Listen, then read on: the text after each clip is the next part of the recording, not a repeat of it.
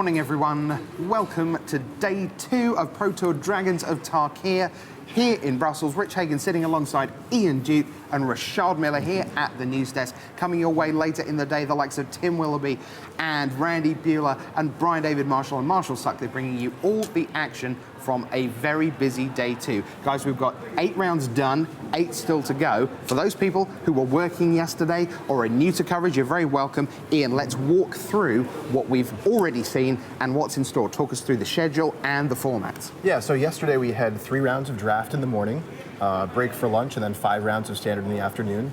Today the schedule is much the same. We'll be beginning with a draft in the morning, 3 rounds, break for lunch, and we're back again for 5 more rounds of standard, and after that it's the cut to the top 8. Okay, so once we get into the top 8 then, it's best 2 out of 3 for the quarters and the semis, but then we go wide. We go best 3 out of 5 for the final. Now, Rashad, we had best part of 400 people playing in the main event yesterday, but they're not all back today. You had to go 4-4, correct? Yeah, 4-4 in order to make it to day 2. All right, so out there right now, players are getting ready and seated. Talk us through the scoring system, Rashad. What are we looking at? Well, it's pretty simple. You win a game of Magic, you get 3 points. You lose a game of Magic, well, 2 out of 3 games of Magic, you don't get any points. If no one wins because it's a draw, you both get 1 point.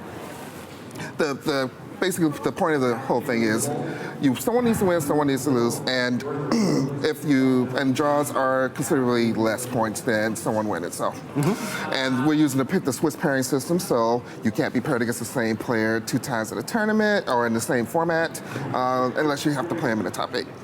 All right. Now, the general rule is the 4th loss is absolutely critical. It's not always terminal. Someone might sneak in with 36 points. That 3 points for a win Rashad's talking about. We reckon 12-4 puts you right on the edge. Once you're above 36 points in, that's pretty much the point where you think, hey, I'm in really good shape for a top 8 berth on Sunday. Yeah, so players are really looking for that magical 37 points. That's a 12-3-1 record, or better than that, to make the cut. Okay, so why don't we take a look at the prize payout, Ian, and what are people playing for here this weekend? Yeah, so first place in this tournament is a whopping $40,000. That means when you sit down at the finals, you're playing for the difference of $20,000 between first and second place. Just huge amount of excitement there. All the way down to the top 8, you've got $20,000 for second, $12,500 for third and fourth, and $10,000 for 5th through 8th place. So that top 8 is just huge there. But even beyond that, the prize payouts extend all the way down to 75th place for $1,000. But that's not all. In addition to the monetary prize payout, you've also got pro points on the line. Now, pro points are what you use to level up through our organized play system into the pro club levels, which allow you to qualify for additional pro tours and get additional benefits like travel fees. Right, so Rashad, for the players at home wanting to be part of the show and join us here around the world, whether it's Vancouver or Milwaukee or so on, what are the ways they can do that? Talk us through the qualification process. Well, one of the hardest ways to do it is to actually achieve one of those pro levels that Ian just mentioned. Our Platinum and Gold pros and Silver pros get invitations to pro tours. High places at pro tours that you did play in, you get invited to the next one. High finishes at GPs, you get invited to the next one. And then finally, winning a regional PTQ. Right, and the first round of those are just 2 weeks away. 2 weeks today, 31 venues around the world. We're going to see over 2,000 players converging on those regional hubs to try and qualify for the Pro Tour. Well, why don't we get a look at our overall leaderboard as we come into day 2. There is only one perfect record here at Pro Tour Dragons of Tarkir, and that belongs to Rick Lee of Malaysia, 23-year-old playing in his 3rd Pro Tour, but there are 2 more undefeated records.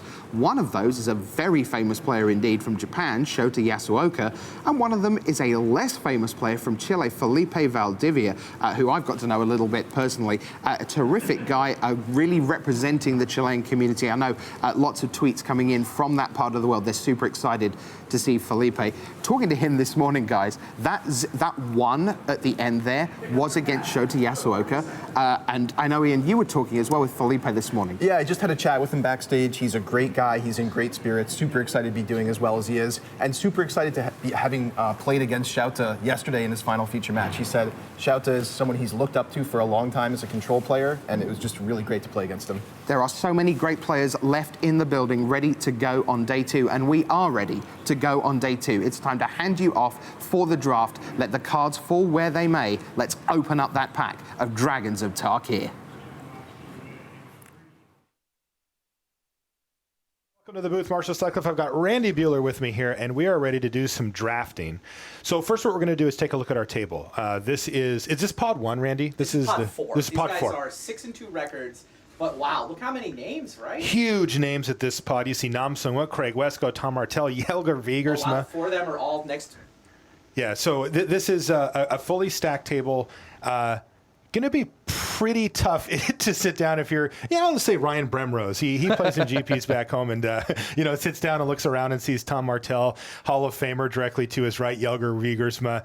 There's Craig Wesco over there with multiple Pro Tour top 8s. Shahar's kind of away from the other 4 name players, though, right? Yeah, and then Shahar, you see sitting there, number 7 currently in the world as well. So awesome table lined up here, and we're going to be watching Shahar draft the champ. He's going to be drafting Dragons of Tarkir. So the booster format here, the booster draft format is 2 packs of Dragons of Tarkir followed by a Fate Reforged booster. It's relatively new.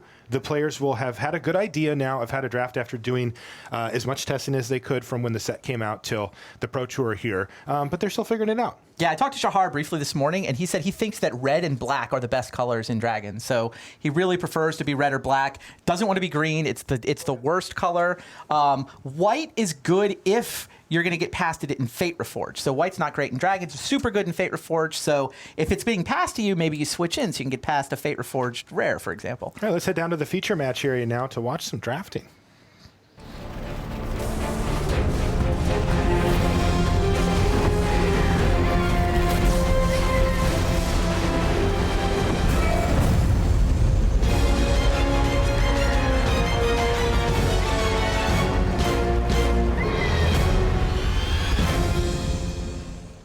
Hello and welcome to coverage of Pro Tour Dragons of Tarkir. I'm Marshall Sutcliffe in the booth with Randy Buehler, and we're underway in the second draft of the Pro Tour here. Randy, take a look at our feature drafter for this round, Shahar Shenhar, our 2-time world champion.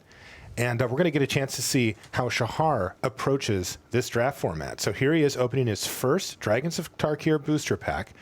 And he has flipped to the back to Gleam of Authority. That's an interesting one, Randy. It's an aura, which normally has a very high barrier to entry on whether you can play it in limited and be happy about it. And that one actually seems to have exceeded that threshold. People seem to like Gleam of Authority quite a bit. Yeah, now he's looking to see how many other white cards, like could he get Dromoka Warrior or Lightwalker back with his 9th pick out of the pack if he commits to white? I think that's what he's thinking about here. Seems, I think, to have settled on the Gleam as his pick. Now looking, Ojutai summons. Okay, goes for the Gleam. Goes for the Gleam. I like that pick. It's a card that's easy to overlook. Just reading it, you're like, okay, Vigilance, and it kind of gets bigger and it can bolster, but you can actually get some value out of it the turn that you play it usually. And on top of it, it works really well in a bolster strategy because your creatures will often already have the counters, and your Gleam makes your creature absolutely huge. Silumgar's Sorcerer gets pulled to the front, and there's also a Deathwind, though. Atarka Beastbreaker. A really nice 2-drop as well, but not quite on par with Deathwind and Silumgar Sorcerer. So, this is where Shahar's going to have to decide which other color he wants to go in. The only white card that really caught his eye, he's got a Center Soul pulled to the front, and there was also a Student of Ojutai in the back. But again, neither of those compete with the power level of his blue and black cards he's found. Yeah, he definitely has to be willing to abandon that white first pick if his white's not coming. He takes the Deathwind here, really solid removal spell. I think that makes sense. And if people are going to pass him Deathwind, he's delighted to be black. He just thinks it is one of the deepest colors in the format. Yeah, Deathwind is great. Nice pickup for Shahar, so a decent start for him. There's a Dromoka Warrior right off the top, which, he could play that for sure. Nothing really else jumps out of this pack, though. The pack's kind of weak. Yeah, Sabertooth Outrider's a decent card, but nothing that's really going to push him. I think he's going to end up just taking the Dromoka Warrior out of the pack, but can't be too thrilled with it. No, but I mean, what you want to get out of this is a signal. What's underdrafted? What are the guys on my right telling me it's the coast is clear on? And if there's an artful maneuver in the pack as well, another one of them. Oh, he goes Outrider. Sabertooth Outrider was the the actual selection. Okay. So Shahar is 3 for 3 on colors so far. Trying to stay open, trying to read the table, trying to make sure that he's in the right lane, as we say.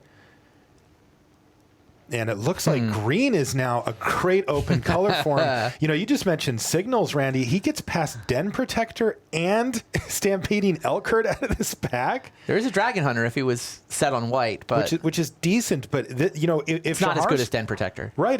Or the Stampeding Elkhart. Stampeding Elkhart. He's going to stick Dragon in Hunter. it. He wound up playing green yesterday, and he was very disappointed with his deck. He ended up playing a 3-color deck that was kind of base red green, splashing black for a couple of good cards, and you know he got some multi-lands to make it work, but did not want to draft green. You know, I actually heard William Jensen right before the draft saying Shahar should try to stay away from green.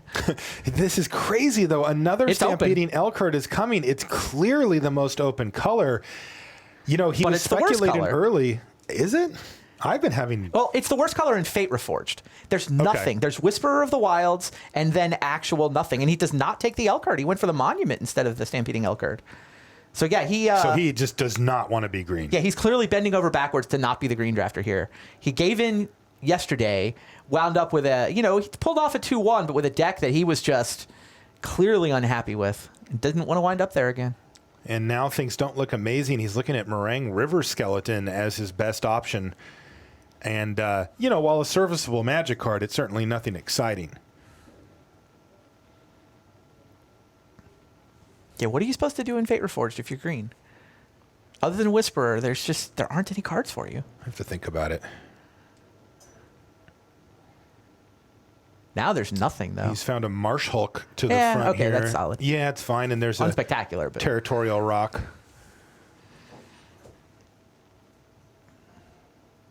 It's got to be Marsh Hulk, given what he's done so far. I mean, his best card's probably the Deathwind, right? You know, every time somebody says that card, I think they're saying my name. It is your card. Without fail. You willing to admit to that publicly? You'll never hear the end of it now. Oh, I never do anyway. So here's the Shambling Goblin now for Shahar. White hasn't really been coming through. Yeah, he had the Belief Flirtation with red. I mean, Summit Prowler's probably better than Shambling Goblin if you don't have a bunch of exploit stuff, which he doesn't. But he's the Shambling Goblin, though, he knows he's black, and he's only got like 1 red card. He's probably not going to wind up red. Oh, is this the kind of draft where you have to take Evolving Wilds? It might be. You know, I will say, though, the overall power level of these packs hasn't been very high either. Assuming you think Stampeding Elkhart is to be avoided. Well, so the early packs had a lot of green in them, but then these last 4 or 5 picks have all not even had good green cards in them. True. There's a Student of Ojutai that he wheeled here, though. That's a nice pickup. Student's a solid card, and even though the white hasn't been flowing, that's a positive sign for Shahar. Did not see the Warrior or the Artful Maneuver from his opening pack, though. That's right. I mean, Tormenting Voice is the playable. I guess some people play Tower Shell. Yeah, some people Tomb Shell. Yeah, people play that. You got to be really controlling, but all right. And we've entered the last stage of the pack. But I got to say, if I'm sitting in Shahar's seat, I'm pretty bummed out right now. This pack has not gone well for him at all. His deck is not good. No, his deck is not good at all. He cannot possibly be happy. No, really didn't want to be green. Stayed away from it, and first picked a white card, but white wasn't open. I mean, every time you first pick a white card, you're just hoping it gets past to you. And it really didn't. And he got one little glimmer of hope with that Student, but even that's not a big signal. Right. I mean, the Dragon Hunter, wow. So what is he? He's black-white? He's maybe setting up for Harsh Sustenance? He could be. That is a nice payoff. But this deck is not come together. He's going to really need a lot of help out of this second pack to make this work. I actually feel like it's slightly better than I thought it was. Like, he's got the makings of a black-white deck. If there's a couple of Harsh Sustenances opened in Fate Reforged that all find their way to him, right? I think he has 6 playables, maybe 7. But his position is, I think, a little better. Okay. I mean, I think that all the Harsh Sustenances, sometimes there just isn't a black-white player, right? And Harsh Sustenances can circle the table until somebody finally throws one in their sideboard. Yeah, I think his seat wants to be a red-green deck. I think that, if you just follow the signals color-wise, if you don't have a preference, you're in green, and then you pick that Summit Prowler a little later, and all of a sudden you got the formidable deck going. I think that's where... Yeah, of the friendly color pairs, and there's really the five archetypes sitting in Dragons. I agree with you. The one that was most open was red-green. Yeah, and he's got a Flatten here that he's pulled to the front, so that's a nice pickup. Yeah. Yeah, I know that one of the quick questions that was contemplated yesterday. If you have to start your deck, if you have to start your draft with a common, what common do you want to start with? And it was universal. Everybody in the room said flatten. Oh, wow. If if I don't get a good uncommon or rare, I want flatten. It's a good removal spell, and it's in a good color. Is arguably the best common in the set. It is definitely high on the list. Shahar is taking a look at the white cards that he might get back out of this pack as well. A few 2-drops in white floating around as he takes the flatten. Okay, so he's happy with that pick. Let's see if the black and the white keeps flowing for him here in this next one. He certainly didn't pass much white. No, Corpse Swift. There's a Corpse Swift and there's a Hand of Silumgar he's got there as well. Now, Corpse Swift is an interesting one. Have you had a chance to play with that card yet? I've played against it. I have too. It's pretty good. It did work. I wouldn't say it blew my mind or anything, but I think the card holds its own. It's certainly worth looking at here. It's not oh my goodness, windmill slam first pick good, but it's good. It does more than it looks like it does. I think he'd probably prefer to have it in with blue as well, but he'll take what he can get here. Did he go for the Corpse Swift or the Hand of Silumgar? I didn't see. He took the Corpse Swift. Okay. That makes sense to me. It seems better than Hand.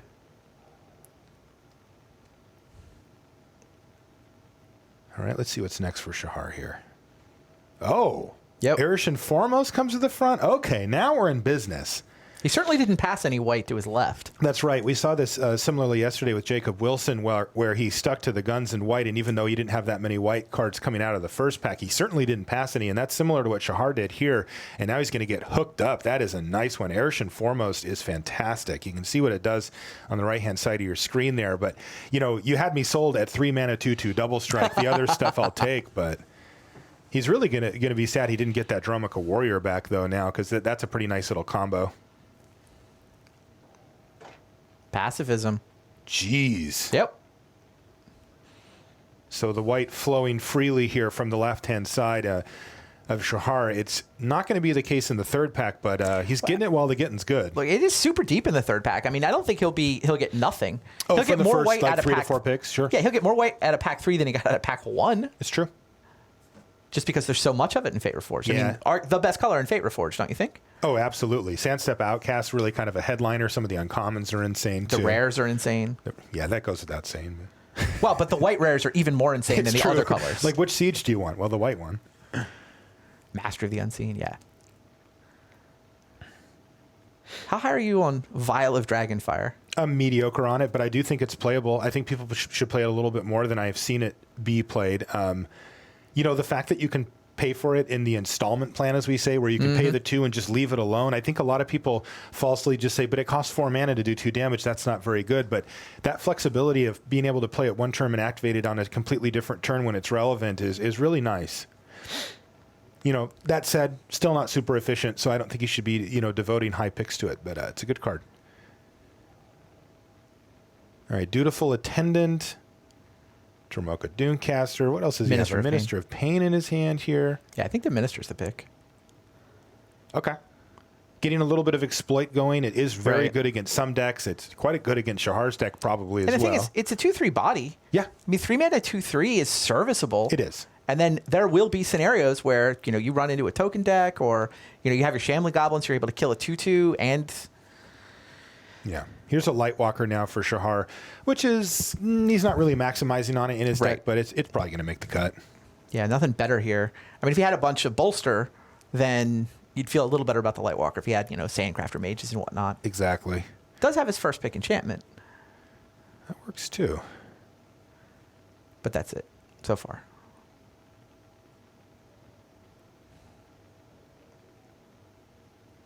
So a Karsi Sadist is the only on-color card for him in the pack. Pretty underwhelming. There's a Sprinting Warbrute that he's pulled to the front. Warbrute's great. I mean, that's a good card. Well, I mean, there's a lot of good red cards in Dragons. This is, below the 3 removal spells at common, but, maybe it's the 4th or 5th best common when it would be... it's very good. Red's super deep. Okay, so Scale Blessing came back, but Herald of Dromoka did as well. And interestingly, he's going to go for the Scale Blessing. If you've ever had a chance to resolve that, in the right deck, it can do huge, huge things. I don't think that Shahar's deck is perfect for it, but he might still be able to get good value out of it. I mean, look, the worst case scenario is it's 4 mana, give this creature +2/+2 permanently. which is not really worth 4 mana. No. But that's the worst case scenario. But that's and the if you bottom have, of it. Yeah, if you have anything else going on, it does suddenly become a worthy 4 mana trick. That's right. Fate Forgotten, a sideboard card here for Shahar. Well, I have to say that pack went quite well. The white was flowing freely. He picked up some really efficient beaters. Erish and foremost, he also got a pacifism out of the pack, so this worked out pretty well. The flatten's going to add to his removal suite as well, and you know the payoff is supposed to come in Fate Reforged, right? The fact that he's stuck in white is supposed to be, you know, he's supposed to get a bunch of good white commons, uncommons, and maybe even if he's lucky, and he is, some rares. All right, let's take a look at Shahar's deck as he thumbs through it here. He's pulling a few white cards out, but you can say he's pretty firmly here in. Yeah, he has a red splash white. available to him. I mean, he has a couple of fatties in red. But you just want to see a roast or something along those lines as opposed to, you know, some Sabertooth or something like that. Yeah, ideally, the cards you play in your splash color are cards that are good whenever you finally do draw the one mountain, rather than cards that are ideal. You know, play it on turn on curve. 4/2 for 4 is great on turn 4. It's not like, oh, I finally drew my splash color. Here's my 4/2. Yeah, I don't think he's actually going to splash red there. That pack was great, though. You know, Shahar's deck coming in looked a little sketchy, and now I have to say it's you know, moved itself up to solid. Yeah, he's definitely thinking about the red splash. The Kolagon Monument helps. He's got kind of a free source of red there. He's got an Evolving Wilds already. He's kind of got 2 free sources of red mana right now. Not that his red cards are spectacular, but it is a live option if it works out that way, this pack. Now then. Man, Fate Reforged. This is the hookup. I mean, he doesn't. The first question is what's his rare, right? Of course. And like the ideal thing with white is to get 3 or 4 packs worth of rares because nobody in your right wants to take them. His Sandstep Mastodon is what he ended up opening up, so unfortunately he's not going to be able to play that, and Honor's Reward is going to be his pick out of the pack. Ugh. Typhoid Rats? Typhoid Rats, I think, is a competitor for that, though. You know, I might take Typhoid Rats. He does have a few, you know, cares about +1/+1 counters cards in his deck already. Also, you know, he could try to set up a combo where he like honors rewards onto his Erish and foremost and just create something that must attack every turn. But Rats is certainly the more solid card out of the two. Yeah. But it does look like Shahar wants to beat down, and Honor's Reward does a better job at enabling that than the Rats does. So yeah, and he actually has multiple things to care about +1/+1 counters. Mm-hmm. He does. He can't be happy to have first pick that, though. No. I mean, you know, Sandstep Outcast is the type of card he wants to see. Elite Scale Guard, something like that. There's an Obzon Sky Captain off the top, which will help. Wow, these packs have been bad for Shahar. You know, Sky Captain is a playable card, but look what he's passing. Yeah, Temur War Shaman. I think there's a Heel Cutter in there, too. I just want to know who's in green at this table. Like, he just passed Sandstep Mastodon, which is a complete bomb, and now he's going to have to pass the Temur War Shaman. Wherever these green cards are pooling up, I'm assuming the person directly on his left is heavily in green after seeing 2 Stampeding Elkerd and all that kind of stuff. Yeah, and the guy on Shahar's left should be green. The guy on Shahar's left should also hug Shahar for giving him all. He just passed him 2 bombs. Guy on Shahar's left, I've got Tim Willoughby whispering in my ear from the floor. First pick, Sandstep Mastodon. And then got past one? Yes. And then got past Temur War Shaman? Yes. Okay, so his top end is taken care of. Where's all the Whisperer of the Wilds? That's what he needs now. Okay, now here's a Bathe in Dragonfire in an otherwise empty pack, and it's starting to look a little better. That's the kind of card you want to splash. Yeah. Arcbond. Bloodfell Caves might come back around, maybe. Yeah, that would really make that splash a lot more viable. Probably not, but I mean, if there's no red-black player, then maybe. Yeah, that does happen sometimes. It's less likely given that it's a dragon pair, but he's thinking about the Arcbond too, right? He is, yeah. Bathe is clearly the worst case scenario for Bathe is a lot higher than the worst case scenario with Arcbond. That's right. Best case scenario with Arcbond can just be insane, but it's a swingy card. It is hard to set up the scenarios where you get to extract maximum value. Bathe doesn't ask that much of you. Just point it at a thing that you want dead. There's a light form at the back of this pack as well as a Sandblast and a Merciless Executioner. So this pack finally got good for him. Also, Hunt the Weak. There's one of your payoffs for being in green. We were talking about that earlier. Yeah, I mean, it's fine. It is. I'm not super stoked on it, but I think it is, you know, one of the cards you look forward to. That's true. So Shahar has to decide if he wants a threat or an answer. He decides for a threat with light form. I like that pick. I think that was clearly the pick, even over a quality card like Sandblast. Yeah, I mean, he's got black removal. I mean, a lot of white decks are desperate for removal and might need to take a Sandblast there, but not when you've got Threaten and Deathwind. Exactly. Or Flatten, Deathwind.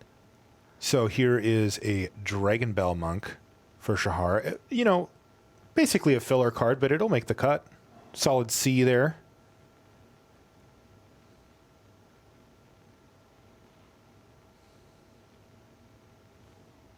See that there's another honors reward in the pack. I was going to say, isn't that card first pickable?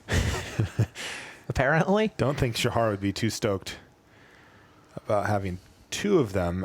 He's also has to make the... he has to make curve consideration picks at this point, too. How many creatures does he have? Where does he need them? There's a Sultai Emissary for him. There's the Harsh Sustenance. That Harsh Sustenance.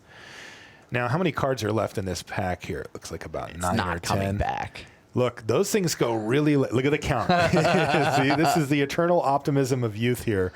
He's Look at that Whisperer. Can I get it back? Yeah, there's a Whisperer. Oh, the green deck was here. I think you have to Harsh Sustenance. It's not coming back. I mean, the Emissary's not going to come back either, but Harsh Sustenance just is better for this deck. It's not like he's got a bunch of exploit. He's got, what, just the Minister of Pain for exploit? Yeah. It's a solid Typhoid Rats. Yeah, Rats is fine. Another Whisperer for the green deck. Lotus Eye Mystics is interesting. Does he have any... He's got his first pick aura. Right. Guess that might make it worth it. He's got a pacifism. And he's got a pacifism. And those do tend to end up in the graveyard your somewhat creatures, often. those creatures can die, get exploited. They get exploited. Even 3-2 for 4 is serviceable. Yeah, I don't think... With prowess. And I don't think he's super stacked at 4-drop yet either. So. Right. Yeah, Fearsome Awakening, Pressure Point. I suppose you just take the Pressure Point here, but... Yeah, I do think Fearsome Awakening got better with all the dragons that are in the format now. Yeah. It didn't get... Shahar didn't wind up with a bunch of dragons, though. He ended up with 0. He's dragonless here. Right. It can get back a non-dragon. Right. A little clunky to do, but... Looks like Shahar just doesn't have any interest in a Pressure Point, though.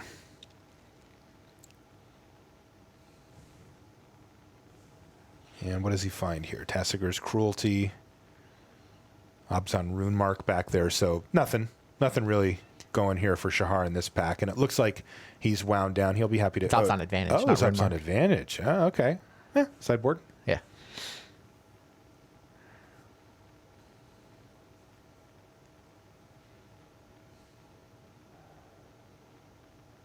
And now it's a Great Horn Krushak for Shahar, and this is winding down his draft. So, Randy, as we watch his last few picks, how do you think the deck ended up? It's not good. It is not good. I mean, it's playable. Yeah. Shahar's a great player. I mean, his ability to eke wins out of bad draft decks is kind of impressive. I mean, it's probably better than the 3-color deck he 2-1'd with yesterday. This deck does look consistent. He certainly didn't go out on a limb much. He's not taking a lot of risk with this draft, but it does feel like the upside isn't that high. And remember, people have huge bombs in their deck. Certainly the green mage on his left is... Yeah. And Shahar's deck looks solid, but it's not like it has, a hyper-aggressive game plan. Right. It's solid, but... Did you see the last 3 picks? Triple rune marks. Solid, but unspectacular. I feel like that give the deck a C+. Yeah. C? C+? Yeah, C+. Yeah. And in terms of Shahar's ability to draft the seat, it's sort of tougher to say. It's like he clearly wanted to avoid green at all costs, so he ignored the signal. He saw the signals. They were there. And he was just like, no, I tried this yesterday, and my deck was terrible.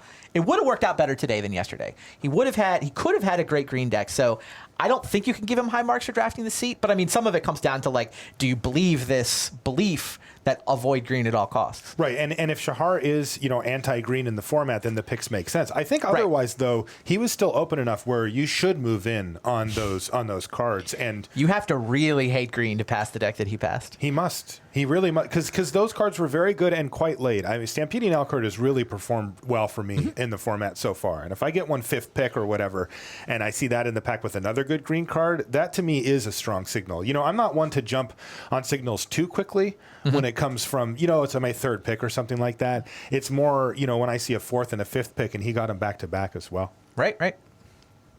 was an interesting draft to watch for sure. Yeah, that was fun. And I'm curious to see what Shahar can do. I mean, you mentioned it before, but he is very, very good at eking out wins from decks like this where it's just solid, right? Right. All right, why don't we send it back to the news desk and Richard Hagan. Thanks very much to Marshall and Randy there with the call on the first draft of the day.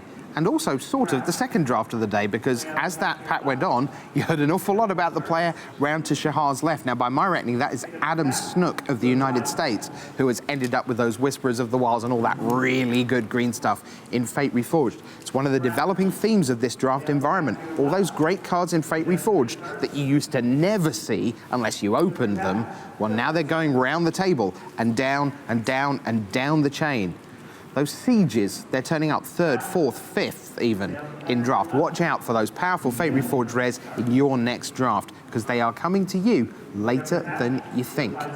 Right now, though, it's time for our second main drafter at that feature match table. And we're going to take you to the world of Asia Pacific Magic MTG Mint card. It is Namsung Wu, and waiting to take us through every pick as it happened just a few minutes ago, Rashad Miller and Ian Duke.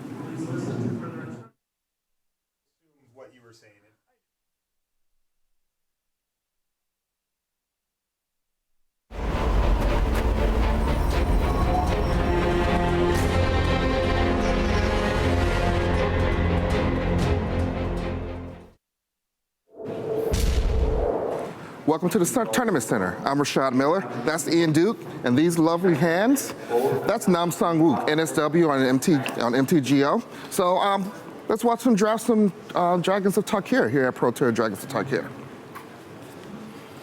As we open the pack, we see some nice shiny cards. I saw Pacifism slide by. Let's see where the rare is. Yeah, Pacifism would definitely be a nice way to start the draft. I think I saw Icefall something. Icefall, there it is, Icefall Regent. Icefall Regent. Yeah, that for sure has got to be the pick, right? There can't be any commons or uncommons that are stronger than that. Yeah, but, I mean, Pacifism is pretty strong. It is, for sure, but personally, I'd love to start off the draft with a great dragon like that. Hey, this is Pro Tour Dragons, Dragons of Tarkir.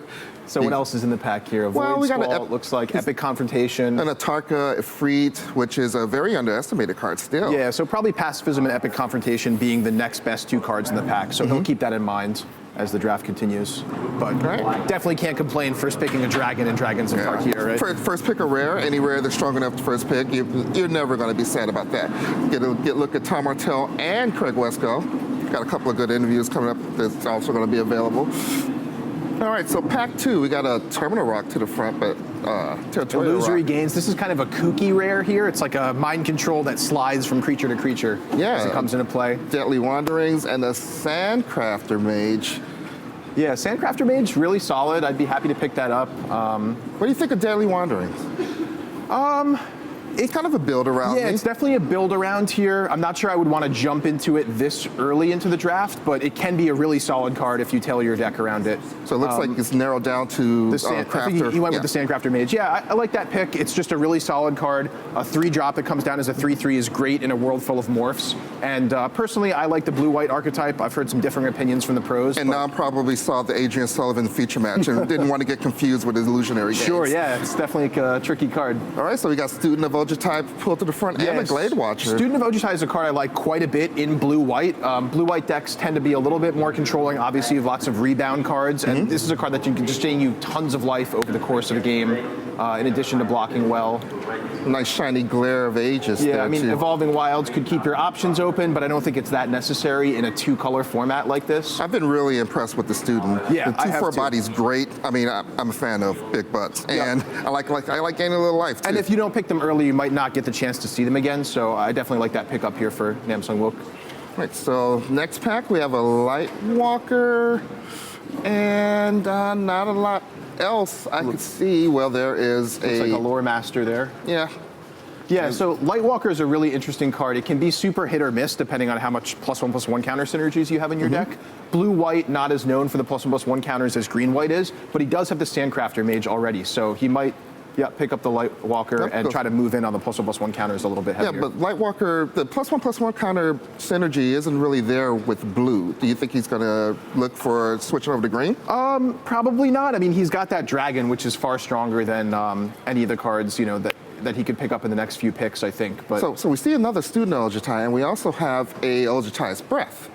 yeah, both super solid cards in blue-white. I like the Breath quite a bit. It's a good tempo play. So here he's got a little bit of a choice. Does he want to be more controlling, maybe pick up a second student, try to gain a lot of life and bog down the ground? Does he want to pick up the Breath, be a little bit more of a tempo deck and try to be aggressive? And keep in mind, he's also got the Lightwalker there too, so he's got an avenue into +1/+1 counter synergies. So this is a part of the draft where kind of the forks diverge a little bit, and he's got to make some choices. Let's see. In this pack, we have another good white card, Artful Maneuver, and it also has a Jamoka Warrior pull to the front.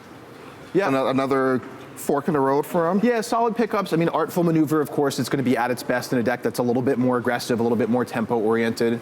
But of those two cards, that's the less aggressive. Yeah, that is true. That is true. And it's a card that I'm generally happy to have in any deck. I mean, A trick's a trick. A giant growth is a yeah, giant it lets you growth. dominate combat, and the rebound adds a little bit of value there, especially with the student that he's got so far. Now, there's another Gladewalker, and he kind of shook his head when he saw that. Maybe he's a big fan of that card. Doesn't have too much for him. Contradict is literally the only blue card in this Yeah, pack. he does pick it up there. I mean, Contradict is a card you might play one of in your deck if you're a little bit more controlling and you just want to have something to protect you from a bomb rare in the late game or something along those lines. So I like to have one. Often it lives in my sideboard, but you know, sometimes you end up starting it and you're not too unhappy to start it. See if this pack shows more promise for Namsung Wu. Another Contradict. He probably doesn't want two of those just yet in the draft. And still not a lot. He's looking at a Dragon Lord idol. And then he took a Dragon Lord idol. Yeah. And there was another student of Ojai in that pack. Don't those interesting. Don't the two cards have similar roles? Yeah, I'm not sure exactly what to make of that one, but you know, we'll see as we go forward here in the draft what exactly his plan is. Right. Not sure. We couldn't get the camera on there, but I do know that was a Void Squall that he picked up. Void Squall, okay. Yes. Great, yeah. That's a card I like quite a bit. I mean, another tempo play. It may seem a little bit slow, but with rebound there, the turn after you cast it, you get to really catch up on the board. Right, so the next pick here, not a lot going on again. Of course, we are at the ends of this pack. Yeah, so Territorial Rock can be just a decent curve filler and a nice defensive card if he decides to go that route. I saw Mystic Meditation there, which you know is another option for him. But yeah, there are I agree. a lot of creatures with one toughness going running around I think the battlefield nowadays. When in doubt, pick the creature there. You know, just fill out your curve a little bit. He actually grabbed a Seismic Rupture there. I don't know if he's thinking about saving himself, having to, you know, not get all of his creatures wiped out. Yeah, grab the Naturalize, I think. Yeah, we're basically just cleaning up this pack. Yep. There's not going to be a lot of cards. This isn't really the format where your 13th and 14th picks make the cut. Yeah, often not. I mean, at best, I think you're looking for sideboard cards or maybe picking up a card that your opponent might sideboard against you. All right, so let's take a look at what Namsung Wu's got going on here. Solid blue-white. Yeah, Doesn't look like he's going to go into any other colors. Yeah, he's in decent shape here. I mean, the Icefall region's great to pick up. He's got a lot of other solid cards. The Student, the Sandcrafter Mage, you know, Void Squall, Territorial Rock if he needs an extra 2-drop. So I'd say he's in decent shape, but you know, he's looking to really pick up some good stuff in pack 2, I think. Yeah, I just did a little quick creature count. It looks like he has 4. Yeah, blue-white does tend to be a combination that's a little bit more creature light, but he's still going to be looking to pick up some creatures to fill out his curve here. And that was kind of optimistic for because one of them was Territorial Rock, which he probably would rather, he wants to upgrade that creature if any possible. I think he does. Although he's not terribly unhappy if he ends up playing it, especially given that he's a more defensive deck. So let's see what he can pick up in pack 2. What would you be looking to open up here? What would I be looking at? Another Icefall region. Okay, Is that an too obvious greedy? one. Of course, is that there's too greedy? Dragon Lord Ojai or Sunscorched Regent or something along those lines. I set the bar way too low for myself. But maybe even just like a pacifism or something along those lines would be great. Well, there's a pacifism. And there you go. And there is a Dragon Lord. Wow, okay, Dragon Lord Silumgar. Now this has got to give you pause to think here. I think this card is powerful enough that it's worth splashing or possibly even changing colors. Just huge. I mean, if this is a card, if it goes unanswered, it catches you up on the board regardless of where you are. It's capable of winning the game by itself, and it's only a single mana out of your way if you decide to splash it. So is this just you just windmill this? You know it's really tough because the passive is on color, but I think I would go for the Dragon Lord Silumgar here. It looks like he's tormenting. Yeah. He's tormented about this choice. Yep. And he does go with the Dragon Lord.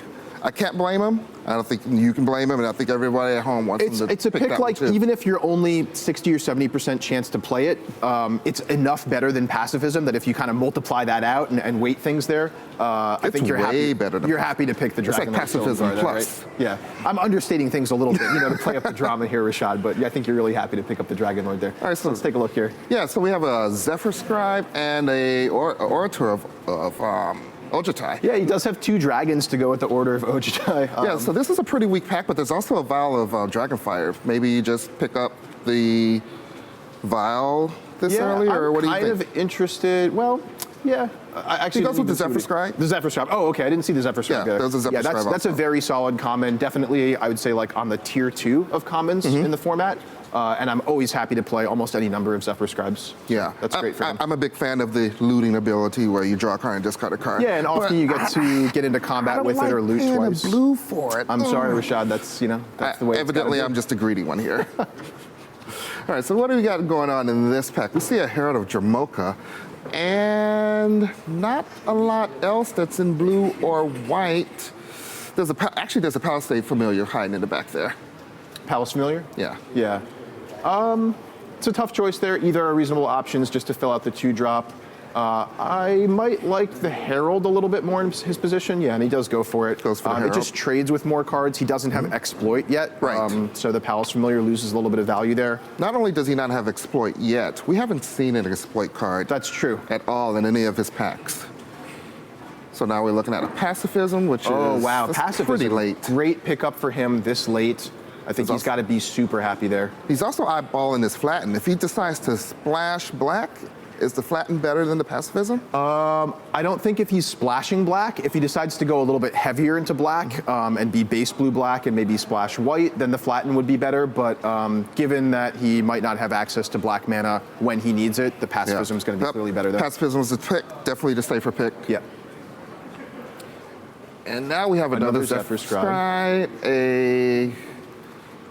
That's pretty much it for him. Yeah, Mirror Mockery is an interesting card Actually, too. it is. If you're defensive enough, you can put a Mirror Mockery on your opponent's creature and it just can't attack you because you'll produce a blocker equal to it. It's also a nice little trick with exploit creatures, but Yeah. he doesn't have any of those yet. Yeah, so I think he's going to go with the Zephyr Scribe here. Carsey Deceiver is another solid card too, but again, he's not really in that exploit sort of a deck here. He passed up on the Palace Familiar, so I think the Scribe is great for him. So far, the only black card he took was that Dragon Lord, but it's quite a black card to take. We have another Herald of Jamoka. See what else. He pulled a couple of blue cards to the front. Looks like an elusive Spellfire. Elusive Spellfist? Yeah, elusive Spellfist. Yeah, that's a card that can be great in these blue-white decks if you decide to be a little bit more tempo-oriented. And he's shaping up to have quite a few spell synergies between the 2 Zephyr Scribes and the Student of Ojutai that he has. And he also has an Artful Maneuver, which has Rebound. Yep, and Void Squall. Now we have a Great Teacher's Decree resupply. Probably not really considering that. There's a Juggernaut Nemesis. I think those are the choices. What are we going Great with? Teacher's Decree is decent here. He's not really like a go-wide aggro deck, so it's hard for him to take full advantage of it. But it does have Rebound, and it can let you make some big attacks. It pairs well with the elusive Spellfist. Yep, and that's exactly what his pick was. Yep. Definitely the best white card in that pack. Yeah, I'm not sure if he's going to end up playing it or not, but it's a decent consideration. So we got a monument. A little better than the past artifact matters that. Yeah, I that we actually didn't had see. Was that a access to. blue-white monument? It was color? it was an Ultra monument. Yeah, that's great. Okay, Yes. great pickup for him there. Accelerates his mana, gives him something to do with his mana in the late game. He probably really wanted to see a blue-black monument. That would be great to splash, but I'm basically always happy to play 1 monument in my decks if I can get it late, and he did get it late here. All right, so there's another monument. You probably don't want a second one. That's a pretty late Center Soul. Yeah, Center Soul's decent here. He does have a couple dragons to protect with it, so Has Rebound. It's an option. Outside of his dragons, he doesn't really have creatures that he really needs to protect. I mean, maybe the Student of Ojutai, something like that, but... Protect your student, gain a couple of life. Yep. All right, so you have the Orator came back, Glaring Aegis, but it looks like he took the Dragon Eye Sentry. Okay. I guess a sideboard card just against some aggressive decks, potentially. Another curve filler if he really gets necessary. We have a Dromoka Dunecaster.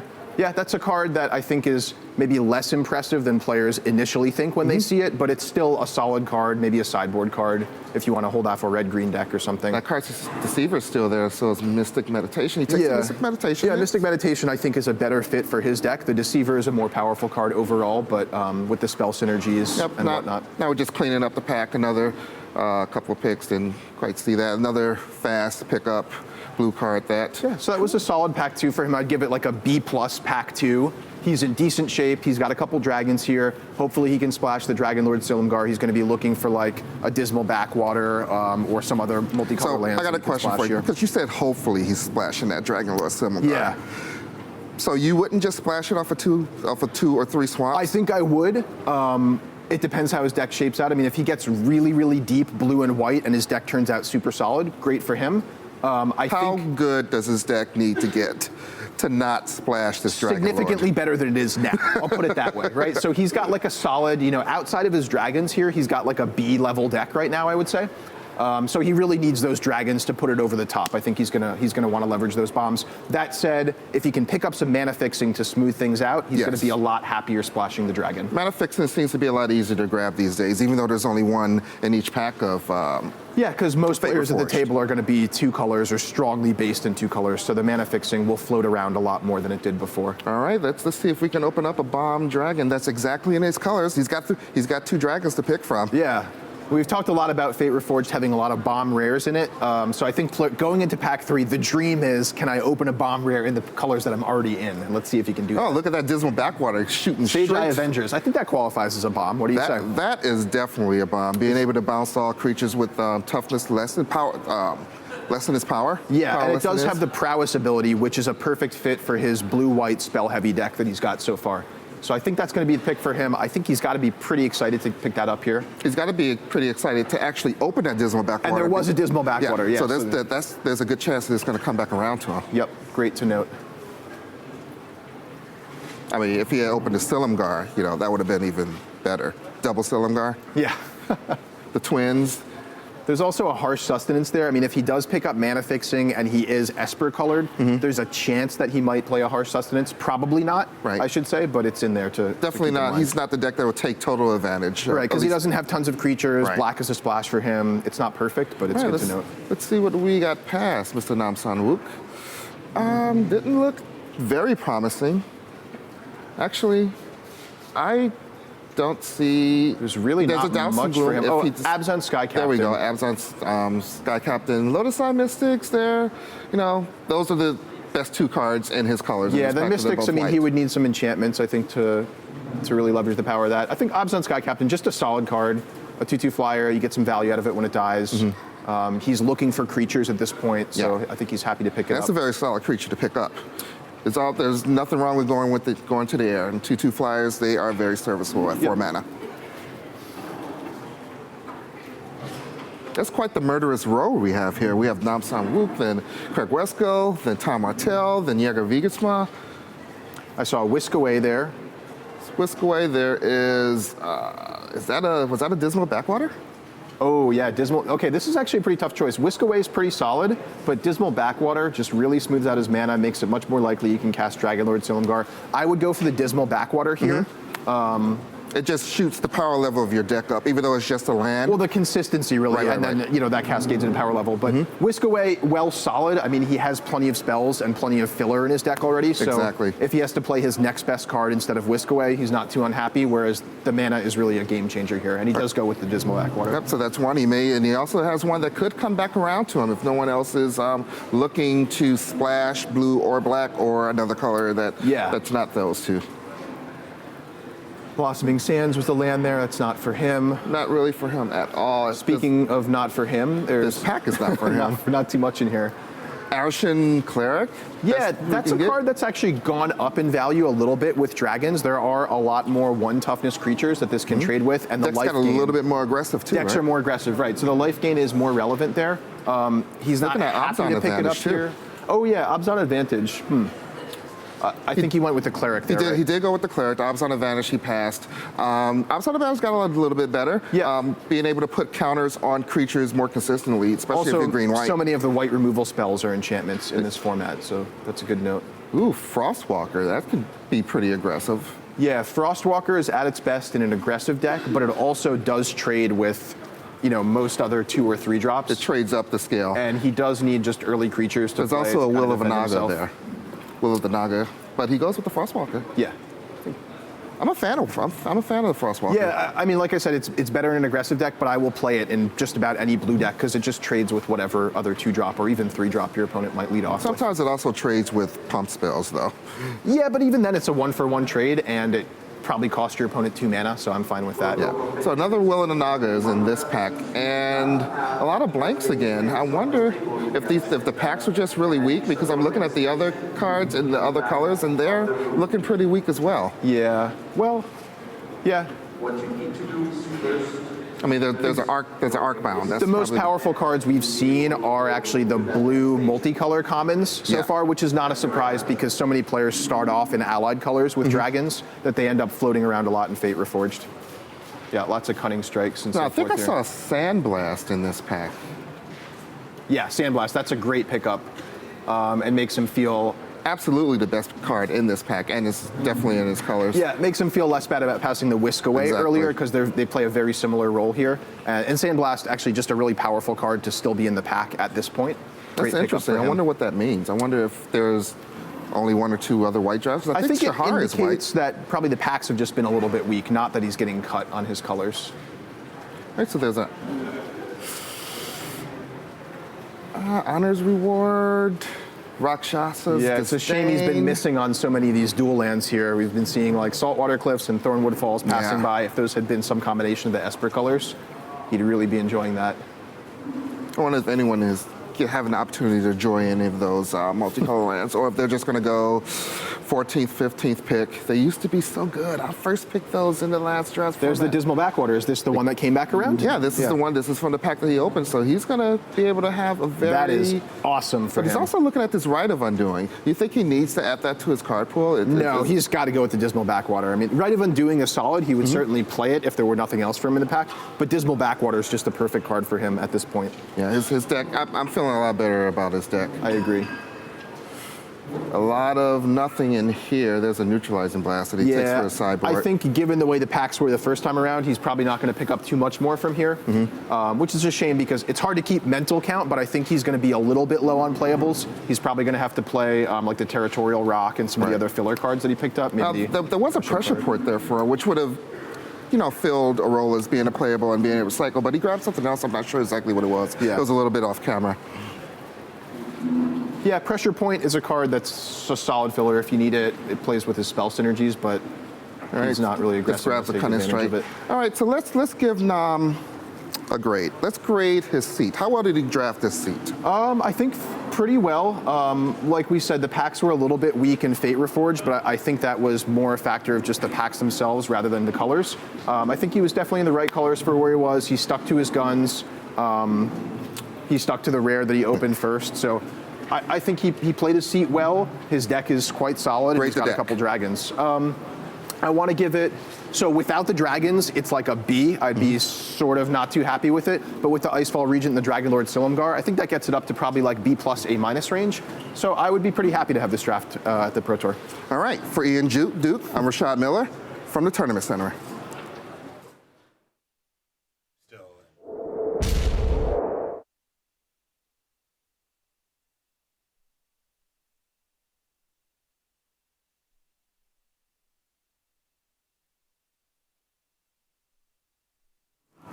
All right, thank you so much to Ian Duke, who's now sitting beside me, and Rashad Miller, who now, no, isn't.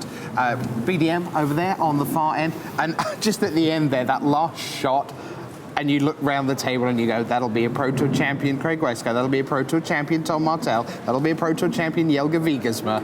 And you think, World champion Shahar Shenhar. right, and you just think, yeah, welcome to day 2 of a Pro Tour. Yeah, that's a scary collection there in that pod. And the pods are what we're going to concentrate on as we head down towards round 9. There's around about 10 to 15 minutes between now and probably when the players sit down to fire the first salvos in our feature match area. They get 30 minutes to build their decks out on the floor, register their pool, make their final selections, go and get the basic lands, just like you would at your local game store. Same rules here at the Pro Tour.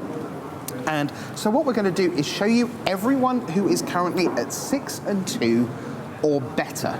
Now, traditionally, for those of you new to the Saturday morning crunch, just to explain, because everyone plays only within their pod, within their 8-player table over the next 3 rounds, realistically, apart from occasional draws, only one player can come out at 3-0 in the pod. Only one player will go 0-3, but with only one outright winner to each pod, it means that the field really compresses over the next 3 rounds. So most of these tables we're going to show you now, everyone starts out at 6-2. By the end of the morning, someone will be at 6-5. 3 players will have got to 7 wins and 4 losses. You'll have 3 players on 8 wins and 3 losses, and only one player of each 8 here will be at 9-2. So it gets kind of crunchy. I'm reminded of a draft pod, undefeated draft pod that Paul Rietzel was sitting at some recent Pro Tour, and he's like, hey guys, we're all feeling pretty good, but I just want to remind you, one of us is going 0-3. Talk about getting inside everyone's head, right? Like, that's a great psychological trick there, I think. But it's also true. At least he said one of us. He said one of us. He didn't say one of you. One of you guys. Just so you know, one of you 7's 0-3. It's like, okay, he didn't say that. So why don't we take a look at Pod 1? And this is one of the tables where actually the map is a little more complex, because you see our one lone 8-0, Rick Lee of Malaysia, our 2 other undefeated players, Yasuoka and Valdivia, and then the rest of the table is all at 7-1.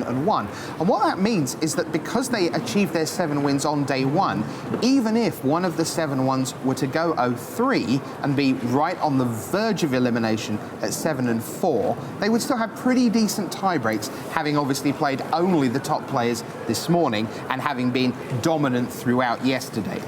So that is Pod 1, and while we're there, we're going to start a little game, and Ian, you get to go first. Pick me a winner on table 1. I'm definitely rooting for Felipe Valdivia. I got to meet him backstage early this morning. He's a super nice guy. He was in great spirits. He was super jazzed after his feature match at the end of the day yesterday. Right. And I know all the Chilean fans are out there rooting for him, so I will be too. Yeah, I was very impressed with him, and I was also a little nervous for him, because when you hear, it is the correct response when you say to a first-time Pro Tour player, BDM, what do you expect from your first Pro Tour? And they say, I'm going to win it, or I'm going to do really well, I'm going to re-qualify. You expect one of those 3 things. But when they sound like they really mean it, you get a bit scared for them, because most of them will not, right? And they are, you have to travel with hope, but the reality is that if you put 200 first-timers into a room with 200 Hall of Famers, Platinum Pros, Gold Pros, Grand Prix champions, and so on, well, you're an underdog for the most part. So when he said, yeah, I'm planning on re-qualifying because I want to make the most of my opportunity, I was like, well, you make sure you have a really fun time. That's the important bit. Well, So wait, he said make sure you have a really fun time, and then he played blue-black control. and I was really I think that says a lot about him. He described himself as a player who learned to play Magic by playing Control. That's awesome. And he looked up to Shouta Watching him play Shouta in the last round, they really played each other to a standstill. I mean, he really made an impressive showing there. I mean, he was very crisp in all his decisions. He knew exactly what cards he wanted to fight over. He didn't agonize. Like, you'll see a player get into one of those control mirrors who doesn't have that experience, and he didn't agonize about anything. He was very decisive. I tell you what, though, that's true. But he said this morning, man, that Shota Yasuoka, he's a machine. He's playing control faster than anyone I know plays aggro. Right? He was overwhelmed. Whatever happens to him today, he will go away going, I fought Shota Yasuoka to a standstill, and that will be a forever thing. What a great achievement. Mm-hmm. So Valdivia for Ian, BDM, pick a winner from the pod that we had. So I want to say Stephen Madden, but I'm telling you, I have a feeling that Martin Dang is gonna win this pod. The Dang. Yep. He's won a Grand Prix to get. Yep. And I feel like he's just playing really well. I feel like Danish Magic is something that's surging right now. I feel like we're seeing a lot more players from that country do well. And I think Martin is going to head into the standard rounds with the wind at his back. Okay, well, I will offer you Adrian Sullivan, and the reason for this is very straightforward. Adrian adores Constructed and believes that in his bag, he has essentially the Pro Tour winning deck. Now, when you're in that position and you're at 7-1, the next 3 rounds kind of have an importance that most players, it's just not the same. Because if you, in your head, know that if you can just come back in Constructed with 1 or 2 losses to give, I'm sure if you gave him 2-1 right now and said 9-2, how about it? He wouldn't play 3 rounds. He'd just take 9-2. I'm sure he would, because he thinks there's no way his Constructed deck loses enough to stop him winning. So he feels he's in fantastic shape. We had a chance to chat with him this morning. Might be able to play that for you a little bit later on. So I'll go with Adrian Sullivan. That's pod 1. Now let's take a look at pod number 2. And this is absolutely in scorecard order. So you had your 8-0s, you had your 2 7-0-1s in pod 1 and 7-1s. Let's take a look at pod number 2 if we can. Here it is. You've got Andrea Mengucci, 5 7-1s. Mengucci, 3 US players, Tim Wu, Andrew Olschweger. Happy birthday to him, by the way. That's today, and he's currently in 11th place overall. And Robert Graves. Then Jamie Archdeacon, who was in 20th place at Pro Tour San Juan in 2010, I believe. And then 2 draws, Jamie Park, Seth Manfield, so 6-1-1, 19 points. And then the very first of the 6 and 2s on tie breaks, because again, this is in scorecard order, Ben Friedman. Ian, once again, you get the R&D pick. Who would you be picking as a winner from pod 2? I've got my eye on Jamie Park here. He's a player with tons of experience. Recently came back to the game. He's playing with Team Channel Fireball Pantheon now. He's playing with other experienced players like William Huey Jensen, Patrick Chapin, John Finkel. And at this point, he's one of the game's all-time greats. And I think he's really in just great fighting form, both in limited and constructed. And I've been really impressed with his play this weekend. Vgma, am I right that he's the only player in Magic history with Pro Tour top 8s in the 90s? No, Chapin has also done it. Of course. They did it at the same event. That's right. Yeah, of course they did.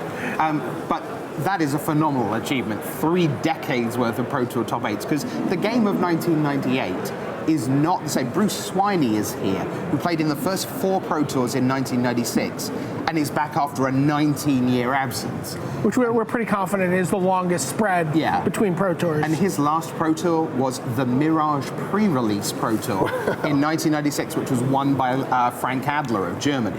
So I think Magic has changed just a little bit since the Mirage pre-release Pro Tour. Yes. To put it mildly. Give me a winner of this pod, BDM, if you could. I'm sentimentally, I would love to pick Jamie. It's someone I've played a fair amount. I can't. I have to pick Seth Manfield. Seth Manfield is playing some great Magic right now. He's coming off a Pro Tour top 8. He's got a GP win in Limited where he just schooled people in Cons of Tarkir draft. Is playing great constructed, great limited, and I feel really good with my 13th ranked player right now. I feel really confident that Seth Manfield is going to come out of this pod with 3 wins. Well, I will go with a fairly unlikely pick on the face of it, which is Jamie Archdeacon. And this is only because for the first time in a few Pro Tours, I've had a little more chance to be out on the floor at the top tables. And just in terms of, okay, yes, there's Eric Froelich. I know Eric, great, on we go. Oh, yes, Hall of Famer, you, yes, super. But looking at some of the players I didn't know as much about, Jamie Archdeacon just seems to exhibit all the behaviors of the really focused, really talented Magic player who is not going to wilt on day 2. Because sometimes you can get to 7-1, having not played a ton of super play, you can avoid your Hall of Fames and your Platinums and your Golds and have a good draft and then have a couple of nice matchups. And we see all the time 7-1s become 10-6 at the end of a day 2. I don't think Jamie Archdeacon's going to be that guy. I feel we could be Canadian hoisting the flag once again at the end of the morning. So that's our first 2 pods. We showed you Ben Friedman at the end of that one. That means we're into the 6 and 2s. Now we're into straight math territory. Everyone is at 6 and 2 in all these draft pods coming up. Someone's likely to get to 9 and 2. Someone's going to end the morning still stuck on 6 wins, 6 and 5. So here we go again, Ian. You have 2 ranked players, and this is a pretty stacked pod. You've got Froelich, you've got Paul Rietzel, you have the innovator Patrick Chapin, you've got the likes of Steve Rubin there, Paul Jackson of Australia, the young teenager from Poland, Piotr Glogowski, along with Ancona, who was king of the hill for a while, and Andrew Tenjum, who's making the most of this appearance here after a decent GP run. So talk to us there, pick a winner. I think I'm going to go with Patrick Chapin here. I believe he started 3-0 in his draft yesterday, so he's clearly very experienced in the format. He's been playing great Magic this week. He had a little bit of a rattling yesterday in the feature match area, but I think that just kind of redoubled his effort and has made him focus in here. And I think coming off the recent Pro Tour win at Pro Tour Journey into Knicks, he's really, really been focusing in on his Magic game this past year or so, and I think he's got a lot to prove, and he's going to prove it. Okay. Right now, Brian David Marshall and I both have a single piece of information. That means we both want to pick the same But I get to go first. For exactly the same reason. Go on then. Who would you like, Brian? I'm picking Paul Rietzel. Are you? I am, and I know he will emerge ahead of Patrick Chapin because they're playing each other this round. And Paul Rietzel has said, this deck that I drafted is the best deck I've ever drafted. It is a stone cold 10 if I had to give it a ranking. Wow. My opponent is just gonna, I'm gonna play them and they're just gonna come up to me after the match, they're gonna go to their friends and like, that lucky so-and-so. Like a small child could have played that deck and defeated me. Better than Jacob Wilson's deck from yesterday even? He's raving about this deck. So. Awesome. Right then, so I think finishing second in the pod, I'm going to go with Paul Jackson, the Australian. Very fine performances in that part of the world. It's very hard to gauge the Australians and New Zealanders, people like Jason Chung, for example, but they've had some fine players over the years. I think Paul Jackson might just be the next one, so I'll go with him to topple Rietzel possibly in the last round. Okay, yeah, thanks for that. I mustn't share information, must I? My own fault. So let's go to pod number 4. Again, everyone is on 6 and 2. So take a look. You've got the 7th ranked Shahar, the twice world champion. Of course, you've seen him draft. You have seen Namsung Wu draft.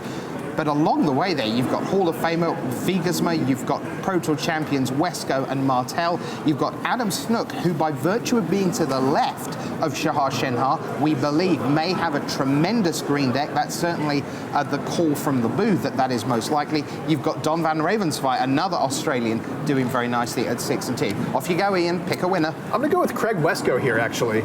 I think that this is a format that sort of favors the play style that he likes, attacking aggressively with small creatures. I could definitely see him. I'm not sure where he was in his seat and what he drafted, but if he has like a green-white Dramoka deck with a lot of +1/+1 counters, that's really suits his style, and I could see him doing well with something like that. Yeah, Dromoka's an awesome deck for sure. BDM, where do you see this here? You know what? I'm going to go off the beaten path here. There's a lot of champions that you could choose from, but I'm going to pick Don van Ravensvaart to win this. I think we've seen him in his Pro Tour debut have face off against an incredible pod and go 3-0, and in fact run the table on day 1 at a Pro Tour in the past. I feel like he's someone who is looking to maximize his opportunities and looking to continue to sort of chain together Pro Tours, and I think he's going to come out of here in really good shape. Ian went with a Pro Tour champion from the 2013 season. I'm going to do exactly the same thing. I'm going to go Gate Crash rather than Dragon's Maze, and I'm going to go with Tom Martel. And we're very much hoping that after a couple of rounds, when the dust has slightly settled, we'll be able to bring Tom into the video wall. He's always terrific at explaining why things are the way they are, and he'll go through all his pick as part of our draft viewer experience for you. Interesting thing about Tom. Tom has been part of the Pantheon for a while now, and then was with Channel Fireball Prime for the last Pro Tour. But he said, he's for this tournament, he built his own deck, which is not something, he's been on team decks for so many years now.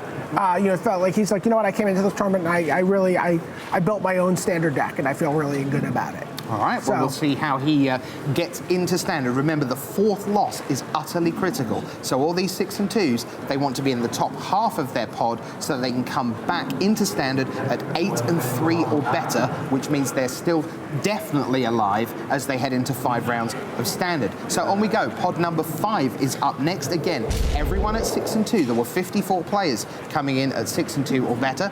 This list includes Dylan Donegan of the United States, Alessandro Porta of Italy, Singapore's Chapman Sim from Team Coverage. From Japan, you've got Kazuaki Fujimura, who lost his last round. He was going in at 6-1. Marco Hekula of Finland, another Italian. The Italian's doing well again, Marco Camiluzzi. Then you've got Joe Larson, the runner-up from Pro Tour Gatecrash, and Maciej Janik of Poland. Again, Poland having a very good showing, starting to do the business here. An interesting pod, this one. Ian, in particular, there's no totally obvious favorite, I would say. So, yeah, it's tough. I think I'm going to go with Maciej Janik here. I watched him play a little bit yesterday. I was impressed with his play. I'm not super familiar with him before this tournament. Sure. But I've been seeing the European players do really well at this event. And, from everything I saw when I watched him play, he looked like he was in solid fighting shape. Brian David Marshall. I think Dylan Donegan's going to make the leap from, sort of someone who's done very well in the Open Series and someone who's going to make that jump to success on the Pro Tour here. We are going to make the jump from the news desk just across the way to the feature match area. I can tell you that the players are ready to get it on. And we are going to begin on video with the twice world champion, Shahar Shenhar. He's up against the Hall of Famer, Jelga Vgma. Here comes round 9.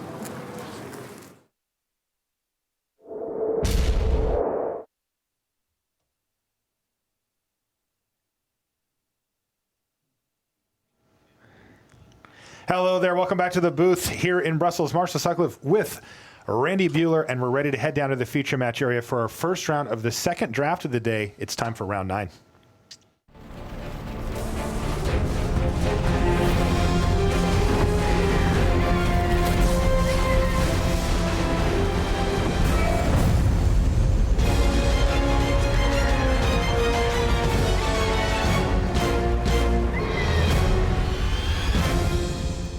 Hello and welcome to coverage of Pro Tour Dragons of Tarkir. I'm Marshall Sutcliffe in the booth with the Hall of Famer, Randy Buehler, and we are just about underway here in round number 9. This is the first round of the second draft of the Pro Tour here, Randy, and we've got a nice one. We've got our returning and 2-time world champion. Oh, yeah.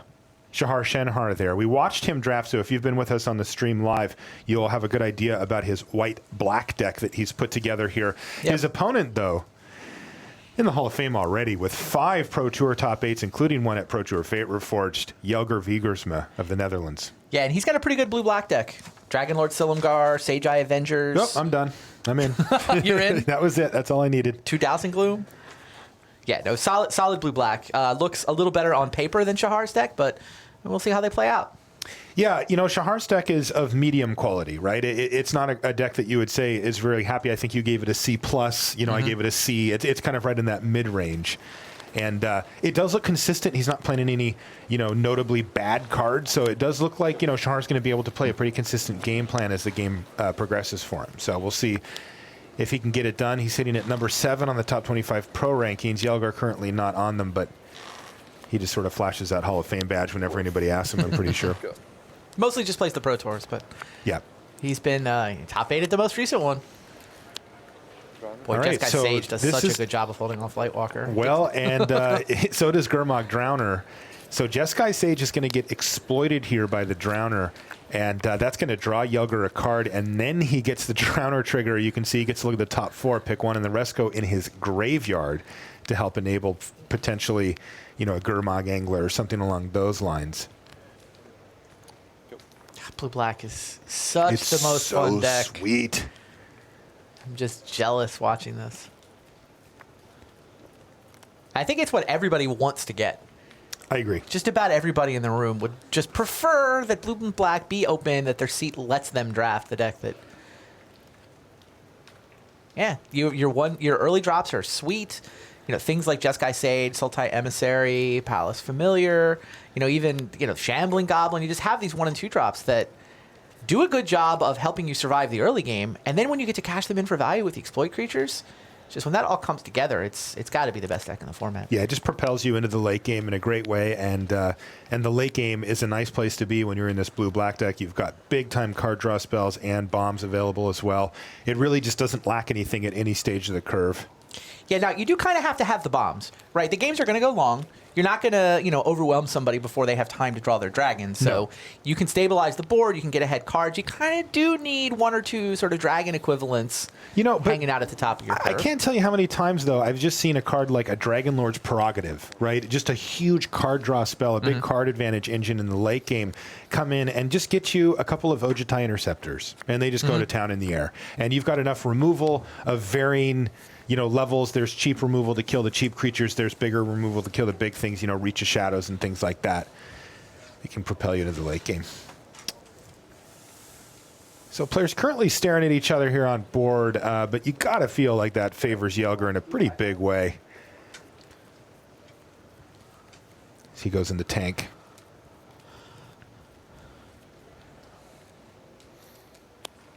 Stratus Dancer's a nice one. Yeah, that's a nice pickup as well. We even saw that in Standard a little bit already this weekend. That's an Erishan Foremost now for Shahar Shenhar. So one of his best cards, he's going to give the Lightwalker, which is a warrior, double strike until end of turn, offering to trade it for the Gurmag Drowner, which he'd be happy to get that thing out of the way, especially since his Lightwalker isn't doing much anyway. And Yelger has no interest in getting rid of it. He knows that that double strike has a temporary effect on the Lightwalker, so he figures, well, I can deal with that later and just leave my Gurmag Drowner back and take 4 damage here. He was at 20 anyway. He had life to give.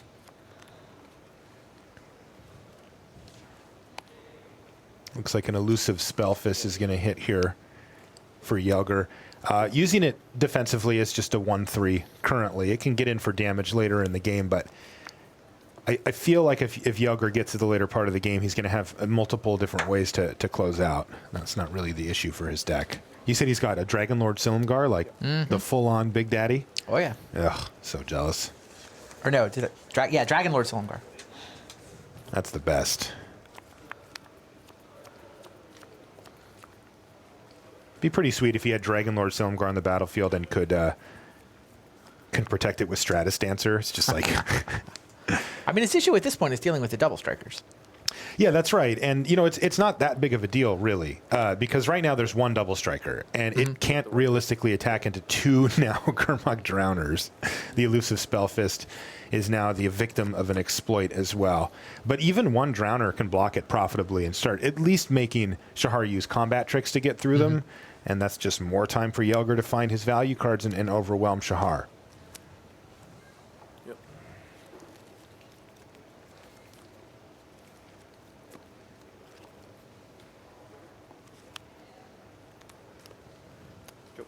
And he's going to pass the turn with the shields firmly up on the ground here.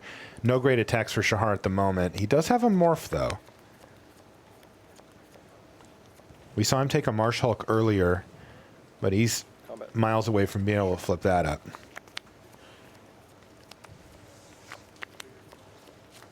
Okay, he is just going to attack with his Obs on Sky Captain. Yelger's fine with taking a couple of damage in the air. And those Gurmag Drowners doing really great work against Shahar here.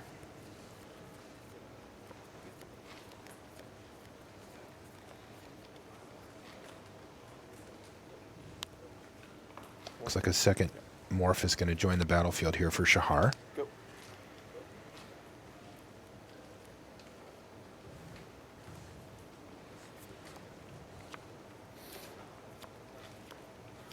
All right, there's Sage Eye Avengers off the top for Yelger. So he can start turning this game on its head if he wants, and there we go. And you see how patient Yelger was with this card, though. You see the 2 mana sitting there.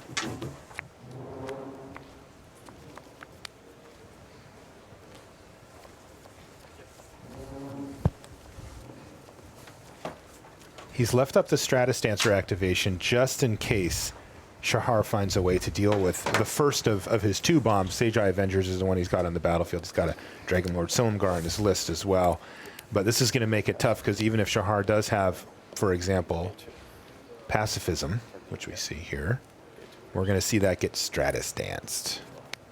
Or something. Let's see, what is... Since Stratus Dance are instants and sorceries? I think it is actually only instants and sorceries, and I think that Yelger thought, okay, well, I can counter that, but then he thought, well, no, I can't. It counters most forms of removal, but since pacifism's an enchantment, he can't actually do that.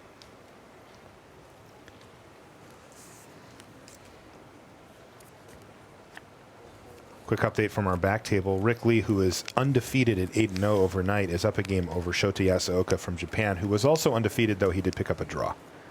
Not our King of the Hill table, though. No. The draw with Shota meant that Felipe Valdivia has held on to the King of the Hill title overnight. Pretty interesting that Yelger, he kind of tipped what that it might be a Stratus Dancer face down. It's hard to put your opponent on a rare that's a face down morph necessarily, but you know, he did go to tap that mana and then sort of backed off of it. Reduce in stature, yeah. So this is going to turn that thing into an O2 base stats. Can still be affected by +1/+1 counters or temporary effects as well.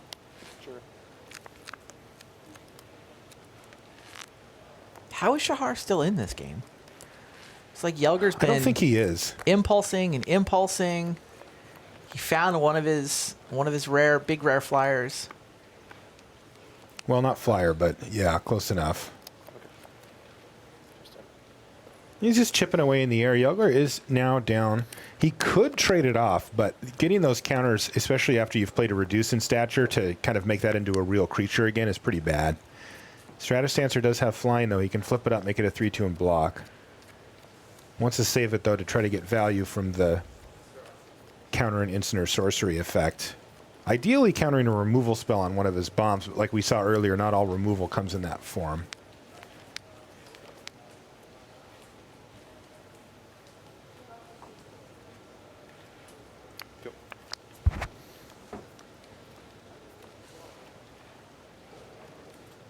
Shahar halfway there to killing the Yelger Vgma, but he's going to need quite a bit more to get through the ground defenses here, just chipping away in the air.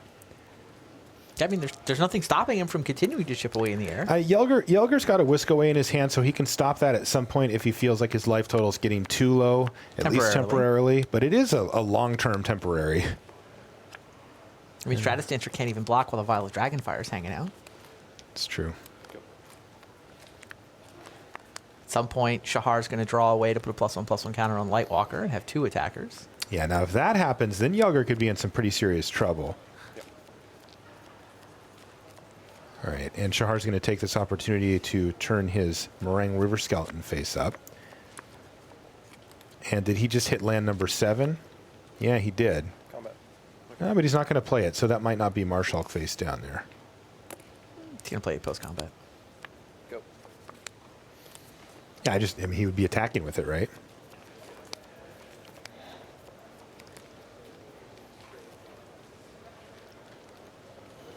Yelger reviewing his graveyard here. Yeah, I don't think Shahar was interested in tapping all his mana on his turn here. He's representing tricks. He's got at least the Vial of Dragonfire. So he may flip Marshalk end step, set up a bigger attack next turn. Go. Or he may just keep it a secret. Yeah, flip it.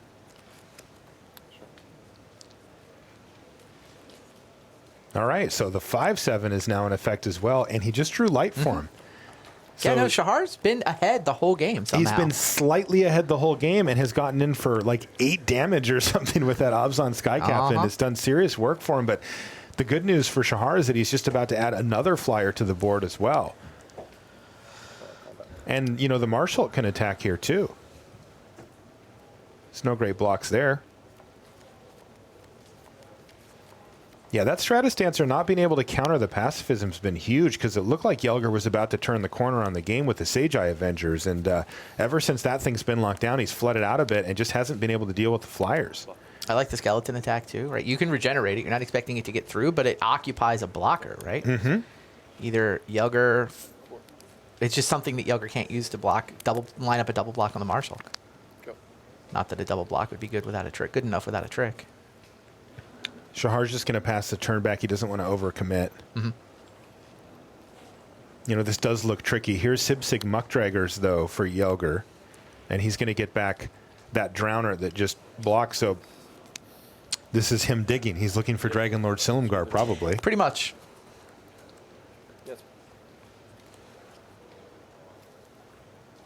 Also of note, though, the 3/6 Sibsig Muckdraggers is going to do a good job of holding off the Marshhulk here. And I guess he's just going to sacrifice his pacified creature here. And this is one of the downsides to pacifism in the set. Still worth it. It's not that it's a bad card now. It just has a little bit going against it. Shahar, though, Shahar's been holding Lotus Eye Mystics in his hand for forever. Yes. He's been just eventually. I mean, you're playing against the exploit deck. You know that pacified creature is going to get exploited eventually. So we'll get the pacifism back with Lotus Eye Mystics. And Shahar is ready to pull the trigger on that particular play.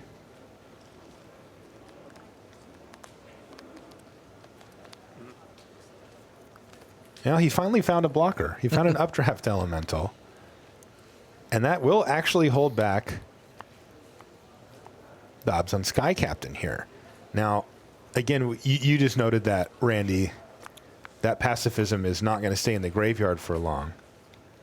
And, well, could see it go right on that updraft elemental to keep the beats flowing in the air. You have 2 cards. 3. Yelger has found himself fallen all the way down to 4 life here. He still has Whisk Away in his hand and the Stratus Dancer face down there. It's just been a great game. Yeah, it's just been an awesome game. Magic played at its highest level, you know? Yeah, and there is Vial of Dragonfire to take down the Stratus Dancer here.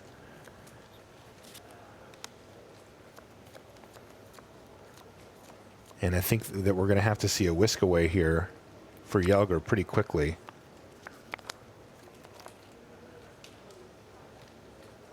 He's held onto it for a long time.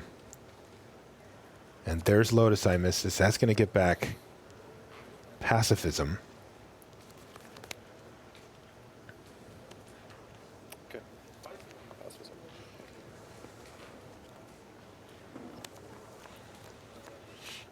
And he can play it on the Muckdraggers or on the Updraft Elemental. Yes. Gain 2 life. Goes for the flyer. Goes for the flyer. 26. Gain a couple of life thanks to the student. Combat. Yep. And it's time to rumble. And remember, Yelger's all the way down to 4, and he's found himself with just 3 blockers left over now. Shahar has 5 available attackers, so this No, would he's got be 6. The foremost can also trigger. Yeah, he Trigger, doesn't have. that's that trigger's relevant, right? It is. I'm just. I wouldn't count it as an attacker though. It doesn't have to be blocked. Who did he? Who's got double strike? Well, he has to give it to a warrior. Right. So that would be the Lightwalker. Okay. Okay, first strike. Oh, got it. Yeah, and here's that Whisk Away. There's the Whisk Away. Patrick Chapin picks up his first game against Paul Rietzel. Paul loves his deck. We're Patrick looking for an upset here, I think. The way that Rietzel was talking about his deck when he came in, he said it was a flat 10. He just thought it was sounds fantastic. Like Paul took a mulligan to 5, and that meant it was kind of a fair fight, and they played a really close game, which Pat managed to win with the last 3 points coming off in a Tarkus command. So he's 1 to the good there for Chapin. He's 6-2 as well as Rietzel coming in from Friday. So here is Yelger Wiegersma drawing. Well, this could be good. He just drew Dowson Gloom. Wow. Which could be huge here, as it can kill a potential attacker and also keep him alive. But he's going to need to bolster out his board a bit here. F3. Love the way Shahar has played this game. All the way down to that end step Vial of Dragonfire, just to use his mana. Like he was pretty. I think he strongly suspected that was a potential flying blocker. Kind of needed to move the morph away, no matter what it was.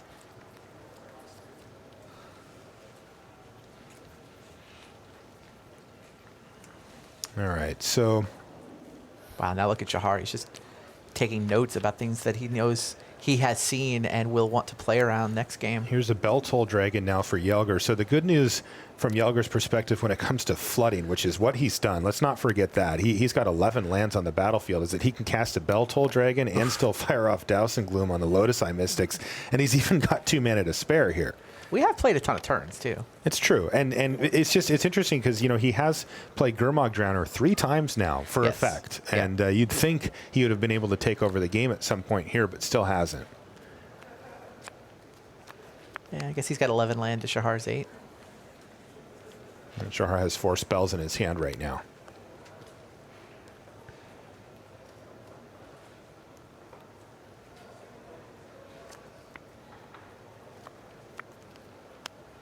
And there's light form for Shenhar.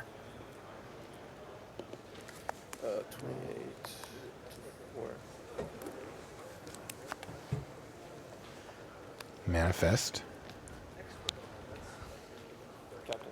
And he's going to replay the Abzan Sky Captain that got whisked away turn ago. So, back in action for Shahar. He's got his Air Force online, 4 power, ready to rumble. Beltoll Dragon doing a decent job of holding off the fortress, but he is going to need to come up with something. And it looks like Fearsome Awakening is what he found. Fearsome Awakening. And he's going to get back another Gurmag Drowner. This is number 4. Where is Silumgar?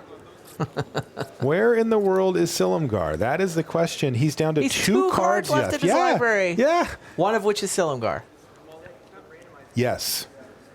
I don't think he found it there, and it's going to be too late anyway because he just can't close out this game in time. Wow.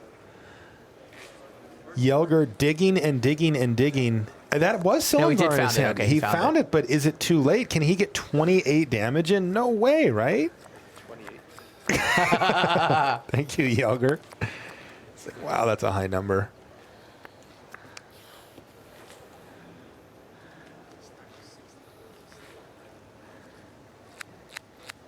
Gurmag drowned for 16 total cards off of his library, and this game's gone long anyway. Wow. Yeah, he just has to scoop it up. There's no way that he can mount an offensive while not dying himself to try to get 28 damage in over the course of 3 turns. So that's going to do it. Shahar Shenhar pecks away in the air and picks up game 1 against Yelger Wgma. We'll be back right after these messages. Your dragon, their doom. Dragons of Tarkir is now available on Magic Online. Dive into the new set by signing up for Magic Online at mtgo.com. Tarkir in the spring. Spring has sprung and the Mardu Rough Riders are traipsing past the Nomad Outposts in the latest 20-card pack for Duels of the Planeswalkers. These all-foil cards will amp up your 3-color decks and help you conquer the plane of Tarkir. Visit magic.wizards.com/duels for more information. And welcome back to the feature match area here in Brussels. Let's take a look at what Paul Rietzel and Patrick Chapin are up to over there. We know that Patrick Chapin won game 1. That was when Rietzel mulliganed to 4 cards. 4 cards? Excuse me, to 5 cards is what we heard. Patrick Chapin leading things off here, Dragonscar Bear, and he's going to pass the turn back. But like we said, Paul Rietzel really, we got a chance to look at his deck list here, and it is a powerhouse deck. It's going to be a tall order for Chapin. He's managed to get that first game, but he's going to have to get another. And right on cue, Paul Rietzel starts comboing off. He's going to play his own Gurmag Drowner. He's going to sacrifice an Emissary to get a Manifest, and then he's going to get to look at the top 4, pick a card from it, put it in his hand. The rest are going to go in his yard. So this is what you want to be doing in this blue-black deck. We had a chance to see Yelger do it. He couldn't quite get to his bombs soon enough. But Rietzel has more bombs. Yes. Yes, he does. Palace Siege, Soulflayer, Silumgar, the Drifting Death, Icefall Regent, Ruthless Deathfang, plenty of removal, Vulture's Haven. Now, Chapin's deck is very aggressive. It's a red-green deck, as you can see here. And, I mean, he's looking to get this game done. He drafted 3 Lose Calms, and he's playing 2 of them.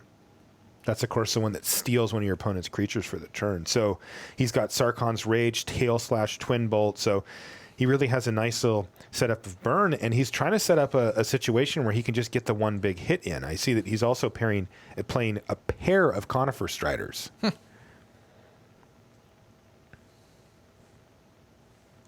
Ooh, he's got a nice one too. Sirach the Hunt Caller. So Patrick Chapin definitely has drafted a beaut here, and it's very assertive. So the question is just, does Paul get to set up and do his value stuff and start exploiting?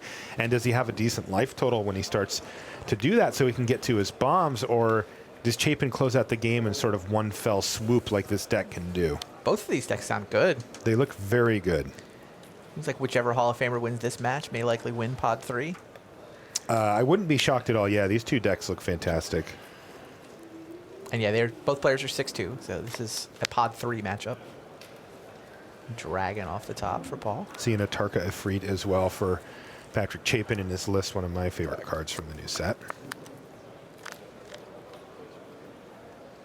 Real interesting, though. Patrick has a Magmatic Chasm in his list, and he's not playing it. 17? He's playing 2 Conifer Striders. Get those guys through, but he's not running it in the main deck. Now, maybe he could bring it in out of the board. Surprising. Is this a Palace Siege? Poor Chapin just has to say surprising and accept what could be his fate as Rietzel has named Dragons. Palisade was apparently revealed to Patrick at the end of game 1 as a manifest. It was face down at the end of the game, and Paul had to reveal it. So Paul naming Dragons means that at the beginning of his upkeep, Chapin is going to lose 2 life and Paul's going to gain 2 life, and that's going to happen every upkeep for the rest of the game. It makes racing a very tall order, and Chapin knows, though, that this is what he has to do. +1/+1 in reach. Oh, Tarka's command here. 3 and 4 is 7 and 3 is 10. Yeah, so I got 8. All and right. this means the Mastodon just flat beats up the Drowner in combat as well. Yeah, this is stage 1, though, for Chapin. He just got in for 10 full damage. 15 to your 10. He is going to try to race, but if you've ever seen a Palace Siege in action, it is so difficult to overcome, but you can. Wow, Silumgar the Drifting Death now for Paul Rietzel. Flat 10, you say. That's what he said. And when you go Palace Siege into Big Silumgar, I'm kind of on board for that.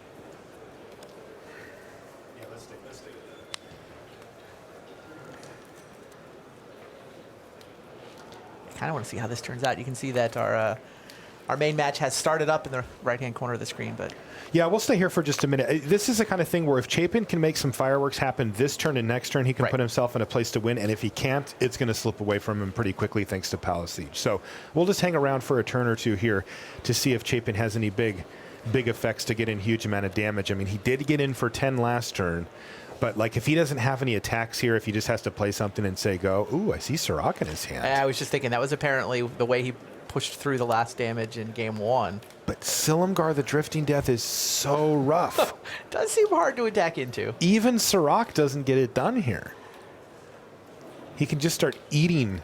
You know, Silumgar just eats a Mastodon. Just comes down, crunchy snack, down it goes. Well, speaking of crunchy snacks, Yugger's Gurmag Drownler just ate Shambling Goblin to kill Lightbringer. And Lightwalker, yeah. Lightwalker, sorry. Wow. So this one looks like it's going a little better for Vgma. We're taking our eyes are up on the upper right for a moment, but I do want to see this turn from Chapin. He's going to bathe a swamp in Dragonfire. That was a manifest, of course. Dash. And he's going to dash. And you can see the urgency from Chapin. He just has to keep rumbling. Yep. Dragon Scarred Bear gets eaten up by Silumgar. And, you know, if Paul Rietzel has a blocker or two here, I think he's safe. Yeah. Let's see what he plays for the turn. He's got a Coat with Venom in hand, and there's one blocker. Not a blocker. Your turn. Meringue, River Prowler. Not awesome in a deck like this, but it does some work. It's one of the cards that's sort of in that second tier for exploit. You can get it back pretty easily if you're in these colors and repeatedly exploit it. All right, so this is the big turn for Chapin. He's got Paul Rietzel down to 7. He has Sirach in his hand. I see a Twin Bolt as well. Just the 5 lands, though, right? Yeah. So close. A really nice drop for Chapin here, too, but Paul Rietzel with the Palace Siege into Silumgar is going to make it so difficult.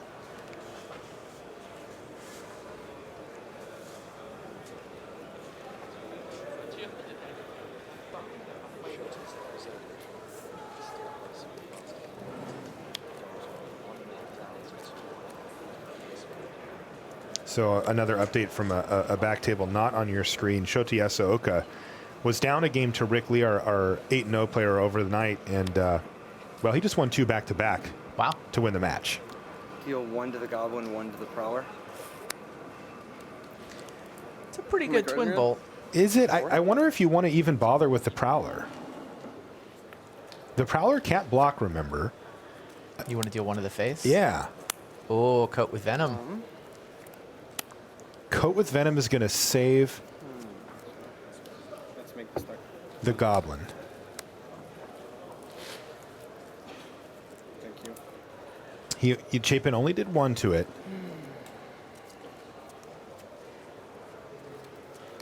He also can't play Sirach this turn. He doesn't have enough mana to play both spells. So he's looking to probably dash again. But yeah, I feel like this Coat with Venom might be it. Yeah, I mean, he might be forced to do that now just to take out the Goblin.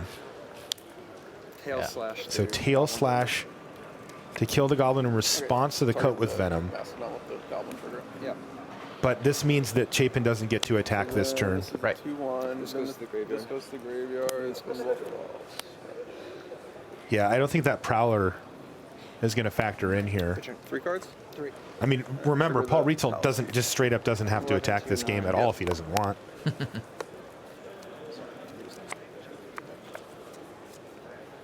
Was that a Ruthless Death Fang off the top?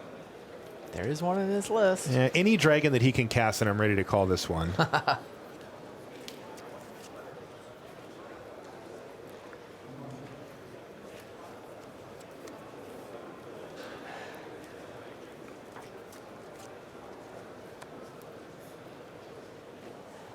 You know, one thing about Paul Rietzel, he's known for playing decks that like to beat down, but that gives you some really nice insight when you're on the other side of the coin about what your opponent's trying to do and what the kind of things that you should fear are. You know, this is his game to lose, I think he feels. You know, getting that Palace Siege down on a relatively stable board and then slamming a Mythic Dragon, you know, should put you in the position to win. Wow. Ruthless Death Fang joins the team. Your turn. And again, Paul Rietzel just under no pressure here to actually start attacking. Felipe Valdivia from Chile is playing against Stephen Madden from Northern Ireland, and they're tied up. They're going to go to game 3. They're also in our feature match area. Yeah, that's the King of the Hill table, right? Yes, that is the King of the Hill table. So the combo here, by the way, just in case you haven't seen this, is that Silumgar the Drifting Death, when it attacks, and any dragon attacks, opposing creatures get -1/-1 until end of turns. Basically meaning that if Paul attacks with both of his dragons here, that would kill, for example, the Siege, the Mastodon, the Frontier Mastodon sitting there, and any other 2 toughness creatures that Chapin has. Now, Rietzel's not particularly incentivized to start attacking at this point, but, you know, if Chapin goes creature, plays a couple of morphs or something, then Paul could just wipe his board anyway. All right, there is Sirach. This is the mono green Sirach, and he now is just forced to pass a turn back. So feels like this one has slipped away. 11 for me, 9 for you, right? I like Chapin's line of trying to put the pedal to the metal as much as possible. He knows that if the game goes long, it's going to slip away from him. But the fact is, Silumgar the Drifting Death is so difficult to interact with at 7 toughness and hexproof that, you know, it just soaks up so much damage.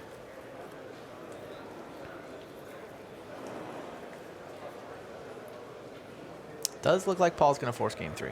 Yeah, you know, Paul has an attack here where he can set it up so that his next trigger would actually just kill Chapin. He would leave himself a little open in the interim. Yeah, at some level, why bother? I mean, you can just attack for lethal next turn after the next Palace, exactly. The next Siege trigger. The one thing that you do get is you do kill the Frontier Mastodon if that's something that you're worried about, keeping Chapin off of formidable or You something open up an along attack, those though. lines. If Patrick plays something, Surak gives it haste, suddenly Surak and somebody else are headed over. It's true. And your dragons are tapped. I like the way Paul played it. And you've got the one Jeskai Sage on block, so yeah, it's higher risk. Yeah, Paul has played it super safe, but I mean, he's far enough ahead that he's been able to. Board wasn't yet stable when he played the Siege, but it was once Silumgar came down.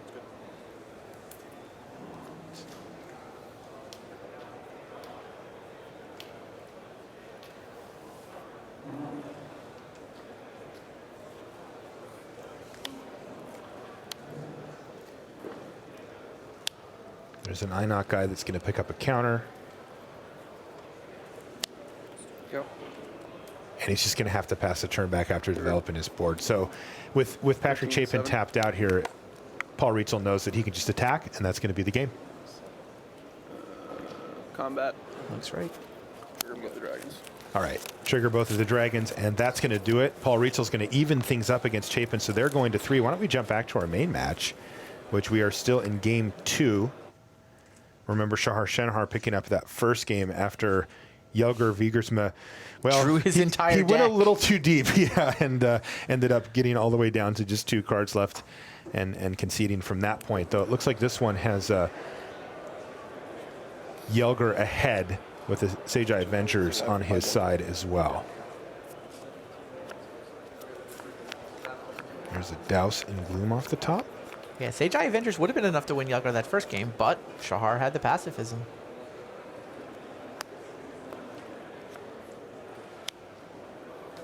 Reduce in stature. What? Prowess. Oh, yeah. I forgot that card had prowess. Sage-Eye Avengers has prowess. Check. Yeah. And he's going to line up an attack here. Sure. He's going to bounce the manifest, Good too. but he's actually going to blank that. This is pretty cool. So this is going to create a 6/6 now Cloud Form Manifest, which is actually big enough to not get bounced here. Though it's tapped currently, it's not going to be able to block. But it does make racing a nightmare if you're in Jelger Wiegersma's side, because he's taking 6 in the air with lifelink.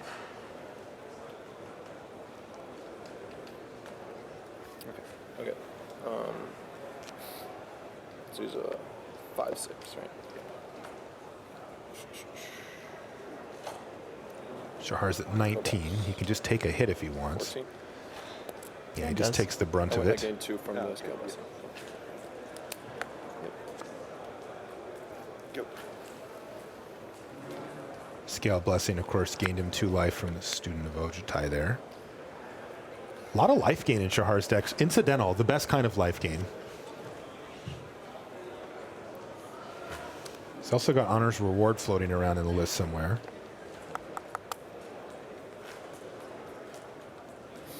Scale Blessing was actually just huge. That was huge. 6/6 flying lifelinker, bigger than the Sage-Eye Avengers. 12. I have myself a, if damage goes, I have myself a 20 and you're at 12.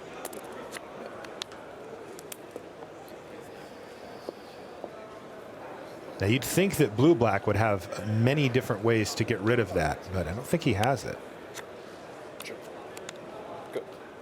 And Shahar's going to use his Vial of Dragonfire to take out the Goblin before he passes a turn back. Yeah, Jelger's got a Douse in his hand. He That's does. If he could cast 2 spells, which he could have before, but he needs to be able to do more here, he can get 2 prowess triggers and get that manifest in the air. Oh. What happened? Oh, so the Scale Blessing actually shouldn't have been able to go onto the thing. No. Yeah, so the reduce in stature actually brought that other creature down to 2 bolsters. toughness. Yeah, it says bolster 1. So he would have picked up 1+1/+1 counter because it already had 1. Unbelievable. Yeah, which is huge. That's the difference, because the Now what Sage-Eye happens? Avengers was 5. Just thought it was a 2/6. Obviously, we've had a error here. This is a game rule violation. Yeah, We're yeah. receiving a warning Yeah, for it. fair enough. We have the option of, if it wasn't too complicated, rewinding. Obviously, way too much has happened at this point. So the other option is just to leave things as they are. So we'll give a warning for a game rule violation. And it is both players' responsibility to catch these things. So course, you'll get a warning for failure to maintain game state. Yeah. We're going to go ahead and continue from this point. Thank you. Okay, so you guys heard the ruling there. Just a warning. Too much has happened. Yeah, it becomes too difficult. You can rewind a board state if it's something simple, if it just happened, but we've had multiple turns now since then. So the ruling is that the counter gets to stay on it, and they're both going to receive a warning. So Seijai Avenger's actually returning Gurmag Drowner. That's pretty sweet. You're good, you're good. Yeah, you're allowed to return your own creatures. Just want to read it 50 times when you're not doing anything. Wow, that Scale Blessing. Yeah, if the Scale Blessing had been played correctly, the reduced in stature creature would have picked up the bolster counter. The light formed creature would have been a 5/5. It would have been bounced. Yep. Yelger would basically have this game. I mean, Yeah, the light form would have fallen off. Whatever's face down, a land, or I don't think it's a creature at this point, but even if it was, wouldn't have been a flying lifelink dragon-sized creature. And Yelger would be in the driver's seat. Now he's scrambling, trying to find some way. it's a swamp, by the way, the face down card. The face down, yeah, and he's gotta try to get it. 22 to 6. So we've got a new king of the hill. Stephen Madden defeats Felipe Valdivia to overtake that seat. Go. Stephen was the one yesterday, if you were watching, who in standard is playing Strength from the Fallen ×4 in his deck. So Good draw from Yelger. what did he find? Dragon Lord Silumgar. Oh, that guy? Wow. Dragon Lord Silumgar can just steal the Lightform Manifest and completely take over this game. That's 16. You know, his first bomb actually had enough to get it done, but, you know, due to them missing that interaction, Right, couldn't. right. So his Yeah, it second would bomb be- is going to have to be the one that does it. It would feel pretty weird if Shahar won this match on the strength because of that error. It's one of those Almost things that find happens. myself. You know, I think It you heard happens. the judge say it. The thing to remember is that it is both players' Both responsibility. players are responsible for maintaining Yeah. the game state. They both just honest missed it. Yep. I mean, it's pretty clear that both of them just missed it. Neither one thinks anybody did anything untoward. And yeah, Shahar is going to concede. I don't think he wanted to win that game that way anyway. You know, might have had a turn or two. Might have had a draw phase to survive. Yeah, the reduce in stature is weird with that. You know, you tend to just write off the card, the creature. It's like, okay, it can block once or something, Right. and you don't really go back to it as something that would pick up counters or anything. Yeah, you did a good job. I did not think you had it. So that's going to go to game 3 now. Yeah, so we're going to get a game 3 on our main match as Yelger evens things up. Meanwhile, speaking of game 3s, Looks like we're going to jump over and take a look at Patrick Chapin versus Paul Rietzel here. Again, Paul mulliganed to 5 in the first game, and Chapin beat him there.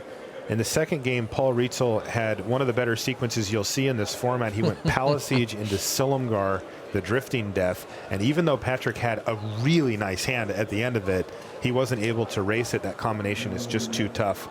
And that forced a game 3, which we're in now. Looks like Paul's pretty significantly ahead on board well, here. he is now that he Aven Surveyor to make Patrick pick up Sirach the Hunt Caller. Okay. Don't think Sirach minds too much. Can come back down and get haste pretty easily. Here is Twin Bolt to take down Aven Surveyor, though. And it looks like Paul's behind in the life race a little here at 12. Now Sirach will do that. I think he might do that right here. Pay a little more attention this game. That was Yelger, by the way. I played that game well. Yeah.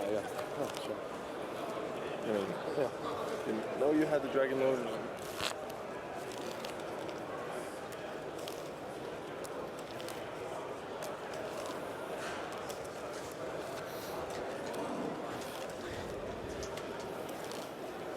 Except the Scale Blessing. Yeah, that was my bad. Yeah, Shahar clearly feels bad for Yes, misplaying the Scale Blessing. He's still hearing I know. him and Yelger talking about I'd it. feel bad, too. It's a thing that happens, but it doesn't mean you got to feel great about it. So here is Sirach crunching into the red zone, giving himself haste thanks to Formidable with the Dragon Scarred Bear. And bang, here's 8 damage coming across to Rietzel, who looks tempted to trade off his Goblin there for the Bear. And that's exactly what he does. That's a pretty nice trade, though. But if Patrick Chapin has any big follow-up plays, especially ones that get him to the obligatory Formidable of 8 power total, that thing can then get haste, and he can just keep crunching away. So Sirach doing what Sirach does and really putting the screws to Paul Rietzel. He needs to either find an answer for it, find something with death touch. You know, this is where, you know, Sirach's the big tough guy around the house, but he sees a rat. Yeah, he's afraid of the rats. And he's standing on a chair, you know, and that's the kind of card that Paul Rietzel needs. A flatten would do quite nicely. I see that he's got Palisage in his hand. Huh. But is it a little too slow here in this spot? He's got 2 creatures on the battlefield. He could also consider a double block. Quite risky against red-green, though, as really is the color that has a lot of removal and combat tricks at instant speed. That's the play. So he can either chump block twice or double block. We'll see what Paul Rietzel has in line. Yeah. So this is Dragons. Again, the same one he named before on his upkeep. He's going to gain 2, and Chapin's going to lose 2. And that's going to happen as long as that thing's on the battlefield. And if you're in Paul Rietzel's seat, ideally that's for a very long time. About 9 turns.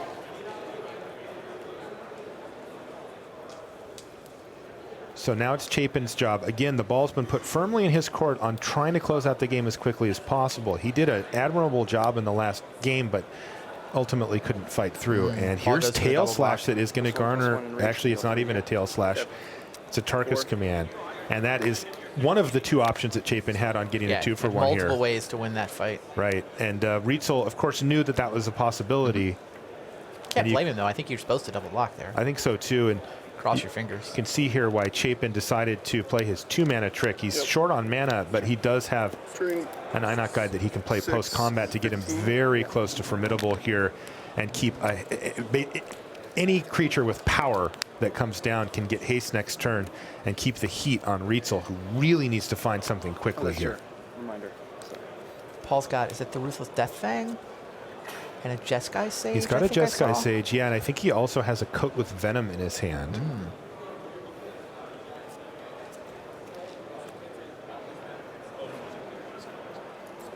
And a Swamp. So he cannot play 2 creatures and leave up the Coat. Well, he can't, yeah. He can either go Jeskai Sage, leaving up Coat with Venom, or he can tap out for the Death Fang. Yeah, and I think that that is his play. It's not going to work, though,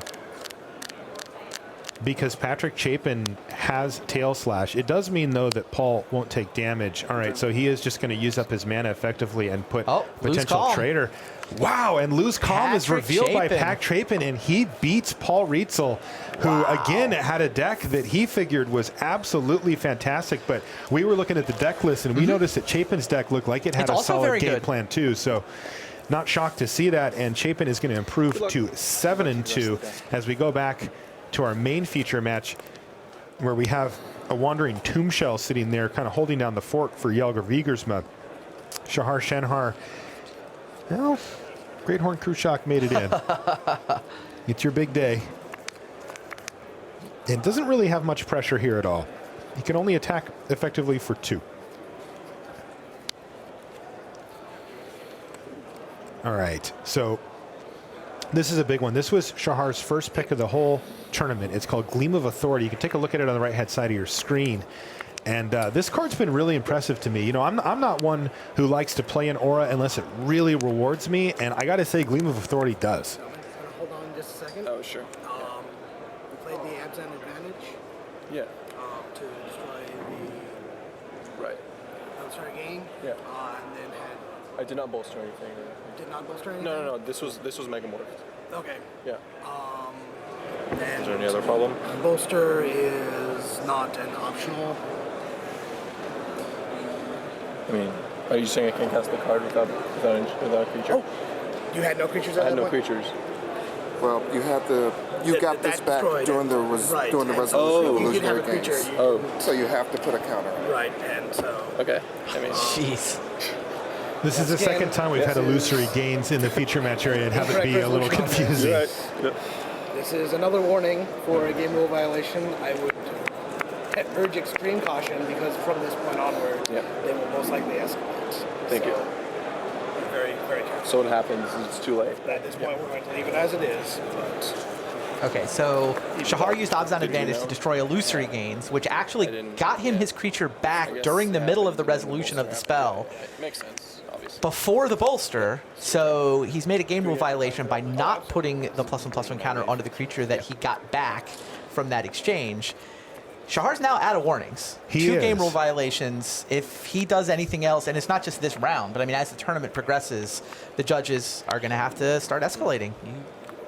The good news people is miss stuff from time to time. Yeah. The good news is that Shahar generally plays a very straightforward He game. does. Like, he knows the rules, he gets it. So I wouldn't expect him to get it. I think it's just one of those things where it kind of popped up twice, but he doesn't have any rope anymore. Bolster. Yeah, and illusory You see game him situations are carefully just reading weird. here. Yeah, Shahar really doesn't make very many mistakes. No, he doesn't. And you can see he looked genuinely embarrassed by that.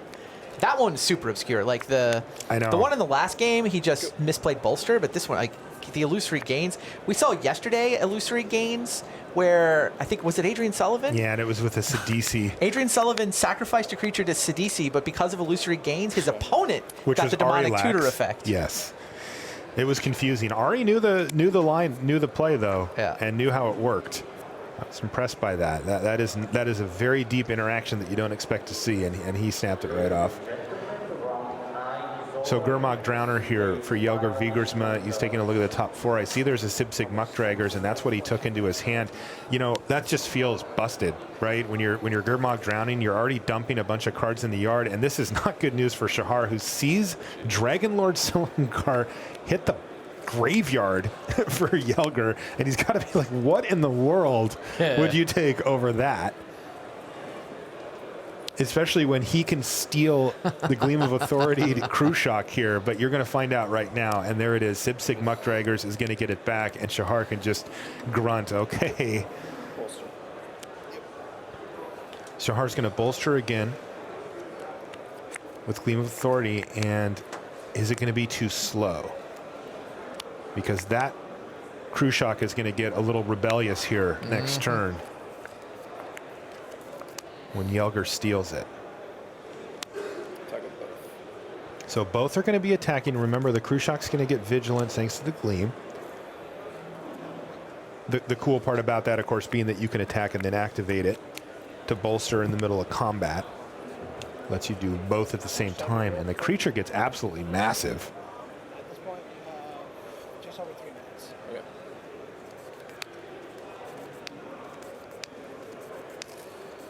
A block. So this is a chump block, right? Okay. With the Muckdraggers? This time, right? Yeah, it's 6 power. Jelger misunderstood. I think he did not get how that worked. Yeah, I was thinking that the Drowner would jump in front, and you can see Jelger just smile. He's like, oh, maybe I should have read that.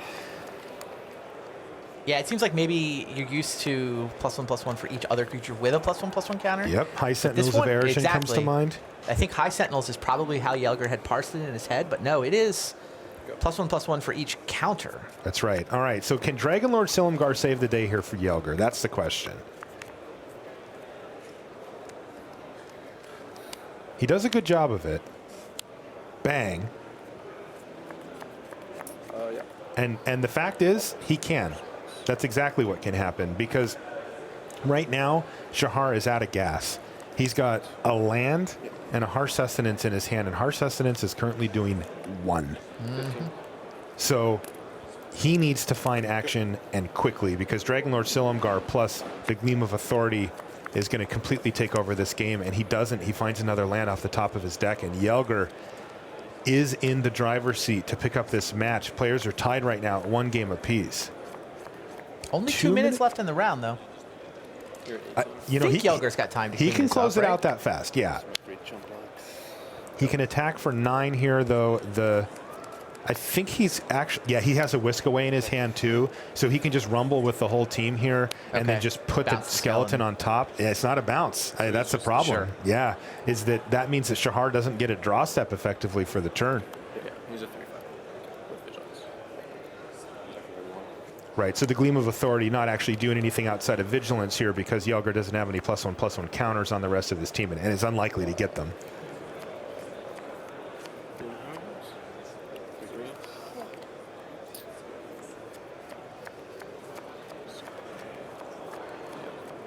So Shahar's probably going to block the Crew Shock here. He's got a 5/5. It's only a 3/5 attacker, and he can regenerate as well. He doesn't know it yet, but it kind of doesn't matter what he blocks. It's going to get whisked away in any case. And that could just shut the door completely on the game. The judges are also going to be careful with that clock running down to make sure that... No blocks. Wow, no blocks for Shahar. That's 6. And a huge hit there for Yelger. I think Shahar smelled out the whisk away. He might have. He wanted a clean draw step, and Yelger had 3 mana set aside, one of which was blue. I think Shahar just figured it out. Sniffed it out. It's not going to help. No, it's not going to help. That's time on your round. And Shahar's not at 15. I think he's at 6 here. Yeah. And Time has he is just been obliged to block. So this is turn 0. He can gain 1 extra life thanks to the harsh sustenance in his hand, putting him up to 7. 3, 6, but he's taking lethal unless he chump blocks. He's going to harsh sustenance something. So I go to 7. You go to 17. He can block 3, and then he takes 3, 4, 5, 6, and goes to 1. Yeah, there's the whisk away. Now Shahar knows he will not get a new card next turn. Isn't it just lethal anyway? That's 3, 6, and 7. So there we go. That's going to do it. Yelger Wgma picks up the match here in 3 really well-fought and close games. A little bit of sloppiness in there from both players, but they kept it together mentally and were able to play some pretty good Magic. But ultimately, Yelger Wgma picks up the match from Shahar Shenhar. So great stuff down there, though. I love seeing those type of decks go against each other. That's kind of one of the classic matchups. You know, a more aggressive build versus the bad deck. Not the classic matchup you had in mind. No, but Yelger's deck does I don't think it's not accurate. Yeah, I mean. Yelger's deck did seem like it needed a little bit more punch in the middle to the end. He eventually found Dragonlord Silumgar, which took over the 2 games that he won. He did actually find it in the game that he lost as well. No, but the number of people who win game 1 from Shahar's seat is really small. Oh, that's for sure. I think most people lose that game with those draws from Shahar's seat. I was very impressed by the way Shahar won that first game. To eke out a win against a better deck. Couldn't quite close the match, though. Okay. Well, why don't you send it back now to the news desk and Richard Hagan. Thanks very much to Marshall and Randy there with all the limited action. Plenty more to come.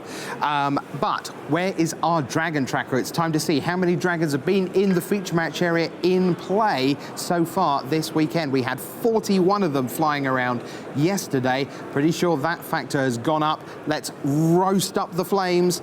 And we get to 47. 6 dragons this round. 47 have been in action, dominating the skies of Tarkir.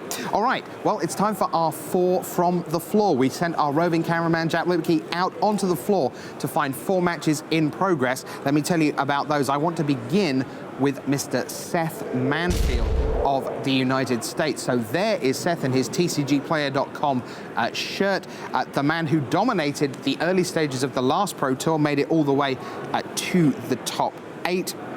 He came in here at 6-1-1 overnight against this man, Jamie Archdeacon of Canada, who finished 20th at Pro Tour San Juan. Archdeacon won that one.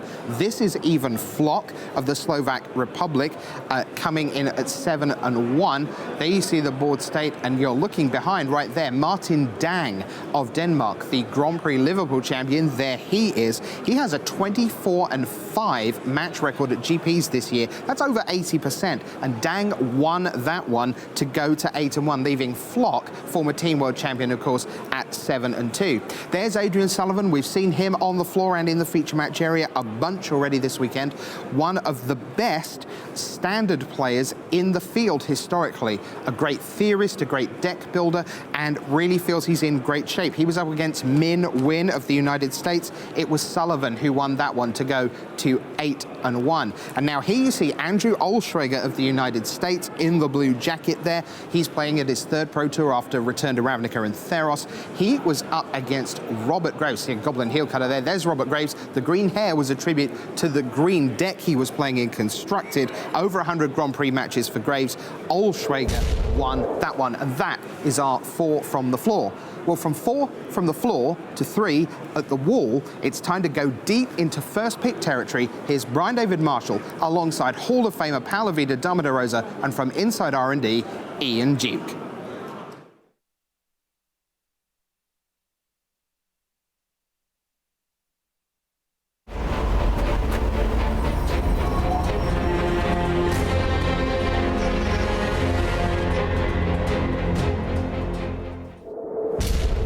Hello and welcome to the Tournament Center here at Pro Tour Dragons of Tarkir in Brussels, Belgium. I'm Brian David Marshall, and I am joined by Pro Tour Hall of Famer Paulo Vitor Damaderosa and R&D member Ian Duke. And I brought them here for a reason. If you guys are like me, you've done a lot of Dragons of Tarkir drafting on Magic Online at Friday Night Magic, and already you've been faced with some really tough picks.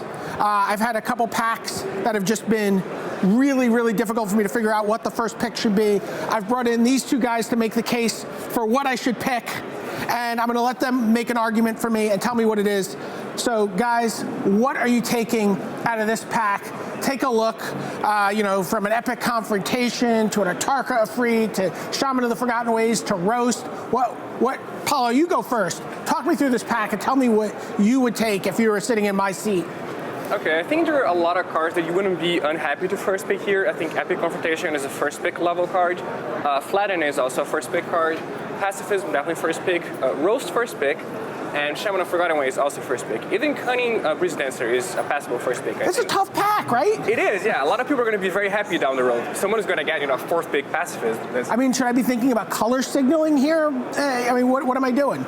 I think in this particular pack, I think Roast is a little bit better than the other options, and also in a better color. I think green and white are the two worst colors to start with in this format, because the way signaling works for packs 1, 2, and 3. So I would rather just start with Roast and keep my options a little bit open, I think. But I honestly couldn't fault you for taking the Shaman of Forgotten Ways, even the Flatten, the Pacifist. I think they're all good cards. All right, Ian Duke, make your case. What should I pick here? Yeah, it's tricky. I definitely agree with a lot of the cards that stand out: Epic Confrontation, Flatten, Pacifism, Roast, Shaman of the Forgotten Ways, Cunning Breeze Dancer. I like Cunning Breeze Dancer a lot, but I'm not looking to pick it up this early. If I'm in blue and white, I'd love to see that 3 through 6, something like that. All the removal spells I think are fairly even. Roast is probably the best. I agree with Paulo on that. But I think Flatten probably gets my pick here. It's the only strong black card in the pack. Black is pretty deep in this format. I can send along a bunch of red and green cards that my people downstream might be interested in. So yeah, I think I'd go with Flatten, although I've heard that in testing a lot, players like to favor the rares just to get some more play testing with them and see how they are. So Shaman of the Forgotten Ways, I think if I was at Friday Night Magic or testing for the Pro Tour, I might pick this to find out more about how strong it is. But sitting down to win the draft, you're saying yeah, I think I'm going to go with the Flatten here, yeah. All right, I love Roast, but I love blue-black so much. True. And if I'm not passing a really premium black card, I think I'm going to let Ian win this argument, and I would take the Flatten here. Sorry, Paulo. All right, let's take a look at another pack. Again, this is first pack. Ian, you start here and tell me what you're thinking about. Again, some very similar cards. Yeah, so I'll start with the rare here, Berserker's Onslaught. This is a card I wouldn't consider it a bomb rare, but it is quite good, especially if you're in red-green, Atarka style deck with high power creatures. Interceptor's solid, not great. Youthful Scholar's pretty good, especially if you're an exploit deck. Epic Confrontation and Flatten also very good. Yeah, tricky here. I guess I'd probably start off with the Berserker's Onslaught. Again, I wouldn't consider it a bomb, but I think it's a bit better than some of the really solid common removal spells like Flatten and Epic Confrontation. Okay, Paulo. All right, make the case. I would actually go with Flatten. Okay. I think it's just a more powerful card than Berserker's Onslaught. I think Onslaught could be very, very good in the right deck in the right moment, but Flatten is always going to be good. So Flatten is always going to be an 8, and Onslaught is going to be, either a 9 or a 2, depending on how the game is looking and what your deck ends up looking like. So this early in the draft, I would probably just go with the card that leaves me the most open, and I think that's Flatten. So tell me why I'm wrong that I would want. That's the card I'm looking at. Yeah, you can't argue with value, BDL. So, Mold Drifter? Yeah. You want Mold Drifter? I mean, is that just a wrong pick here when I have the option of Flatten or Epic Confrontation? I think Flatten is just a better card in general, so I think that pick would be wrong. If you have Epic Confrontation and Youthful Scholar, I think that's a lot more debatable, because Epic Confrontation is green, and green is by far the worst color in the third pack, so I really don't want to be green. There are no good commons, no good green commons in Right, pack 3. you're looking at battering Krishaks in the third pack as wow, that was great for me. Yeah, like Hunt a Week is probably the best card you can pick, and that's not a place I want to be. So I will be green if it feels like green is open, but that's not even that great because green has to be open in pack 2. Okay. All right, Paulo, you've won the day here. Flatten is 2 for 2 here, by the way. So, all right, let's take a look at another pack. Ian, this is your turn to start. Blessed Reincarnation, Silumgar Sorcerer, Ultimate Price. Ooh, yeah, I like this pack. I love Mist of Kirin. I'm a big fan. There's a Vulturous Haven. My proclivities in this draft format are pretty well known at this point. Yeah, so there's a bunch of what I think of like as tier 2 commons here, like the Vulturous Aven, the Mist of Kirin, Student of Ojutai. Really happy to have those cards in my deck, but I'm not going to first pick them out of a pack this strong. Cunning Breeze Dancer, again, I really like as a finisher in those Ojutai style decks. Silumgar Sorcerer is a card I really like. Just a 2-power flash flyer for 3 is great. It doubles as sort of an essence scatter, but definitely for me the pick is going to be Ultimate Price. It's just hard to argue with an efficient removal spell. It's flexible. It answers just about everything in the format. Takes down most of the dragons. And again, I like starting off in black, especially given the way the rest of the pack looks. Paulo? Yeah, I agree with Ian. I think this pack is this is the least close of the picks we've had so far. Sure. Sorcerer is pretty good. It would probably have been my pick if the Ultimate Price wasn't there. But Ultimate Price is, one of the top 2 uncommons in the set, I think. It's just too efficient to be able to remove almost anything for 2 mana. It doesn't deal with bombs, but very few cards do. Right. What if that Cunning Breeze Dancer was a Rakshasa Gravecaller? That's a pick we actually we aren't in agreement in our house about it. We think that the Rakshasa Gravecaller is a better card, so most people would just take that over Ultimate Price. But I think there are some decks that want the cheap removal more. So if early in the draft I would start with the 5-drop, but later on maybe Ultimate Price. Okay, so you guys are 1-1-1 right now. Going into pack 4, oddly this will be the tiebreaker. Paulo, this is you. Okay, so you have 2 of the best cards in the set, Rakshasa Gravecaller and Necromantic Dragon. So we're just not even going to look anywhere else, really. This is going to come down to these 2 cards. Yeah, if you open either of those 2 cards, you don't have to look at the commons because they're better than every common by, I think, a significant margin. So best in common, one of the best rares. For me, the Dragon is the higher power level card. So it depends on whether you want to commit to 2 colors early or not. I think blue-black is a good enough combination and a combination that I want to be in enough that I wouldn't be opposed to committing to it early. So I would just take the Dragon over the Gravecaller. But someone who's more conservative and wants to keep their options open, could take the Gravecaller. Couldn't the argument be made that by taking the Gravecaller, you're also semi-committing to blue-black because you really want those, Jeskai Sages and Palace Familiars to be your exploits? A little bit, but it also works well in black-red and, black-green, black-white. It's gonna be good just black decks. All right, Ian, make the case here. Yeah, I agree. It's definitely down to the uncommon and the rare here. In general, in most formats, I'm not afraid to jump into like a 2-color combination, or even in cons, I was one of the ones who would first pick a powerful 3-color card. In this format, I really feel like it's a lot more about like classic Magic drafting skill, which means drafting your seat, staying open, seeing what the signals are. So here I'm going to go with the monocolored card here. I agree the Gravecaller can go well in a variety of decks, not just blue-black. I've often had success with black-red with dragon fodders and exploiting those, for example. So that's going to be my pick. All right, Rakshasa Gravecaller it is. So 2, 1, and 1 in the middle, but black. Obviously, the big takeaway here to me is that black is a very, very powerful color in this draft format. And, if you're drafting Magic Online, think about Ultimate Price, think about Rakshasa Gravecaller, think about Necromantic Dragon, and obviously think about flattening that common slot for Paulo Vitor Domodorosa. For Ian Duke, this is Brian David Marshall signing off from the Tournament Center.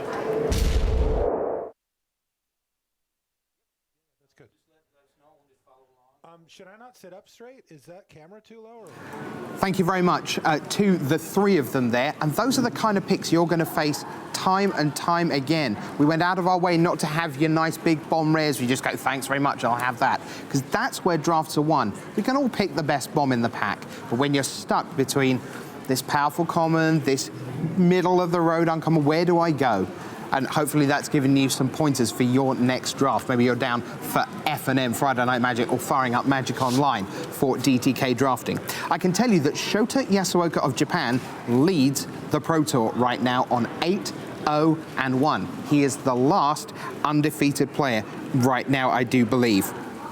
Timothy Wu is 8-1. Stephen Madden of Northern Ireland is at 8-1. Even Flock down at 7-2, having been beaten by Yasuoka. So Yasuoka in terrific shape. I can tell you that the feature match players are sitting and are gearing up. So we are going to take you to Shota Yasuoka at 8-1 against Adrian Sullivan. Here comes round 10 of Pro Tour Dragons of Tarkir.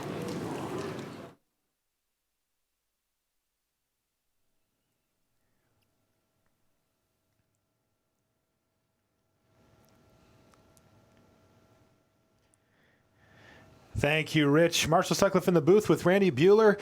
And let's get right down to it. We've got round 10 action here from Pro Tour Dragons of Tarkir.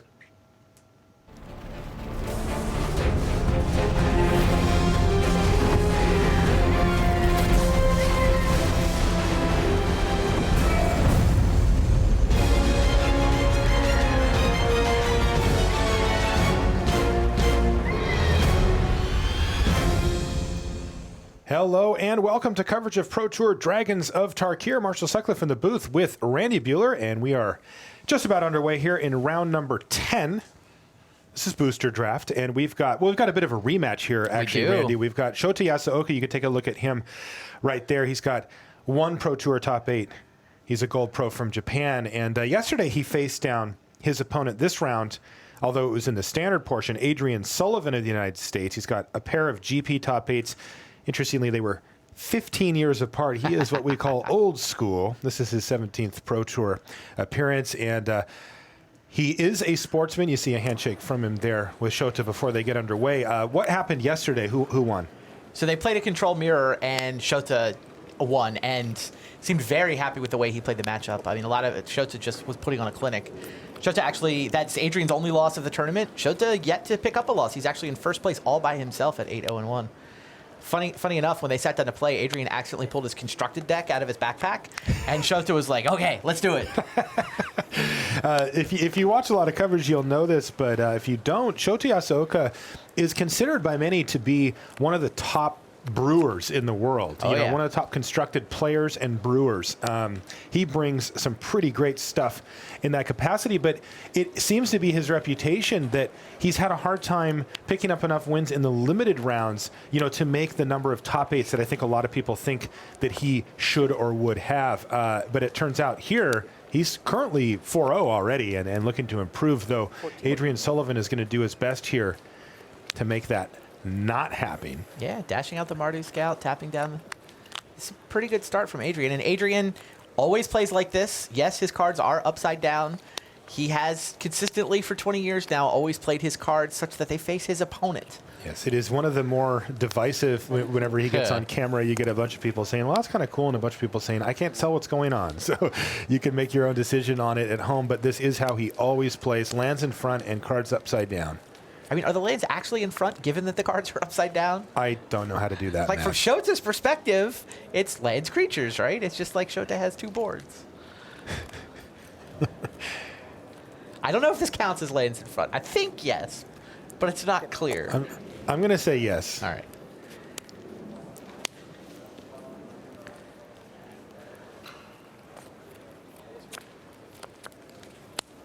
As Adrian Sullivan here continues to develop his board with a Sabertooth Outrider, he passes the turn back to Shota Yasuoka, who's got Airy Bowmasters, which is super solid card in this format, as well as the Dragon Scarred Bear, which both look to be on defense now. And Adrian's board is just full of odd aesthetic choices, too. He's clearly brought his own land. He's playing with foreign black-bordered basics. Beta basics, yeah. Well, they're 4th edition cards. There's a mix, actually, of Japanese and Chinese. So all the art matches, but the cards are not actually identical because there's some Japanese and some Chinese mixed together.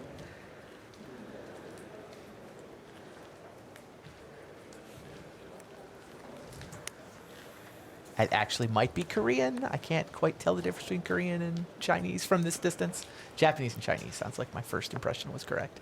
So do those count as matching basics? I'm just full of questions this round. I'm sorry.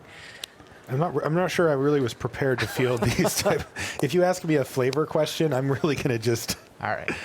All right. Sprinting so Warbrute. Sprinting Warbrute now for Shota Yasuoka, and maybe he can turn around this race here. He did attack first with his Dragon Scarred Bear, and then played the second main phase Warbrute. He does have to attack every turn. Doesn't have haste unless you dash it, but he is going to have to rumble with that thing every turn. Thus further. But a 5/4 blocker is pretty good, even temporarily. Yeah, I think he was happy to have a turn of the ability to block. So everybody rumbling here. And we do get the trigger. Yeah, Adrian does, in fact, have enough power on the battlefield for Formidable, so that's going to make the Sabertooth Outrider, which always has trample, but when it attacks and if you have Formidable, it triggers, and you also get first strike out of the deal. But Warbrute trades with the Wandering Champion. 15? Good. Yeah, Shota definitely needed to block, was happy to get to block. I think he's content to trade there. But Adrian just reloads. Yeah, well, that could Staying on his front foot. It could, but it could put Adrian behind here. The Glaring Age is falling off there. He basically gets 2 for 1. You know, this isn't a good long-term game plan, so Adrian needs to try to close this game out as soon as he can. Oh, yeah, he's not playing a long-term game. He's playing I've got you at 6, and I've got this 4-power first striking trampling attacker guy. He just wants to deal those last 6 points before Shota has time to sort of set up his defenses. Yeah, so you can see a Tarka Ifrit is the face-down card there for Sullivan. Really, one of my favorite cards in the format of late. It's so powerful. Yeah, here's Epic Confrontation, though. Shota gets to kill something. Yeah, it looks like he's going to take out the Sabertooth Outrider, the known threat. And not the face-down creature. Right, which is potentially scary, but he knows that the Outrider's good, so he's going to take that down. Also, Shota is going to be aware that Adrian is still holding that Mardu Scout in his hand. Remember, he dashed that out early in the game. Draconic Roar off the top for Adrian. Wow, that's pretty nice here. Adrian also a little pinched on mana, and Shota knows that. There's only 4. There's a limit to how scary the morph can be. But, I mean, he could close out this game right away. Could Sullivan, you can see he's in the tank here with that stern, cross-armed, thinking look. But Draconic Roar can take down Summit Prowler. And if he has a dragon to reveal, could even get 3 damage in to Shota Yasuoka as well. And try to set up some type of dash turn down the line where he can just run around the other creatures. Just the 1 red mana, though. Yes, that turn will not be this turn. He can either Draconic Roar or Mardu Scout dash or flip a Tarka Ifrit, but no 2 of those things. Yeah, I think his line is probably going to be something like attacking with his Atarka Ifrit. I think he wouldn't mind trading it for the Airy Bowmasters. He gets in for 1 point of damage with that transaction and also gets rid of the Bowmasters. Well, he looks like he's going to commit his red mana during his main phase. He does reveal a dragon. Wow. Okay, so there's 3 damage to you and your Summit Prowler goes down. This does mean... Oh, this is hyper aggressive because he knows that the Lightning Shrieker can finish the game with any land off the top. Yeah, so he's going to lose his morph. The Tarka Ifrit dead. Gets beaten up in combat, but what he does do is he gets the damage through so that 1 hit from Lightning Shrieker can win this game. Easily, even over the Airy Bowmasters. Right. Or a hit from Mardu Scout. Yeah. Wow, so this is a real nail-biter here. And remember, Yasuoka knows 2 of the cards in Adrian's hand, and he's attacking with both. What is he? Take 6. What's the play here? Foe Razor Regent. Wow. Comes into play, fights, wants to get some counters. He's basically... He's willing to lose to top deck land for Lightning Shrieker. No, he can block it. He's going to have a 7... He's going to have a huge flyer. Oh, secure the waste. Secure the waste for 1 on end step? Wow. Oh, my goodness. That's great. Wow. Now, so secure the waste made a 1/1. And Yes. Mardu Scout plus the 1/1 was now enough to get through for Adrian Sullivan. That's it. So if Shota had actually left an additional blocker back, he would have been okay. He would have been able to block both creatures. That's true. But, I mean, Shota's attack with both creatures, I can't blame him for trying to close the game out before Lightning Shrieker. But, I don't know. I mean, Did he have to get in all those points of damage? I'm not sure. He tried to set it up for any kind of random hasty. He was setting up the win for the next turn. All right, we'll be back right after these messages. Outfit your Magic collection with the newest Dragons of Tarkir accessories from Ultra Pro. You can see the full array of card sleeves, deck boxes, playmats, and portfolios of your favorite Magic artwork at ultrapro.com. Start on your road to the Pro Tour by playing in a preliminary Pro Tour qualifier. With more than 2,000 WPN locations running events, you're sure to find one near you. Visit magic.wizards.com/pptq for schedules and information. And welcome back to the feature match area here in Brussels. Let's take a look at what Guillaume Wapa is up to against Nathan Holiday. Whoa. There's a lot going on here. Nathan Holiday has a fully developed board here, though it is all cheap creatures. 1-drop, 2-drop, 1-drop, 3-drop.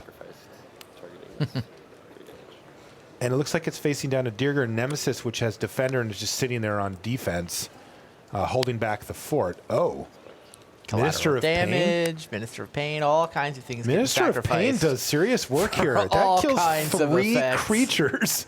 Crazy. Whoa. And I'll note here that Guillaume, it looks like he's also got a Crux of Fate in his hand, too. So wow. Control in all formats for Guillaume Wapa. He is well known for playing decks of the controlling variety.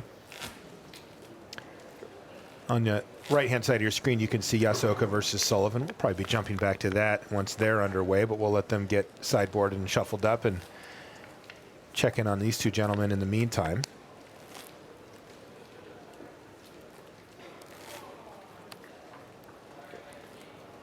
Sultai Emissary for Holiday. Quick double check from Guillaume. Skywise Teachings off the top for Guillaume Wapa. He went deep. His deck looks sweet.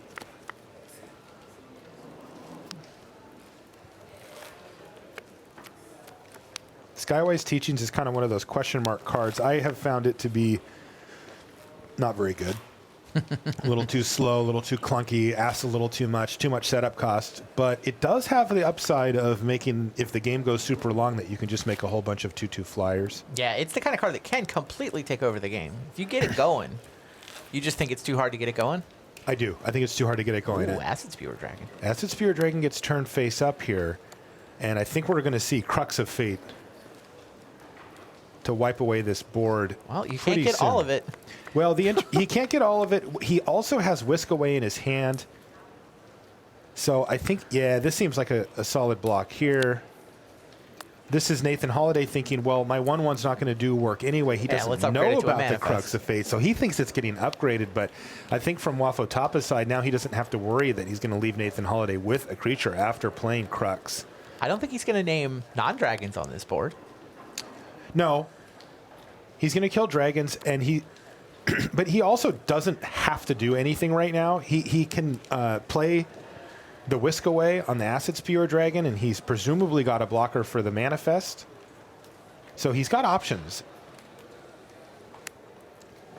Let's see what he does. He is going to Crux of Fate here. Yeah, make a guy. Well, but that thing comes in before, right? Yeah, but you're naming dragons. Oh, but you're naming dragons, right, of course. All right, these guys look like they may settle in for a little while. Should we get back to the main match? I think we should. Yeah, why don't we jump back over to our main match as they're just underway with only a pair of lands each. Adrian Sullivan winning the first game with a hyper-aggressive deck. Yeah, he just threw card advantage to the win, forced through every point he possibly could, and a Secure the Waste for 1 token was the difference. Herald of Dromica is the creature here for Adrian Sullivan, but it is unfortunately do some good work in this game. Met its match. Yeah, Colossadon Yearling is just a 2/4 for 3 mana, but if you're in the market for blocking... And against Adrian's deck, you are. Absolutely. That was the one interesting point, really, to come out of that first game is how aggressive Yasuoka was being when he could have left blocks up at a few different times and didn't. It's really just the last turn. You wouldn't have attacked with both. I don't know. I mean, it's how many cards are there that actually beat you there? Is it just? I mean, Secure the Waste is rare, so it's tricky to play around that. Okay, here's Glaring Aegis again. which is going to tap down that Colossus Yearling, although only for a turn. And it's going to allow a decent little attack there from Adrian Sullivan. Formless Nurturing now for Shota Yasuoka, who doesn't even look at it, though our spotter Riley does want to take a quick look so that we can inform you as to what it is.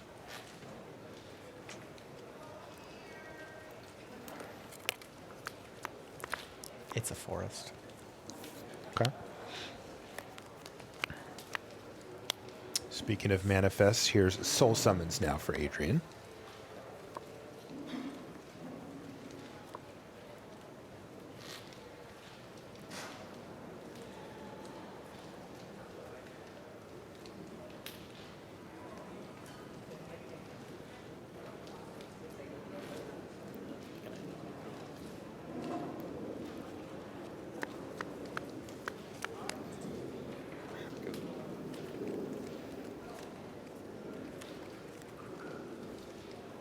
Pressure point to keep that yearling out of commission once again. Adrian is committed to the beatdown. He certainly is, though Yasuoka has a much more healthy life total at this point in the game than he did last time. He just took 4 there to drop him down to 14. And I think the big green creatures are going to start hitting here for Shota Yasuoka. On our back table, Martin Dang from Denmark just defeated Stephen Madden. Epic Confrontation is what hits for Shota, by the way. Okay, yeah, off the back of a mob rule, which that card can straight up steal games. They're now evened up at 1-1.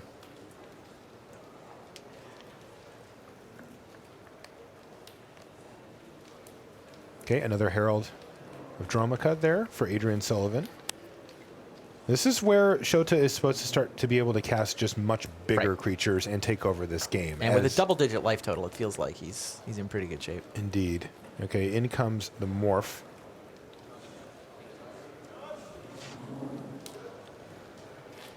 Which is an Airy Bowmasters. Again, one of the better morphs in the set. You know, it's not real flashy. Doesn't jump off the page to you, but when you really break it down, it's quite good at all stages. A good 3-mana play, a good 4-mana play, and a good 6-mana play. Right.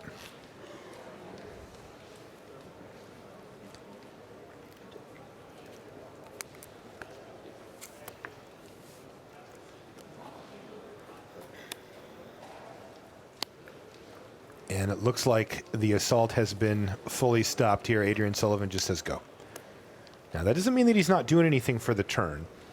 Sarkon's Rage is a possibility. Secure the Waste. 1/1s with Secure the Waste. So, you know, he's definitely got options here. It doesn't mean that he's doing nothing, but it has to be a relief for Shota that he's at least not having his life total assaulted here. Adrian trying to build up for a big War Flare, maybe? Let me see if he actually managed to get one. Well, it's a Ward Scale Dragon to kick things off here. Does not have a War Flare in his deck. And there's the Area Bowmasters being turned face up for Shota Yasuoka on end step. He was fine with using his turn to do that. Again, he feels stable. He's got a Sprinting Warbrute in his hand. Wow, Adrian has 2 Lightning Shriekers in his deck. Wow, I don't think I've ever seen anybody play 2.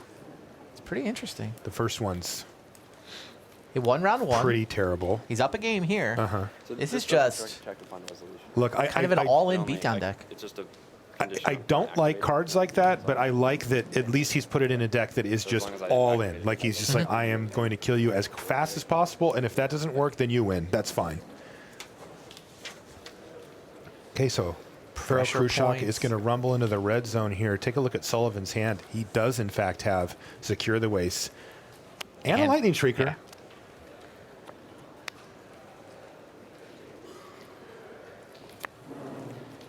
And Sullivan is okay taking 5 damage, dropping him down to 13 from the Feral Krushak. As Yasuoka lines up his next attack, his next main phase here.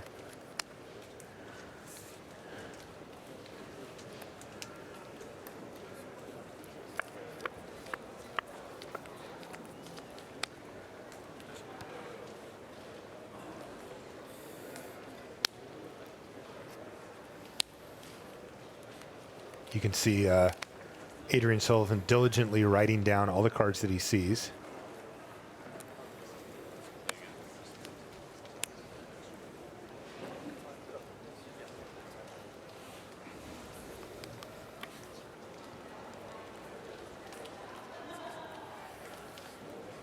It's a Glade Watcher there for Shota Yasuoka. Now wearing a rune mark. Is that a Teamer rune mark he That just is a put on Teamer it? rune mark. Wow.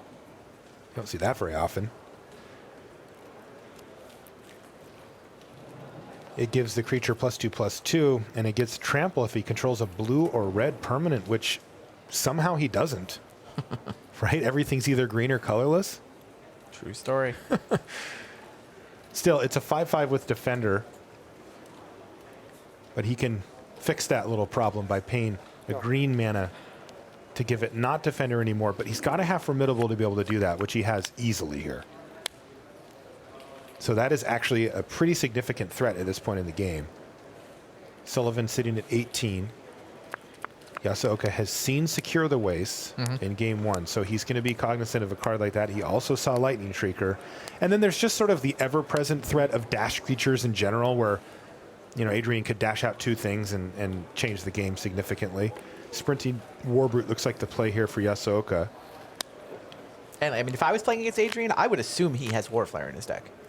Oh, yeah, that's a good One of the point. big reasons to go into red-white And is it's very to get easy paid to off get with that Warfare. card. No one else wants it, except if there's a red-white player, they usually get most of the Warflares that are opened. No, it's absolutely true. I mean, there are none in Adrian's deck, though. I suspect he just didn't see one. He's still going to have to go wide without being able to enhance all those tokens. I mean, that's what he's trying to do. Okay, Glade Watcher looks like it's had enough. It's ready to rumble. And now it does have trample as well. Let's not forget that. And Yasuoka, very aggressive attack here. He is getting in for a ton, and he's not done yet. Is he attacking for lethal here? 5, 10, 15? He is. Now, Adrian has options. He's not going to die this turn, but this is you got to block something attack. So is this the turn where Adrian fires off Secure the Waste? He can get some pretty nice chump blocks out of the deal.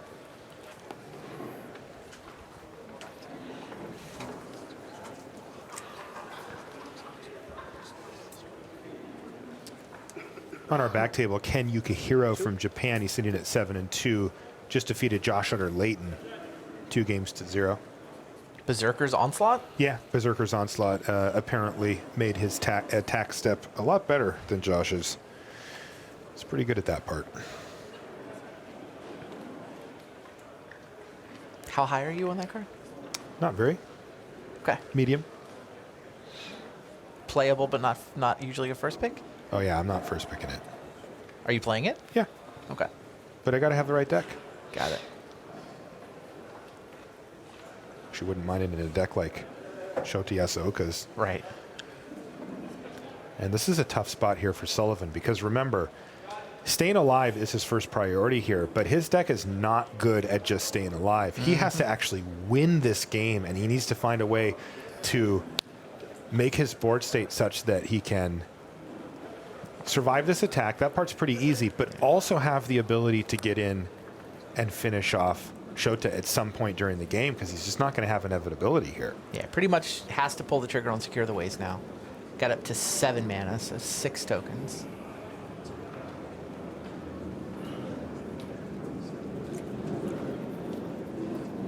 So it sounds like Guillaume Fotapa was able to win that game against Nathan Holiday that we saw the Skywise that was still Teachings. the Skywise Teachings game? Yeah. Took a while. It took a while, but it is Guillaume. He's patient. He's not going You know when I'm done. Okay. to do anything hasty. So Sullivan is now lining up blocks. He's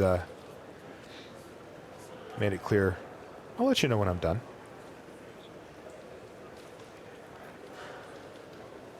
Of course, the way the rules work in Magic is that all of the blocks happen simultaneously. You just get to set them up however you want first before you kind of lock them in as those blocks. Seems like Adrian wants to... Yeah, it's tough. Like you said, he's not so much interested in preserving his life total as he is figuring out a way to win the game eventually. Right, that's the key here. Like, there's a lot of decks that would be fine with, well, you know what, I'm not dying this turn, and you might have thought I was, you know, in dire straits, but it's not that simple for Sullivan. I mean, he can do a bunch of double blocking, and, you know, the soldiers can gang up with the heralds, and then he starts drawing 2-drops.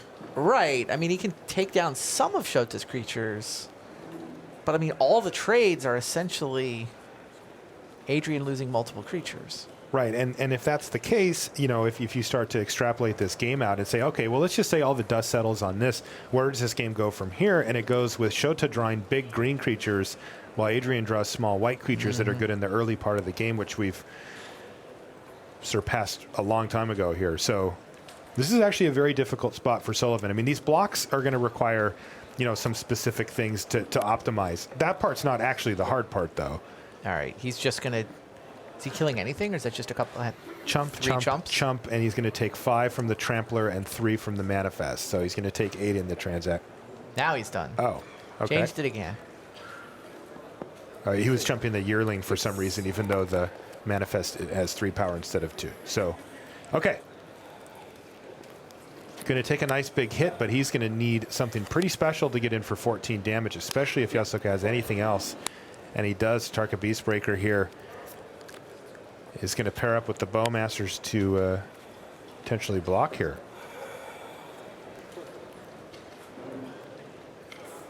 Here's a Lightning Shrieker. Okay. How big is this attack? Dash from the Mardu Scout. So right now, Yasuoka has 2 blockers. These are all warriors, which gets vigilance twice. Yeah, Yasuoka was kind of expecting Lightning Shrieker. Seems Right, so where does this put him at? 2, 6, 7, 8, 9, 10, 11, 12, 13. And then I couldn't quite get the last cut there. 2, 4, 5, 6, 7, 8, 9, 10, 11, 12, 13. And Yasuoka's at 14. That's right. He's actually going to 1 here? Yeah, and the Lightning Shrieker's getting chump blocked, but not getting in through for any extra damage thanks to the trample. Wow. That's not happening, and he would go to 1. Could Adrian have kept 1 more token alive? Like, if Yes. Adrian Yes, takes he could 3 have. damage, he could have had 1 more token and would have hit for lethal there. Whoa, this is super, super close.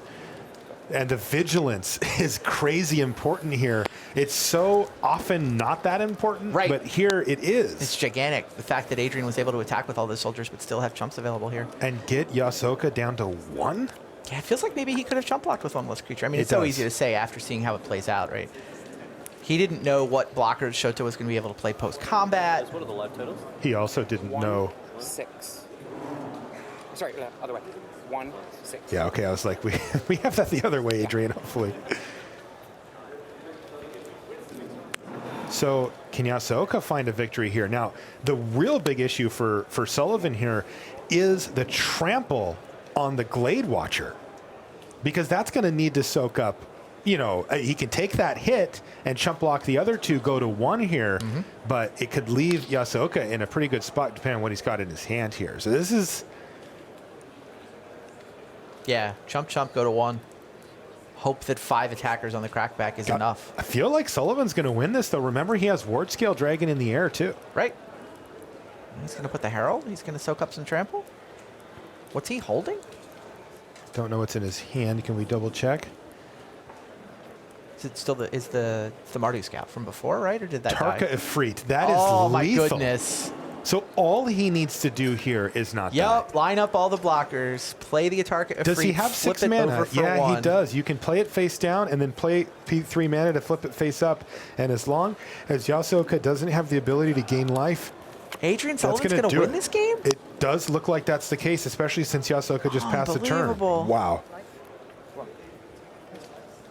Maybe the clan's hungry. 1. This thing's done. He's going to get him with the Tarka Ifrit here.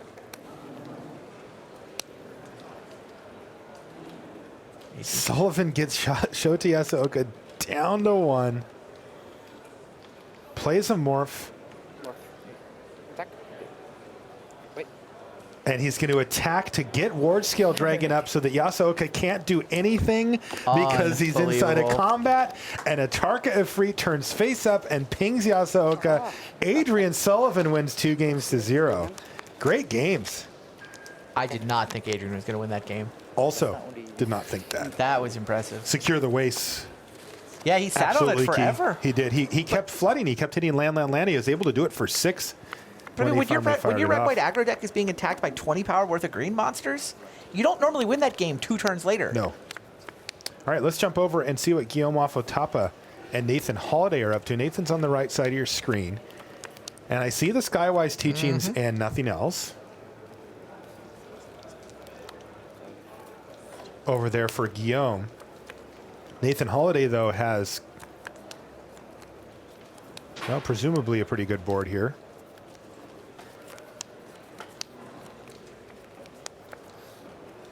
Yeah, not that great. With the left head is good. Reckless Imp is his main attacker here. 13, I'm at 20. But he is able to rumble with his whole team here for 5 damage. Of course, the one thing that's going to be on Nathan Holiday's mind at this point is that Crux of Fate, which he did get a chance to see Wow. in the other hand's pretty game. good. Whose hand? Nathan has Gravecaller, Butcher, Bathe, and Dragonfire. Okay. You know, this could be the spot where you just want to play a Silumgar Butcher as a 3/3. That's Wafutapa is never playing any creatures somehow. Yeah, I mean, Nathan Holiday is trying to balance out how much risk he can take on versus a Crux of Fate. That really is going to be the focal point for him, and he's going to start upgrading creatures using his Karsi High Priest, it looks like. What did he just throw away there? No, he turned it up. Okay. He megamorphed. Is that Dragon Whisperer? Yes, it is. That is Dragon Whisperer over there for Holiday.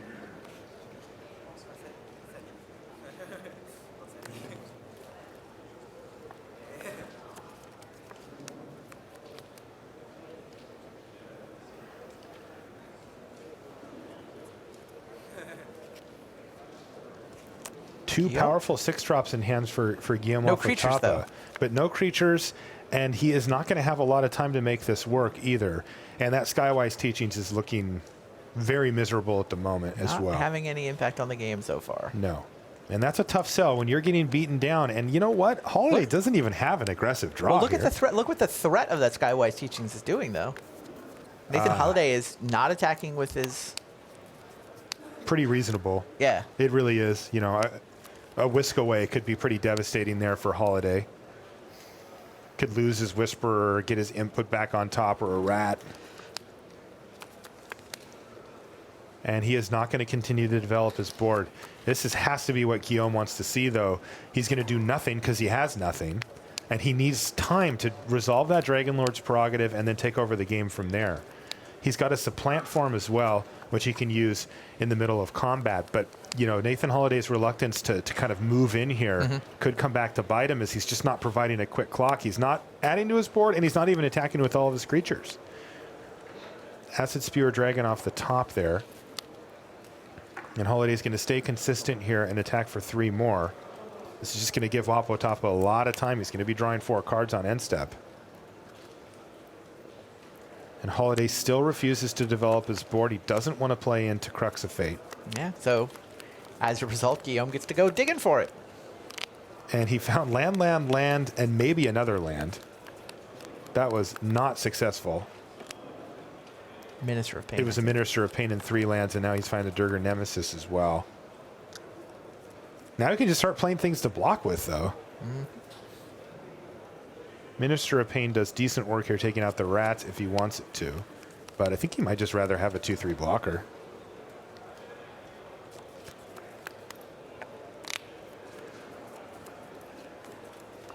Whole lot of nothing in Guillaume Wafutapa's hand. He is really kind of spinning his wheels here, but Nathan Holiday is living in fear of Crux of Fate and kind of letting him do it. He's also living in fear of the Skywise Teachings. True. He's not willing to attack into the threat of an instant plus a monk.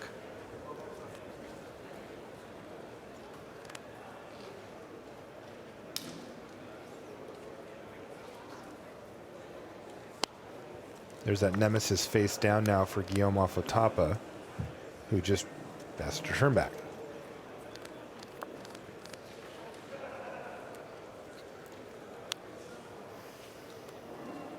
Is there a play here? We saw the Butcher, we saw the Gravecaller. Holiday's on 4 lands. He can't do those. Those just aren't options for him at the moment. But he's got a Twin Bolt he can play here to take down the Morph. That's going to get the job done against the Nemesis.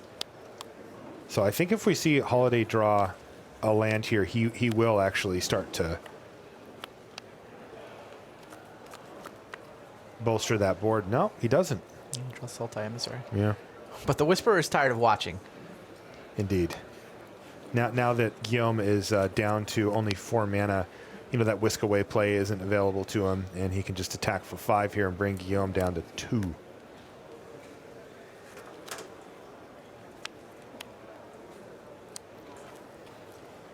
Karth. Sultai Emissary.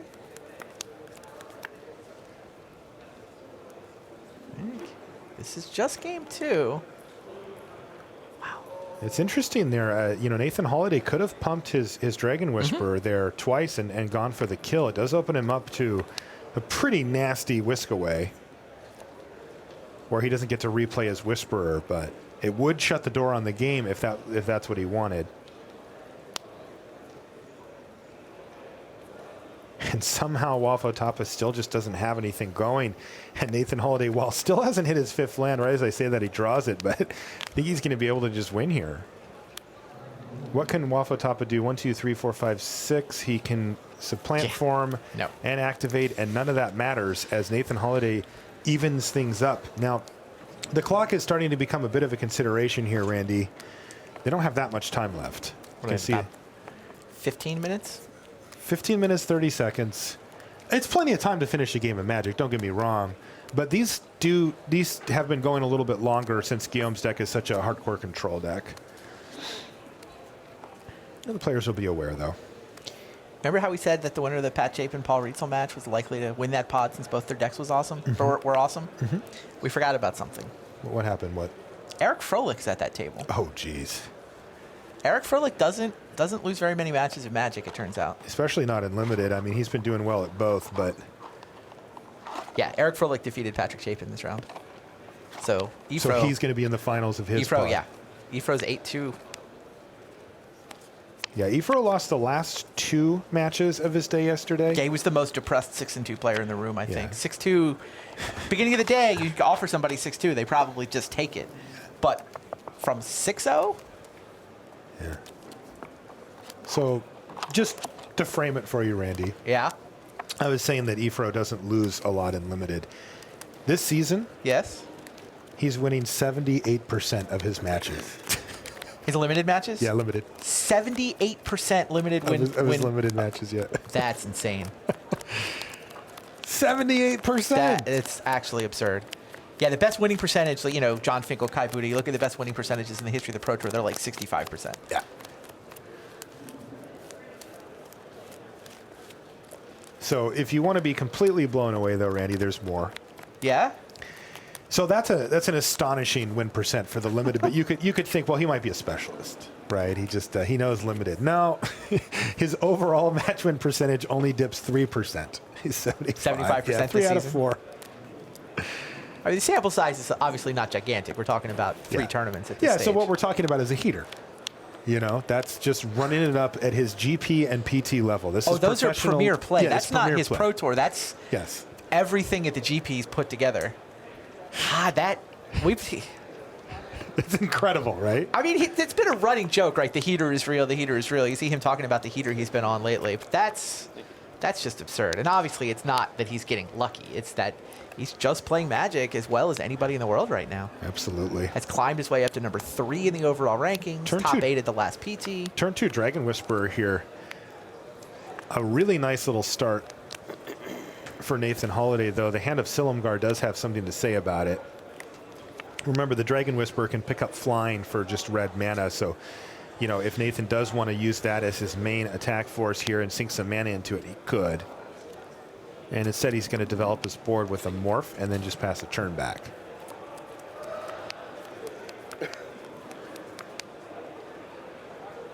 If you ever manage to get to Formidable with a Dragon Whisperer on the battlefield, you can pay 6 mana to make a 4/4 flying red dragon creature token, and that's usually where the game starts ending in your favor.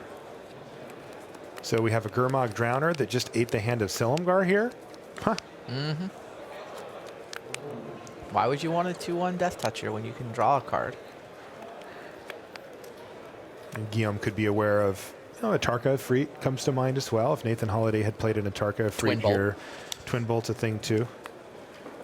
But yeah, I mean, imagine if If that wasn't a Tarka free, just flipped it up and attacked him for 8. All right, so Reckless Imp is going to get hard cast here, so it's going to start the attacks later. In the meantime, Dragon Whisperer jumps up into the air. Oh, that is in fact a Tarka free? No. Wow, it is a Tarka free. I didn't actually know that it was. I was just postulating from Guillaume off Tapa's side, so he cunningly dodged a bullet there for sure. But Holiday chipping away with that last attack, and I think we're going to see a removal spell here, maybe a flatten. He's got both Deathwind and Flatten available. Really wants to take down the Lotus Pathogen that's flying around there. Yeah, I mean, he kind of wants to take them both down. It is true. Won't have the red mana left over to send Dragon Whisperer to the air. But yeah, I think you take Lotus Pathogen out while Guillaume's tapped out. Yeah, I mean, the Reckless chip away Imp's, with the Imp for a couple. just doing nothing otherwise. But now Flatten or Deathwind? Decides Flatten. And gets in there for 2 and passes the turn back. So Guillaume off Tapa dropping down to 16 life under some amount of pressure here, but nothing too urgent. He's hit his land drops. He's played some spells. He's moving his game plan forward. He's got a lot of cards in hand as well.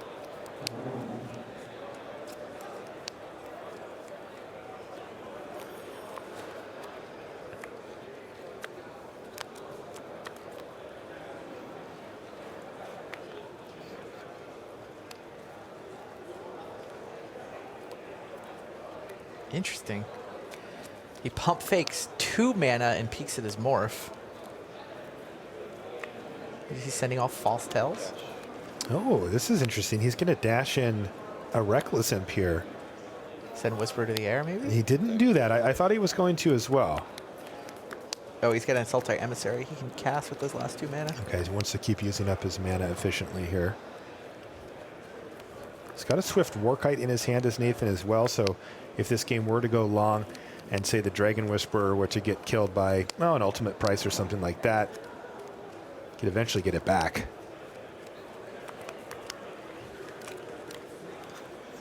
Swift Warkite, a really powerful card and a nice addition to this red-black deck. It gives it just that top end. 4/4 flyer, good enough in some cases, but you also get a creature back. It also can get you in for extra damage, and here is ultimate price. Takes down the one that had been sent in with dash. With the one with dash? Yeah. I think that he's setting up for a Crux of Fate. The dash gives Nathan the ability to recover pretty quickly from Crux of Fate. Yeah, so it does. Yeah, no, all right. You'd think you want to kill the one that's been hard cast and it's going to continue to attack. I'm pretty sure I heard Guillaume say the one with dash. You were right. And Nathan Holiday a little bit crimped on mana here at 4. Especially with an Anticipate coming. I think Guillaume really wants to sweep this board with a Crux of Fate. Yeah, it puts a lot of pressure on that Swift Warkite to be Nathan Holiday's recovery plan post Crux of Fate. And this signals to Nathan that Crux of Fate incoming. There it is. Tarka Efreet gets dead. And he does get left over with a 2/2 manifest, though. So this isn't all bad for Nathan Holiday. Clearly a big blow to his game plan, but he does have action against this type of thing, and a timely swamp off the top is going to get him one step closer to that Swift Warkite as well. And here comes Hardened Berserker. We'll get to the Warkite one way or the other. That's right.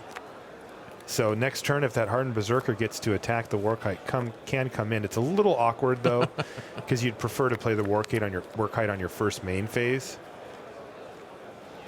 You can get back a smallish creature and give it haste, and then it actually goes back to your hand. So it's kind of cool. It comes from the graveyard to the battlefield, can attack that turn, and then goes back to your hand where you can recast it again. I mean, he gets it back to his hand even if it's a post-combat Berserker field. But he did draw land number 6 off the top, so he can Warkite. Get back to Whisperer. Get in for a couple with the Whisperer plus the Hardened Berserker. Whoa. Oh, okay. Yeah, thought he might be flipping up there. I'm like, geez. No, it's a mountain. He keeps checking it, though. I mean, he's trying to make sure Wafo is as confused as possible about what his face-down creatures are. Or at least that he respects it. Whisper is, in fact, the card that comes out with the war kite. 3, 4, 5, 6, 7. Take it, and Guillaume off Otapa does. He's going to drop down to 5 here. And on end step, what's happening? Dragonlord's prerogative, but that does mean that Nathan Holiday gets to take back the Whisperer. And guess what? He's got Formidable, too. So now he's got a long-term game plan as well against Guillaume. Where he's also got a dragon and 2 other creatures against an opponent at 5. If Guillaume is able to even deal with the board state that he has. So he's hitting from different angles here, and Nathan Holiday's made a big push to pick up this match against Guillaume Afotapa here. I mean, Guillaume has played spells consistently throughout the course of this game and just hasn't done anything yet. Right. Dragonlord's prerogative when you're ahead is a complete game breaker, but when you're behind, it is a lot of mana to spend to not affect the board.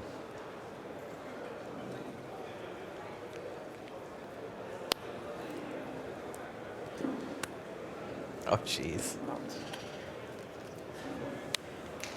Bounces the war kite. And peeked over to see if there was anything else that's going to come out. Yes, there are more cards There's that come plenty, out. yeah. And here is Sibsig Muckdraggers as well for Guillaume. What is he going to get back? Maybe the Lotus Pathogen, maybe the Drowner.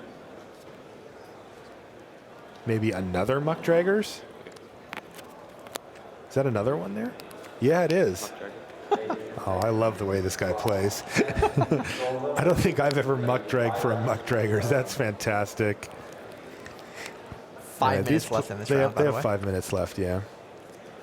Rakshasa Gravecaller off the top for Nathan Holiday, so he has drawn quite well in the late stages here. Even though Guillaume has managed to stabilize for at least a turn cycle. So how does Nathan play this? He can play the war kite. Get attack back with like a reckless imp. Yeah, he can get back an imp and send it into the... Probably trades a surveyor, but then the surveyor's dead.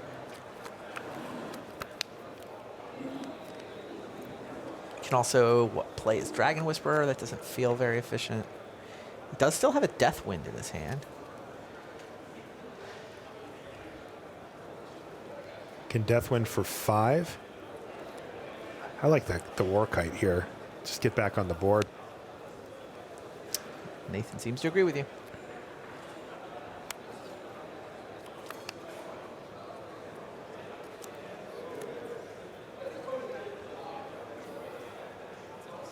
Reckless Imp is the creature coming back, and just the Imp is going to attack. And there it goes.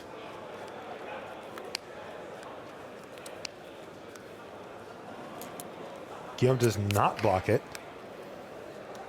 Drops down to 3 and gives Nathan Holiday another option here as far as dashing in to get more damage in next turn.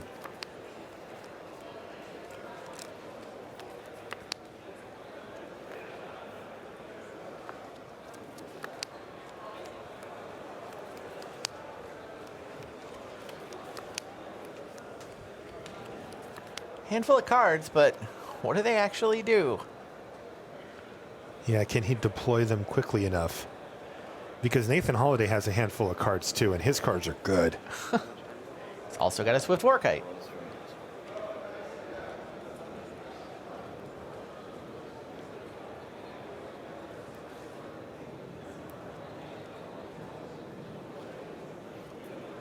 Grip full of options.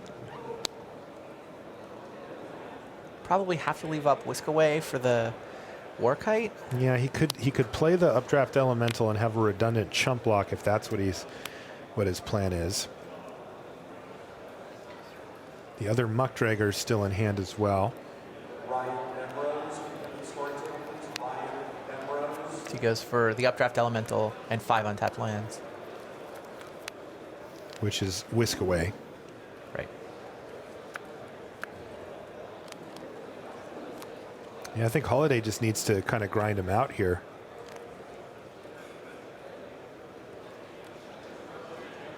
Just 2 minutes left on the clock. Pace of play, not blazing here, but reasonable for sure. They are going to run up against the clock, though, it looks like. It's a little on the slow side. But from both players.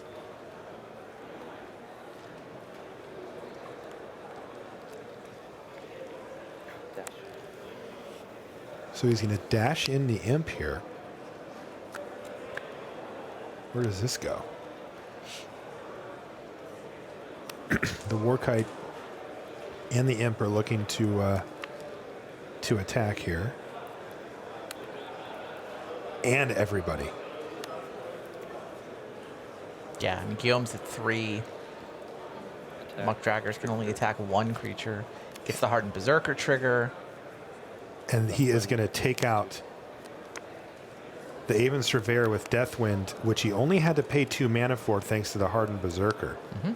And that's still enough to kill the Aven Surveyor and get that thing off the table. This also leaves him red-red, so they can play the Whisperer post-combat. Have an additional flying blocker next turn. This is a sweet turn for Holiday. Yeah, no, I like the way he's played this a lot. Managed to do 3 things on this turn. The Muck Draggers is going to jump in front of the Hardened Berserker and eat it, in fact. And that means that Guillaume must play Whisk Away on the Warkite. But even then, how excited are you if you're Guillaume to have to see the 3rd time a Swift Warkite hits the battlefield? Yeah, Berserker dies, but 2 damage. And now Nathan can play Dragon Whisperer. Yep. Plus, he'll have the ability to dash that imp back into play next turn. Wow, what a great turn for Holiday. That was beautiful. Yeah, that worked out great. Sequenced that out perfectly. Got Guillaume down to 1, left himself with 2 creatures plus a dash creature in hand, and he knows he's drawing Swift Warkite, which could give him a haste creature as well. Yeah, I mean, he can't dash the imp and also play the Warkite. That's right. Especially not if he wants to spend red mana on the Whisperer. I think he's got a backup imp in his yard, right? He does. He does. But I do think giving the Whisperer flying is a relevant thing that Nathan would like to be able to do. Time has now been called, so this is turn 0. Yep. I feel like Nathan should be able to close this out, but yeah, I do that's too. also Guillaume off Otapa, and he is the master at just not dying. Yes. He has built his Magic career on it in many ways, so I'm not quite ready to say that Nathan has this one locked up. Does feel like he's a favorite, though.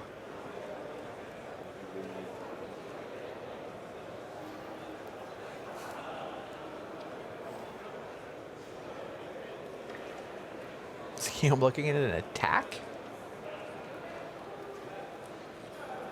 No way he's going to deal 18 in the next 3 turns, is there? No. All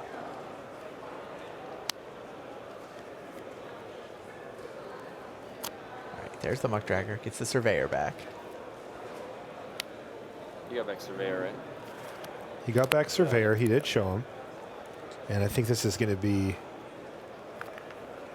Jeskai Infiltrator as the follow-up play for Guillaume.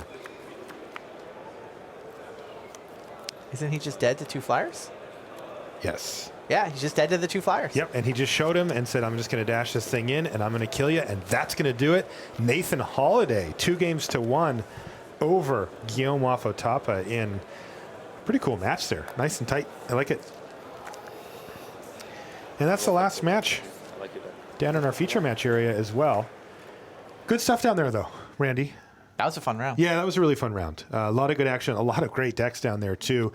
Not all of them winning, but some really nice stuff. I like Adrian Sullivan's extreme take on the format. I mean, that cool isn't my kind of deck. I don't know how viable it is every time, but I like that if you're going to play that way, push it. Oh, yeah. And dude's 9-1. And he's 9-1. I believe, is he undefeated? I don't know what he drafted last time, but he may have drafted that yesterday. That'd be interesting to know. He could have, yeah. All right, well, they're ready over at the news desk. Let's send it over to Richard Hagan. Welcome back to the news desk. Yesterday, many of you will have seen round 6 featuring Patrick Chapin. There was a very long judge call, which was on camera. There was a very long discussion with the head judge, which was on camera. There was a lot of discussion about the discussion, which was on camera. We know a lot of you were very uncomfortable with what you saw and heard yesterday. Frankly, we were too, in some respects. We take our responsibility to you, the viewers, very, very seriously, and we don't like it when you're disappointed with what you get from us. It's a live broadcast, and we bring you roughly 40 hours of live coverage over each Pro Tour weekend. and we do our best, and we will continue to do our best to bring you the best coverage that there is of the game that we all love. So if you were disappointed with us yesterday, we were a little disappointed with us too, and we'll try to do better. So moving on, over at the video wall waiting for us is the great Pro Tour champion from Gatecrash, Tom Martell. He is ready with Brian David Marshall. It's time to go inside the draft viewer.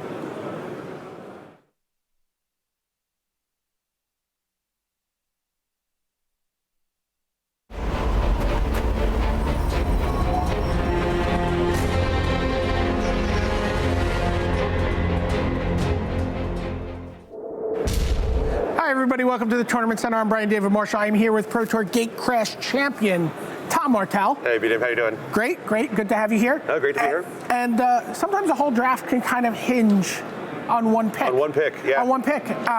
You've been talking about this. I think there's an interesting opportunity here to talk about like that first decision you make when you open up a Dragons of Tarkir pack. You're sitting down in the feature match area.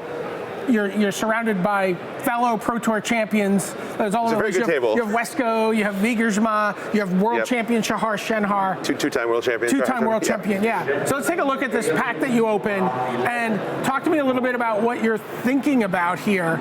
Yes. And where you end up going. So, I mean, this is a great pack in that it has one very powerful card, which is the rare Den Protector, which is a very, very good card. I think it would normally be the pick here. It's certainly the most powerful card in this pack. There are two things that led me away from Den Protector here. One being that it's green. Green in this set is awkward because it's so bad in the third pack that you need green to be wide open. I don't like first picking a green card, and I would rather read the signal and move in when you know that it's open. So I'm inclined not to take it. I also think that Craig Wesco is feeding me. I understood that he likes green, so I don't want to fight with my neighbor for green. Does this muddy it at all? The Stampeding Elk card a solid common? Not really. Like, it's not going to go next. I think like Gurmag Drowner. So Yelger's on my left. And Yelger, I know Panther and realize blue-black control. So I'm positive I take Den Protector here, Yelger's to take Drowner. So I think the choice for me was really between Warbrute and Drowner. Of the two, I took Warbrute. I like the red aggressive decks a little bit more, but I think if I thought more about it and realized, obviously, I got to the point where Wesco likes green. Wesco doesn't like control decks. I should have taken Drowner and then would have had an absurd deck. Instead, I took Warbrute here to be more aggressive. So 5/4, must attack, has dash. Yeah, I think this is a great creature. It's one of the best red creatures in the set. All right, well, let's see where you go from there.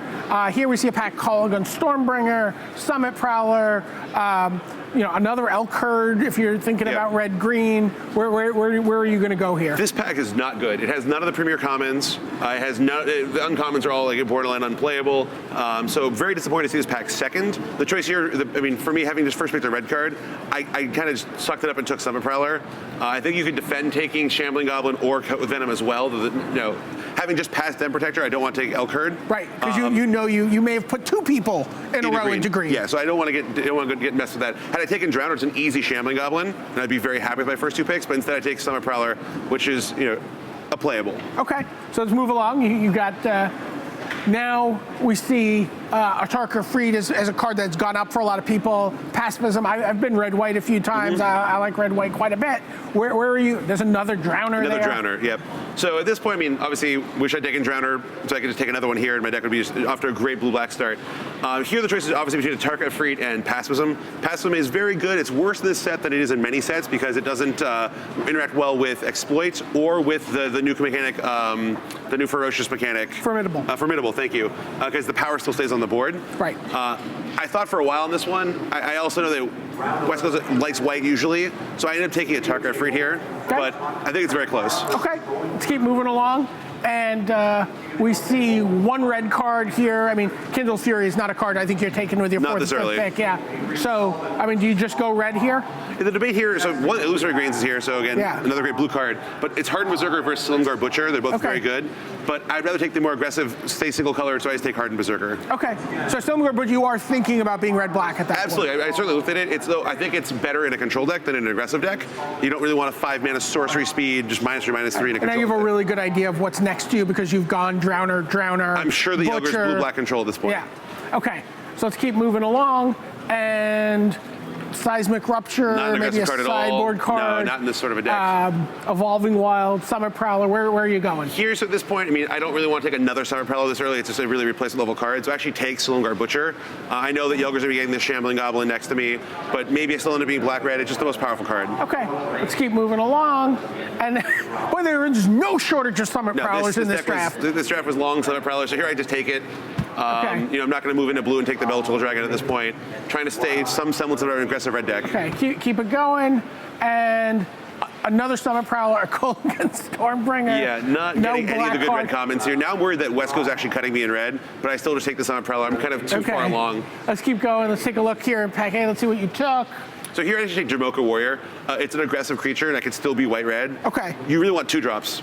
Okay, let's take a look. None. So this is what you ended up with. You got a Volcanic Rush late. You got a couple of black cards. Let's go into your second Dragons of Tarkir pack. Yeah, at this point I'm mono red, right? I don't really care about my second colors at this point. So any bomb I open, I can just take. Unfortunately, I open a pack where there's not much that's good. So I just take Reckless Imp. It's an aggressive creature. It dashes. It pairs well with my red. Okay. But definitely disappointed in that first pick. Okay. Flatten now. Stormreach Berserker.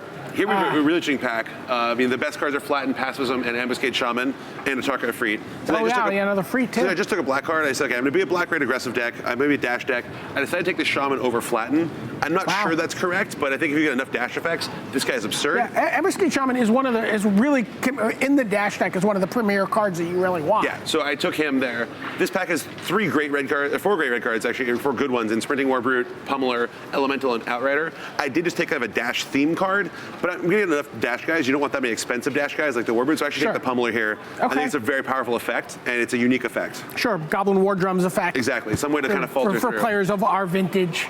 Oh wow, this pack, I don't even have to think about if you're thinking about a dash theme here, Warbringer is just premium. Let's keep going, let's see how you fill this out. What's the pick here? Here's definitely Cullen Forerunners. Over Hardened Berserker and another Forerunners I think is fantastic and also has dash, but it just also, it's like a 4 or 5/3 trample out of nowhere. And you can also chain multiple dash guys in one turn. So I think it's just a very powerful card. So this pack is completely blank for me. There's nothing here. Nothing I'm going to play. I take the Monument, but I'm not playing anything for this pack. Let's keep it moving along. Wow, you get a later Tarkir Freet here. Yeah, and I like a Freet a lot, so I'm happy to pick that up at this point. Okay, and then... and here I just take Loose Column. Not a great card in the set. Is that a card you play very often? Not often, but it's a way to break through. It's a good sideboard card. Let's take a look. You see red, black, so now we're dash. What are you thinking about going into the Fate Reforged pack? I'm not thrilled, but I did get a very late Sabretooth Outrider from that pack that had the 4 red cards. Yeah. So I know there's 2 of the red drafters, but this card is fantastic. It's one of the best red commons, so I'm happy to get it there. Okay, so what's going on here? So obviously Archery and Depravity is a bomb. I really want to take Temur Battle Rage. I think it's so important for these red aggressive decks. It's one of my favorite cards, but you can't pass Archery and Depravity, so I take the Archery here. And it's the bomb you've been looking for, right? Yes, definitely. It wins games on its own. All right, let's keep it moving. Not the pack I want to see. There's not a card here I want. Dragon. Yeah, so the rare's missing, and there's no playable red common. So I take the Angler here. It's another slow thing. I really wanted to get a Heel Cutter or a Battle Rage out of this pack. Unfortunately, don't. Okay. So then moving along, there's Humble Defector, Gore Swine. So at this point, Vanguard is a nice dash card. Yeah, it's pretty might be there level. later. I have no 2-drops at this point at all. I have a couple guys I can dash for 2, so I can do something, but I just take the Humble Defector here. No thought towards Dousing Gloom as like a removal spell? I just really wanted 2-drops. I want to be able to start my curve, so I take the Humble Defector here. Okay. And unfortunately, that same logic applies to this pack, where I actually take the Sultan Emissary here over the Dousing Gloom, because I just really wanted a 2-drop. Right. This one I should take in Dousing Gloom. Sultan Emissary is not a card that's aggressive. Sure. It's not a 2-drop I want. And there's still a Typhoid Rats and a Vanguard. There might be things that come back for you here even. So pick 5. Easy Mardu Scout here. I mean, it's gotten a lot worse because 1 toughness is not very good in the current environment, but it's still a dash 2-drop, so I go ahead and take it. And then pick up another one. Okay, another Mardu Scout. There we go. So we're getting solid red cards, but nothing great, right? There's now the Battle Rage or the Heel Cutters. Do you go Shadow Spear or Smoldering? I take the Smoldering Free. Just another 2-drop, rounding out my curve. And then final pack we're going to look at. Yeah, just pick up the land here. You just take a Bloodfell Case. Let's take a look at what you end up going here. I think what's kind of notable here is this is in your opening pack, and it comes back around. Yep. So black was probably a little bit, and you end up with a Vanguard. So give us a grade on the deck. 6.5 maybe. I mean, I think I got pretty unfortunate in the red cards that weren't opened at the table, or maybe there's more red drafters than I thought. But having so much red in pack 1, I thought, oh, this would be a great red. Red for packs 1 and 2. Really want some heel cutters. Without heel cutters or battle rages, the deck can have a hard time breaking through. Okay. All right, Tom Martell, thanks a lot. Think about that first pick. It could have huge ramifications for you all the way down the line. Tom Martell, Brian David Marshall from the Tournament Center.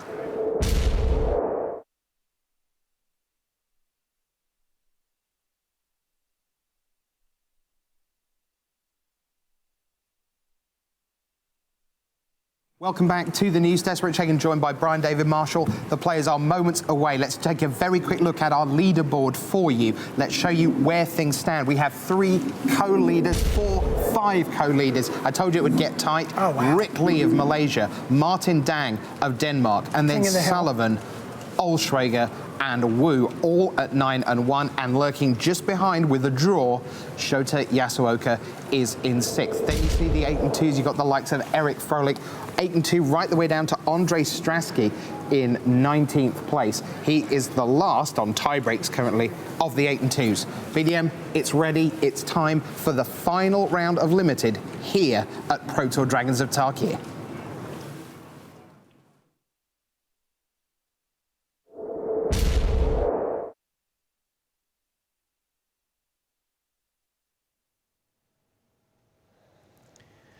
Hey there, welcome back to the booth here in Brussels. Marshall Sutcliffe with Randy Buehler. We've got one more round to go in the limited portion from day 1, so let's get to it. Round 11 here from Brussels.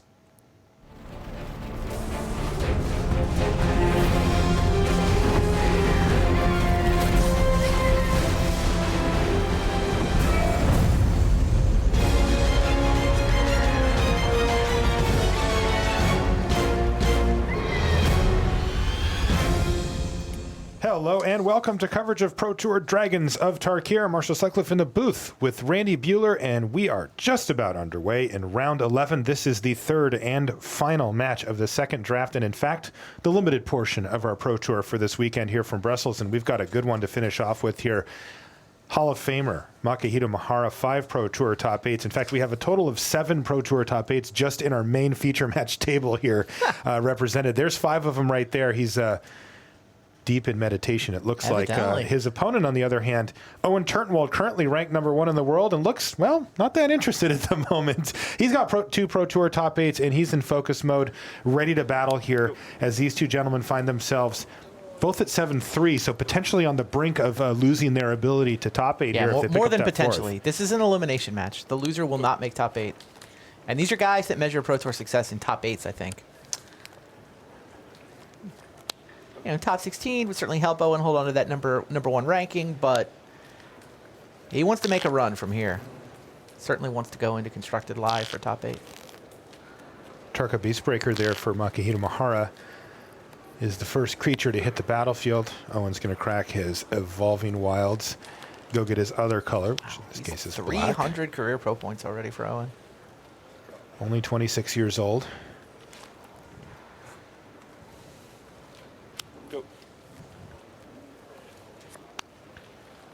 And Owen has no 3-drop to speak of here, 18. As the Beastbreaker rumbles for 2, dropping Owen down to 18, and a follow-up, well, not that impressive here for Makihito Mahara. He's got a Territorial Rock. Owen, who did take a mulligan this game, has curved decently here, at least hitting something threatening on turn 4 with a Rage Form. Yeah, his deck's pretty aggressive. This is not the normal fast start. I mean, he's got a bunch of, Mardu Scouts and skirmishers, sort of cheap creatures that can come out, get the beatdown started to then set up all the removal that he has. Speaking of removal, here's Epic Confrontation for Makihito Mahara. He uses that to kill the Rage Form creature pre-combat so that he can clear the way and get in for 3 damage. And, a not very remarkable draw here from Mahara looks to be pretty far ahead of a really slow draw here from Turtonwald. Kolaghan Skirmisher is all he can add to the board here. He's got 3 mana left over. Mahara's going to have to be wary of that, but no, nothing. Territorial Rock gets in there, and this could be the big finisher here for Mahara. Yeah, Mahara's green-white deck just has a lot of fat at the top of the curve. 2 Feral Crew Shocks. He's got a Teamer Sabertooth. Okay, well, he just hit the initial stages there of that top end, and it is a Feral Crew Shock for Mahara. Sarkhan's Rage is going to take down the Crew Shock at the expense of 2 life for Turtonwald, who finds himself falling further and further behind here. He was careful, though. He used that Sarkhan's Rage on his main phase. You'll see that when players want to make sure that they don't get blown out by some type of combat trick. And when you're facing a a green-white deck, you're going to see a lot of combat tricks. 10. Turtonwald drops the 10 as the Territorial Rock continues to chip away in the air. Circle of Elders now for Makihita Mahara, though, still really isn't adding a lot to his offensive game plan. Anything counts, as right now Owen's just got the Lonely Tutu there.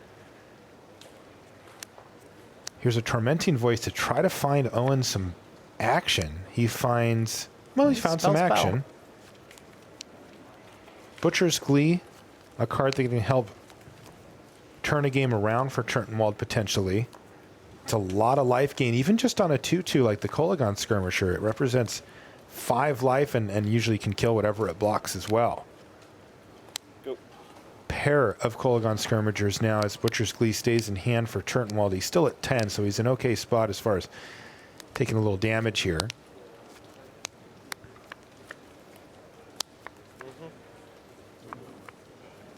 There's in a second Atarka Beastbreaker. And Mahara's actually going to go ahead and attack here.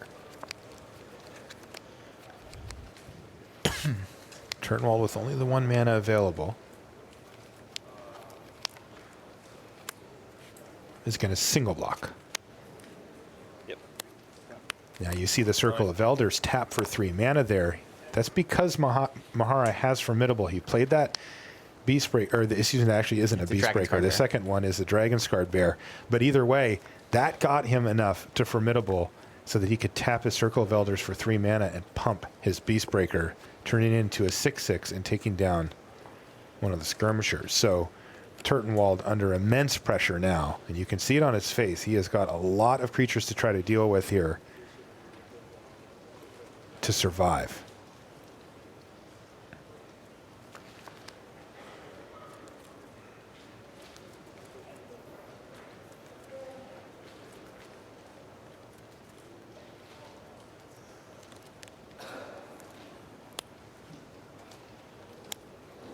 And it's Sib-Sig Muckdraggers. This is a very good start, as he can do that and he can still play a Kolagon Skirmisher that he got back post-combat. And now he's got a 3/6 as a blocker, which can help him start to deal with that Beastbreaker, which has now become the most important creature on the battlefield. He may be forced to just chump block a few times, but if he wants, he does have enough power now that he could triple block it. And even at 6/6 can get it. Now the question is, can Mahara pump it twice? And the answer is currently no.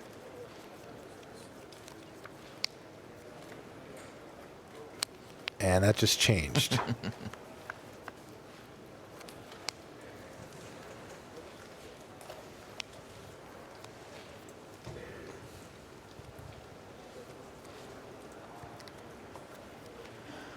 Now all of a sudden, a lot of people, I think, when they first read Beastbreaker, think that you can only do it once per turn, but you can do it multiple times if you've got the mana. You need 10 to do it twice, but that's what Mahara has now.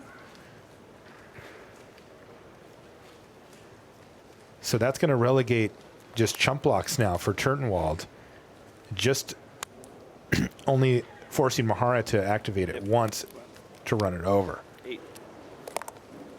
Is Mahara going to continue to develop his board? He is. Guess he played. Okay, there's a morph that he played.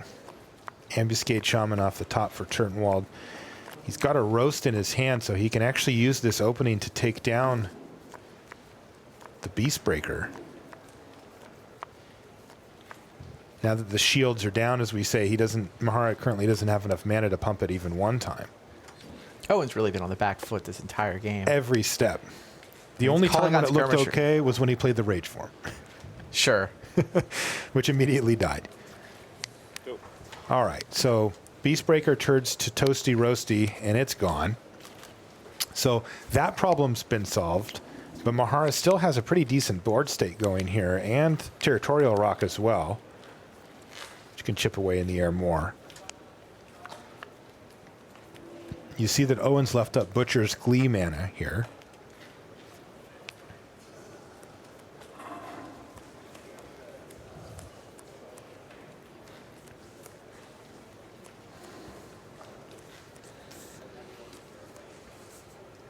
All right, Adrian Sullivan picks up his first game against Yvonne Flock, so he's up 1-0 over there. Adrian's sitting at 9-1 right now. Flock is at 8-2. Adrian Sullivan also 5-0 in limited. Crushing. Yeah, this is a guy, we were talking about him coming in. He's got this reputation as kind of a constructed player. He's been playing a lot of control decks, having a lot of success with them. And it's not like his 4-1 in constructed is bad, but he seems like he may have stumbled into a draft archetype that comes at the format a little bit differently from everybody else. He's for standard, he's actually very high all time. Like he's really one of the better standard players historically. Mm-hmm.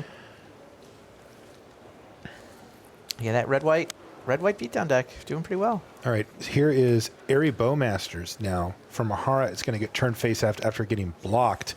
And I think we're going to see Butcher's Glee finish it off here. This is a really nice Butcher's Glee for Turtonwald.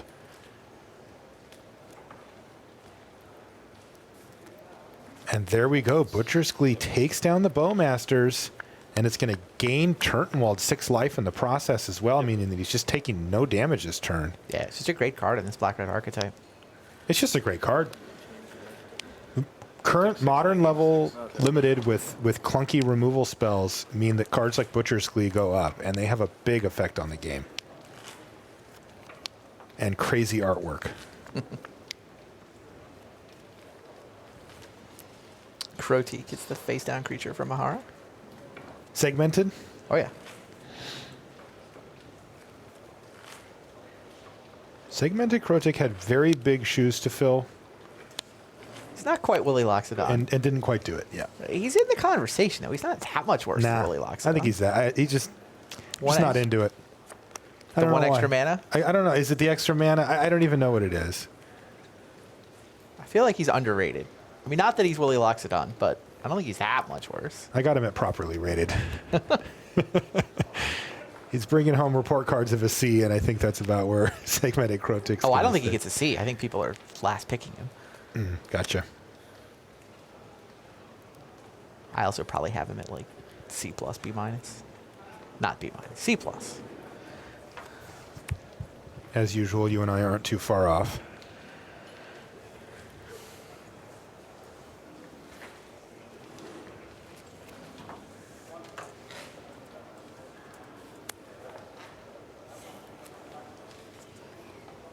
Owen's still on the back foot, still obliged to just try to block and kill a bunch of stuff. Doesn't have a choice at this point.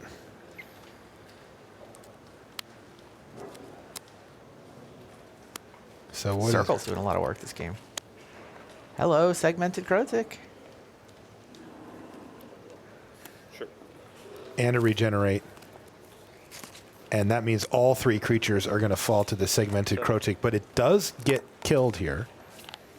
Yeah, I think Owen was aware that it could be a 7/6. Yeah, he made sure that his block would at least take it down. That's right.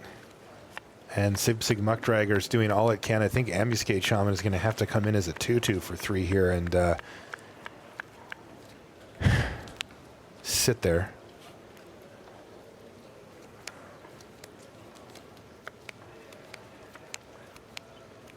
So Don van Ravenswage is up a game over Jelger Vigersma on the back table as well.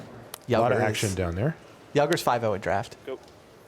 Did he 6-0 the draft at the last PT, right? The one he top 8'd? I think he did. So he hasn't lost a draft match this year at the Pro Tour? That's not bad. I mean, what did he do with the previous one? I feel like... Yeah, now I want to know that, too. Like, how far back does the streak go? It's at least 11 in a row. Okay, so... Oh... Great Teacher's Decree here is not going to quite finish the game off, but it's going to effectively finish it. That has the Territorial Rock crashing in for 3 on its own. Sounds like Yelger is 21-4 in limited matches this season. Now, is that 21-4 coming into this weekend? So coming in, so he's now up to 26-4. 26-4? That is dominant. 26 of 30. Just absurd.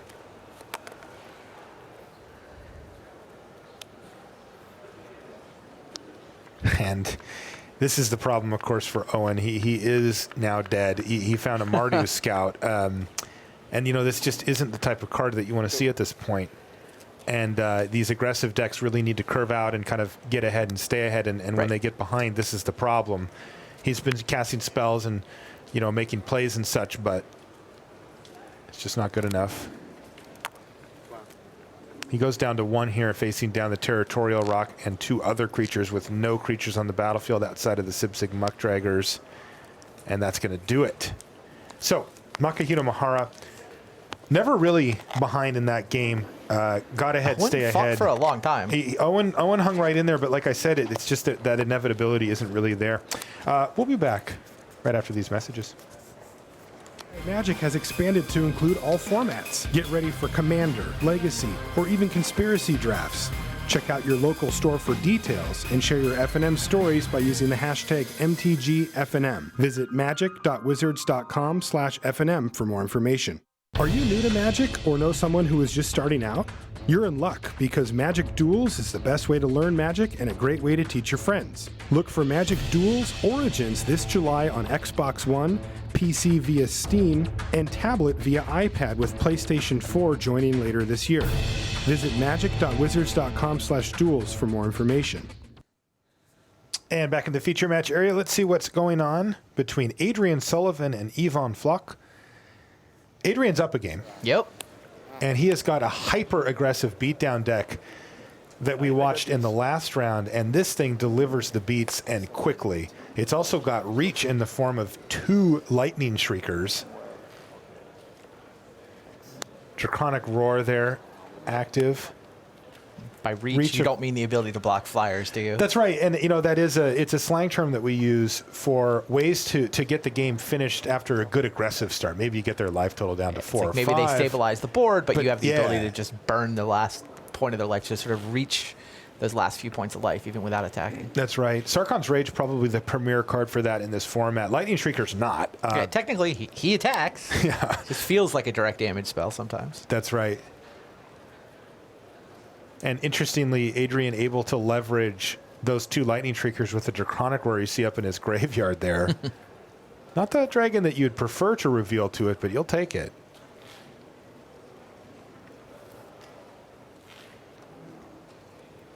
Is this a Speak of the Devil moment? No, not quite. Not quite.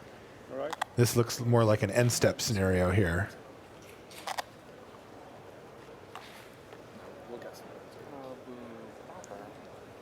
Very mean. I'm going to use some proper tokens. Well, it's actually kind of funny because he has Rashad tokens, and Rashad had to tell him, no, we're going to use the real tokens. That's funny. But we like to keep the tokens the same, you know, so that it's easier to see just at a glance. That was main phase. Interesting. Is that what you're seeing here, Randy? Yeah, he's triggering Formidable on the 4/2. 4, 5, 6, 7, 8, 9. Yeah, you're right. So Sabertooth Outrider is going to get first strike in that attack and not be able to be traded off. Interesting play there from Adrian. I like it. Also, it ensures that he's going to resolve all those tokens. Right. It's not likely to get countered, but it happens occasionally.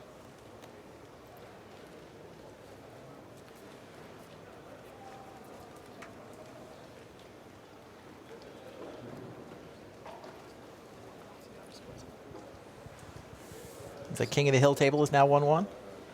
Martin Dang and Rick Lee. The crown's been passed around a bit. It has indeed. A nice run yesterday where Pat Chapin held on to it for quite a while, but now they're playing Game of Thrones. Secure the Waste has been a total all-star for Sullivan. In the game that we saw, it was definitely the best card. And it's doing work in this one as well. Ooh, a little bit less here, perhaps. Void Squall, so he's going to bounce here. Okay. And it looks like Ivan's just going to try to buy some time. Yeah, he's not under any delusions that he's going to be able to start attacking here.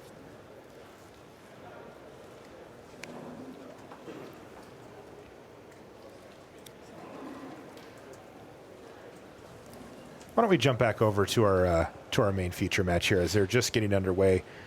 Owen Turtonwald versus Makihita Mahara. I want to see how this one ends up. It looks like Owen has a better draw here. He's playing Tormenting Voice on turn 2, which is not ideal. Not what you really want to be doing, but it also does help ensure that he's going to have a better draw than he did last time.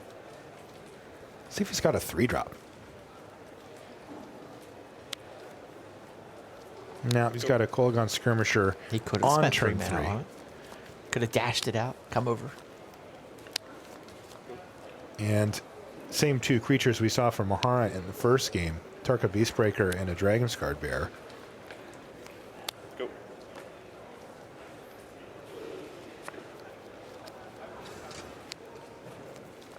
Bloodfire Enforcers. Yeah, the old 5/2 there for... He's got a sorcery so far. Does he have an instant in his hand?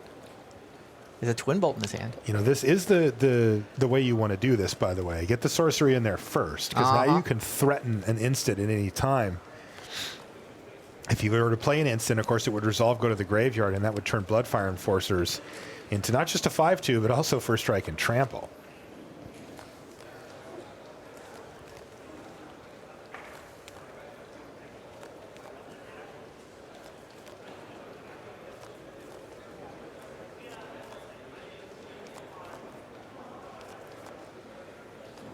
Owen's going to attack with Bloodfire Enforcers. Get in there. Owen's saying, please block. I think you had to think about that attack to represent the fact that you're not sure you want to attack. He totally was attacking the whole time. It is funny, though. Mahara, you know, he could go for a bold triple block, but a card like Butcher's Glee is such a terrible blowout. I mean, Twin Bolt's a pretty big blowout, too. Yeah, it's just not quite as bad. He's going to test the waters here. There's the Twin Bolt. That's going to take out the bear. And it's going to give How is the that not bad? Enforcers first Just strike. killed 2 of his 3 Oh, creatures. it's fantastic. For I'm one not card. saying it wasn't bad. It was fantastic. It was absolutely fantastic. I was talking about in the scenario of triple blocking. This is a single block. That was great. Mahara took damage there too, right? It says he's at 20, but I think he should have taken 3 there. He certainly had trample.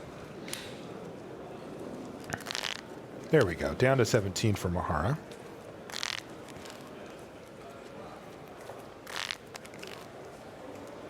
What do you think about Mahara kind of saying, okay, well, I'll test the waters here. Show me one. Yeah, I think I like it. I mean, he gets 2 for 1 in the deal. It's a big risk for Mahara. If Owen doesn't have an instant there, you just take it's 5. Spectacular. Yeah, that's true. Also, you're still taking 5. Boltwing Marauder. Boltwing Marauder is one of the nice dragons from Dragons of Tarkir. It's a regular rare. But the thing gets the job done in a hurry. At only 5 mana, you get a 5/4 flyer, that's an easy sell on its own, but it gets even worse for your opponent. Thing gets huge. You can spread around those +2/+0s as you see fit as well.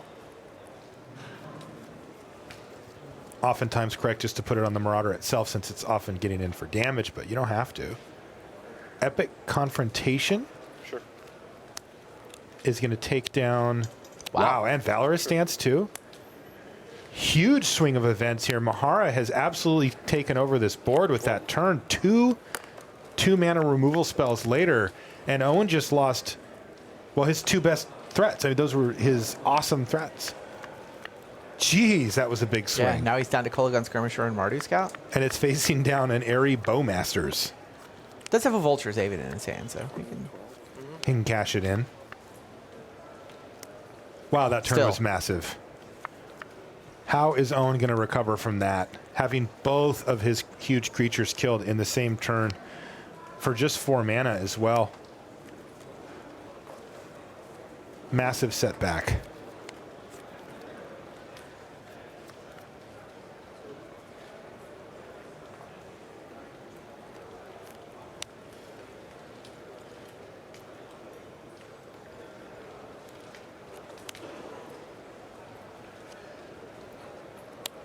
There it is. Vulturous Avon. 10. Sacrifice a skirmisher.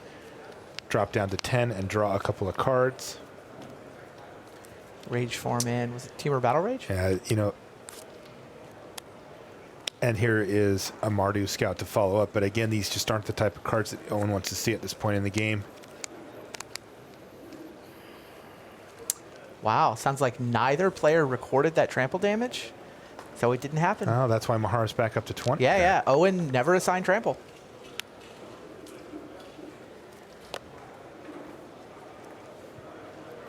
Okay.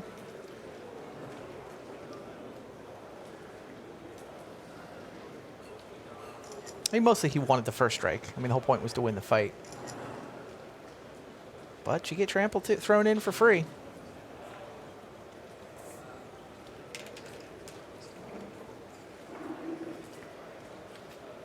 Martin Dang from Denmark is our king of the hill still. Defeats Rick Lee. He was down a game. Held on to it for a round. Yeah, and then won 2 back-to-back to keep it. You know, people, you don't want to give up that crown easily. No, Crown's stopped moving this time.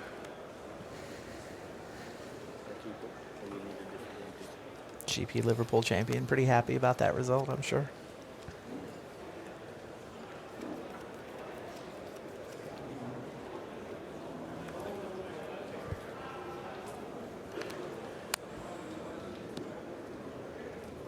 Pharaoh Krushak enters the red zone. Turtonwald declines any blocks, takes 5, falls to 5.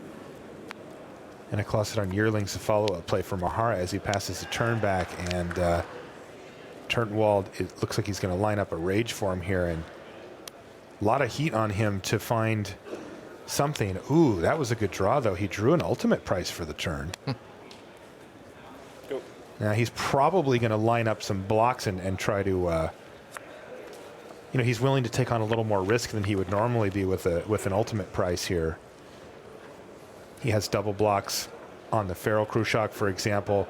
He didn't want to take one last turn. But last turn, Mahara had a bunch of mana available for a combat trick. Now, Owen has a foil to that. Great Teacher's Decree again, though, for Mahara.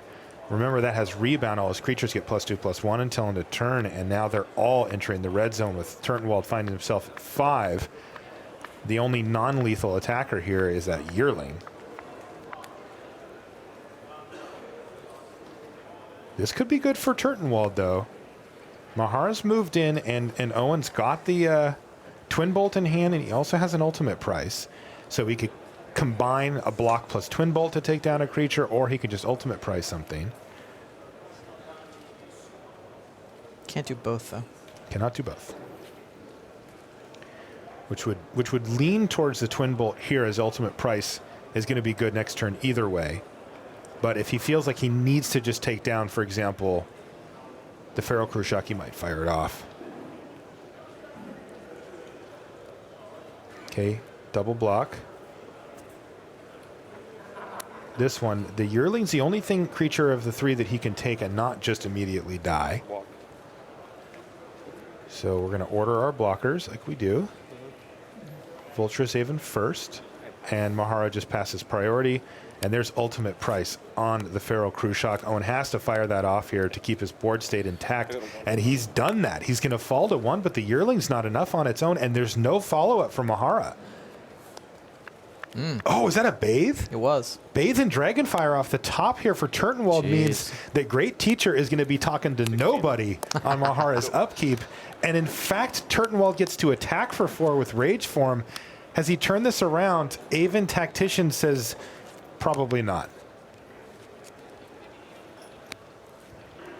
Tactician, of course, lethal and flying. And Owen's got the Twin Bolt. And the Twin Bolt's not going to get it done. Turtonwald's going to attack. Desperate times here for Owen.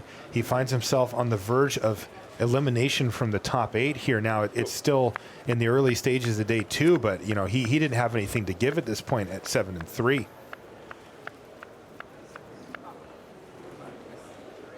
Mahara's trying to think of any reason not to attack. He can't find one. Sends it into the red zone, and Owen almost stabilized. So close. It's been his whole season, right? I mean, he's still #1 ranked in the world. I mean, he's having a good season.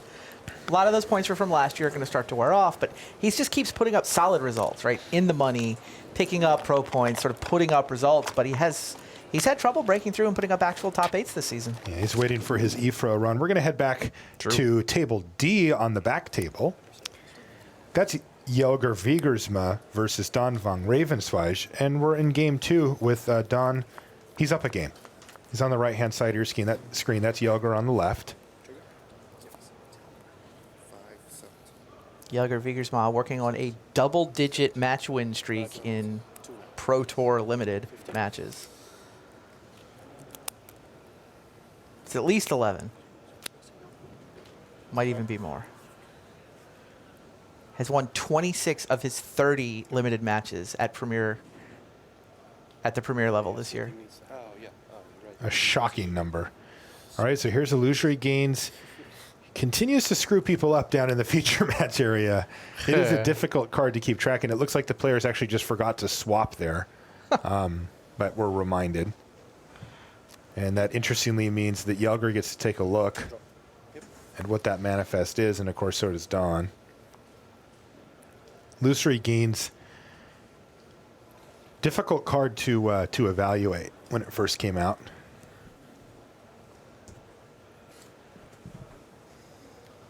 What did Don just realize? I think I need to ask a question.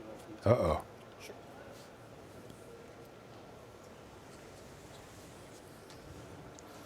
Walks away from the table to ask a question.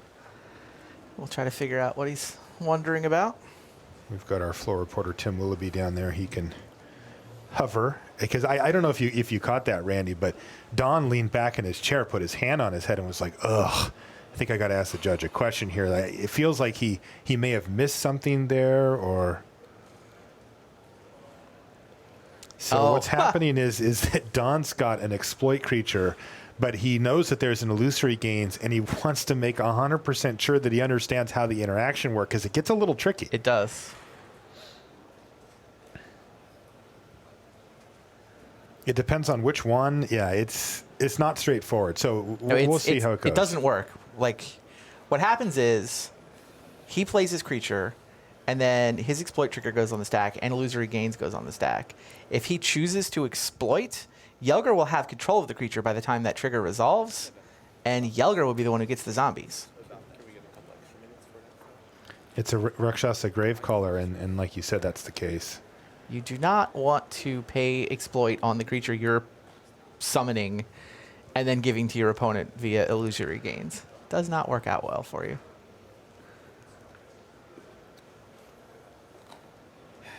Poor Don's just shaking his head. That illusory gains can be a frustrating card to play against. Yeah, I think he figured it out. Good. Right? I mean, the lean back in the chair moment was him, I think, thinking through how all the triggers go on the stack and how that was going to wind up. I think you're right. Yeah, it's a very good card. And the judge confirmed his fear.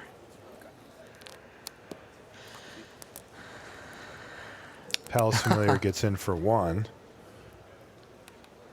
Sounds like Don actually had heard the story about when this came up yesterday. It was the Stasy in yesterday's example. Don was like... Adrian Sullivan actually won that match yesterday despite giving his opponent a free Stasy trigger. And he just improved to 10-1, Randy. Oh, wow. He just won his match against Ivan Floch as well. That's 6-0 in limited, too. Wow. Adrian primed to make a run at his first Pro Tour top 8. Indeed. Soul Flare was what Don eventually decided to do with his turn.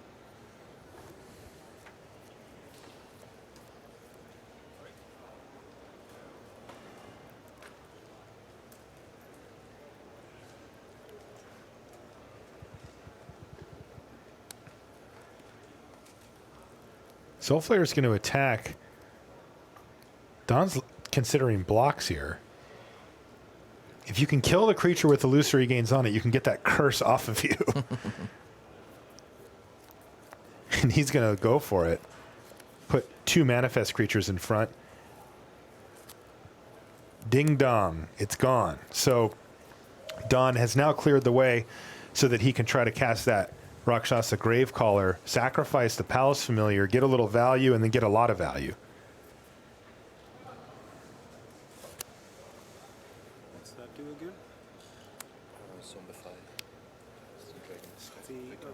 Okay, so Fearsome Awakening is now targeting. This is how Jelger Wiegersma plays this game, by the way. He's been grinding this for a while. Sage Eye Avengers is going to now hit the battlefield again. Thankfully for Don, it's not a dragon, but seeing it back on the battlefield can't be good news for him. That said, Don's got Jelger down to 4, but Jelger's pretty stable here. You know, I'm actually wondering if he wants to sacrifice the Palace Familiar at all. It's a pretty common play to sacrifice it to a Gravecaller, but I don't know if that actually gets him where he needs to go. And it does not, in fact. So this has set up a lethal attack next turn. This Aven Surveyor takes out the potential bounce ability there from the Avengers and really ties up a bunch of Jelger's mana as well. Also puts up 3 power in the air versus Jelger, where if he were to just tap out, replaying the Avengers, he would die.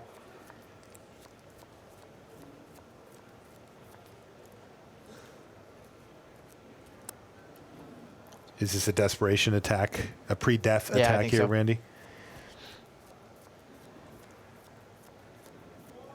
Just don't block the Goblin here. If Don were to block the Goblin, he could kill the Palace Familiar and buy himself blocked correctly, so Jelger extended his hand. And that's going to do it. Streak over, but Jelger's still 5-1 in limited. Yeah, he doesn't lose often. He did get 2-0'd there by Don von Ravenswaj, though, so that's actually going to do it for that draft. Yeah, Jelger's still live for top 8. He's 8-3, so no more losses to give. And picks up the rare loss in limited there for Jelger, but he just feels like he's always live for top 8. Like every time he comes out to a PT, puts in his 3 or 4 days of testing, just shows up, and it's like, yeah, live for top 8. What else is new? Sometimes he gets there. Business as usual. Yeah, he did recently as well. If you guys were watching there, he has picked up recent Pro Tour top 8s as well. It's kind of in his heyday, you know, where he built his Pro Tour Hall of Fame resume. He got voted in at 4. He's now got 5 Pro Tour top 8s as well. So that's going to do it, Randy, for the draft portion of the Pro Tour. That was the second draft that we just finished watching there. Any overarching thoughts on the format before we send it back? I think the format's really good. It's good, right? It's balanced. Great. It's refreshingly different from cons. I mean, honestly, for me, I just love the way the whole Fate Reforged storyline worked out, right? The fact that Fate Reforged was designed in such a way that you could play it both with Cons of Tarkir and with Dragons of Tarkir. Like, I mean, they you actually used to just run pulled that R&D. off. Like how the difficulty level on that It's is high. very high, right? Very high. I love the way Fate Reforged plays with Dragons now. I think that I love the way Dragons is such a different environment from Cons. It's like essentially the same world, but things are different. It's like you've got that marriage of sort of design and storyline. Anyway, yeah, I love it. And in terms of actually drafting the format, I like the way we're playing 2-color decks again. Reading signals is important. It is a little refreshing to get back to that, isn't it? Yeah. Yeah, I like it. Okay, why don't we send it back to the news desk now, where Richard Hagan awaits. All right, thanks to Marshall, thanks to Randy, and thanks to all of you for taking part in the morning's action here at Pro Tour Dragons of Tarkir. Limited is done, but we have one very special limited feature coming up, which we want your help with, which is So What Now?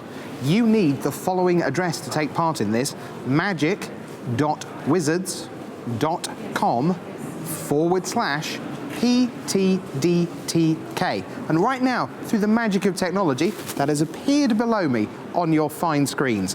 magic.wizards.com/PTDTK. If you've not played along with So What Now before, Randy Buehler, Hall of Famer, comes and looks at all the first picks from a table full of great draft players and says, okay, this is what they picked first.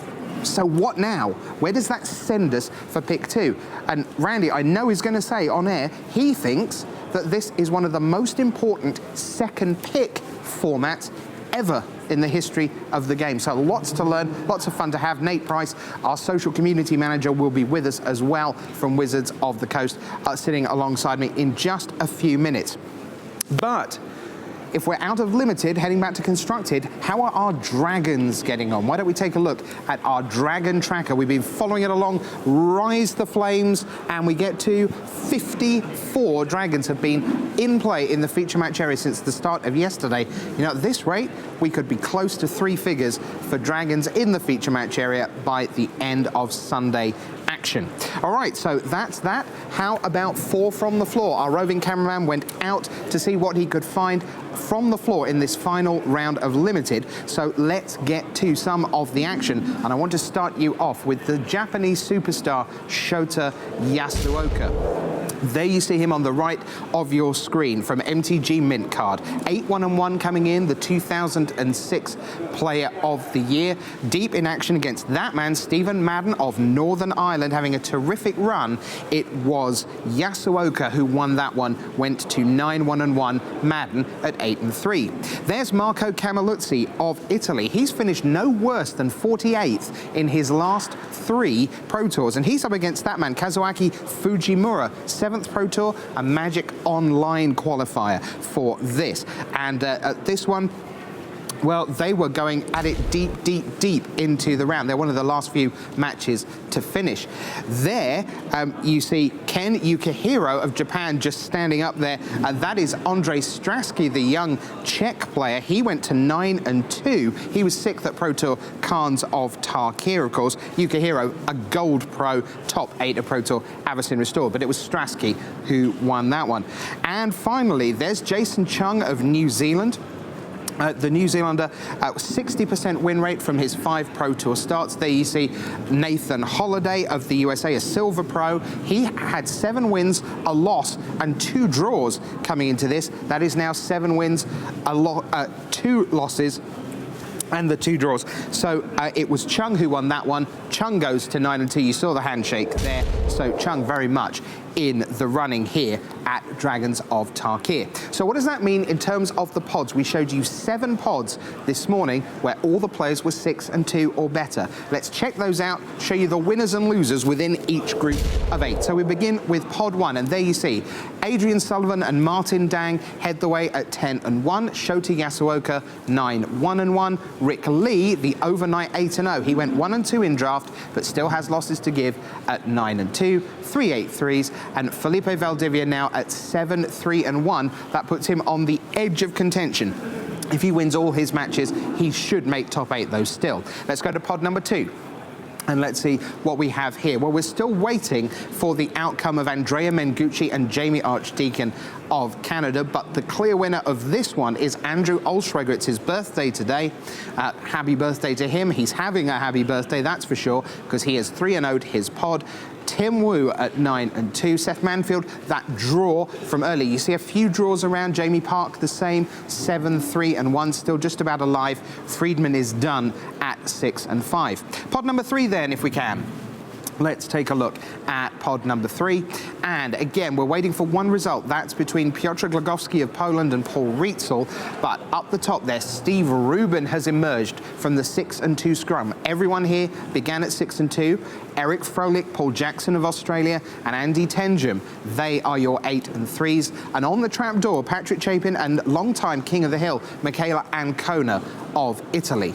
Pod number 4, you should see similar numbers on the right-hand side. Indeed, they match pretty much exactly. It's Don van Ravensvaai of Australia, who is your 3-0 winner of pod 4. Then there's Jelga Wiegersma, Ryan Bemrose, Craig Wesco are your 8-3s. Shahar Shenhar, 7-4. I think he'll be very disappointed with a 1-2 record in his draft. And Tom Martell also 1-2. Some very good players there. Look at NSW or Magic Online from South Korea, Namsung Wu, 6-5. So he has the 0-3 start to the day and is out. All right.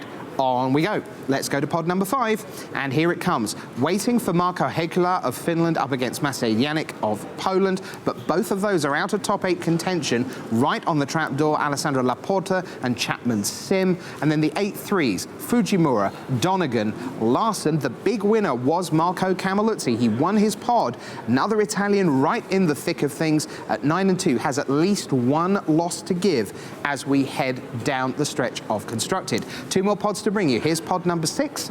And the winner this time, well, it's that young Czech player, Andrej Stasy, looking for a second Pro Tour top 8. Former Platinum Pro, currently Gold, Ken Yukihiro is 8-3. And I think this is the first time we've mentioned either of the Scandinavians. Martin Muller, of course, the World Magic Cup team champion captain from Denmark, and Olerada won Pro Tour Columbus 1996, the player of the year in 1996, still just about hanging on at 7-4, as is Lucas Parson of the United States. Waiting to hear on Josh Utter-Layton and Mario Flores, the winner there very much still alive, the loser right on the brink. And one more pod, and the numbers here are going to look a little strange, pod number 7, and this is because it featured Andrew Cuneo, who was the last of the 6 and 2s. He went 2-1 in his pod. Jason Chung aced to go to 9-2, and then you see some draws there. You've got Christian Seibel with a couple of draws, Nathan Holiday a couple of draws, and probably He Yue of China, Guillaume Wafatapa of France, and Jay Lansdal of the Netherlands, because they were on pod 7, meaning their opponent match wins a little less. That probably means they are right on the verge of extinction, even with 5 wins in Constructed. So there you go. That's the story of the morning right here on magicthegathering.com. Hope you're enjoying it. Constructed is on the way, but we have that one more special limited piece to bring you. That is coming up because the question is, so what now?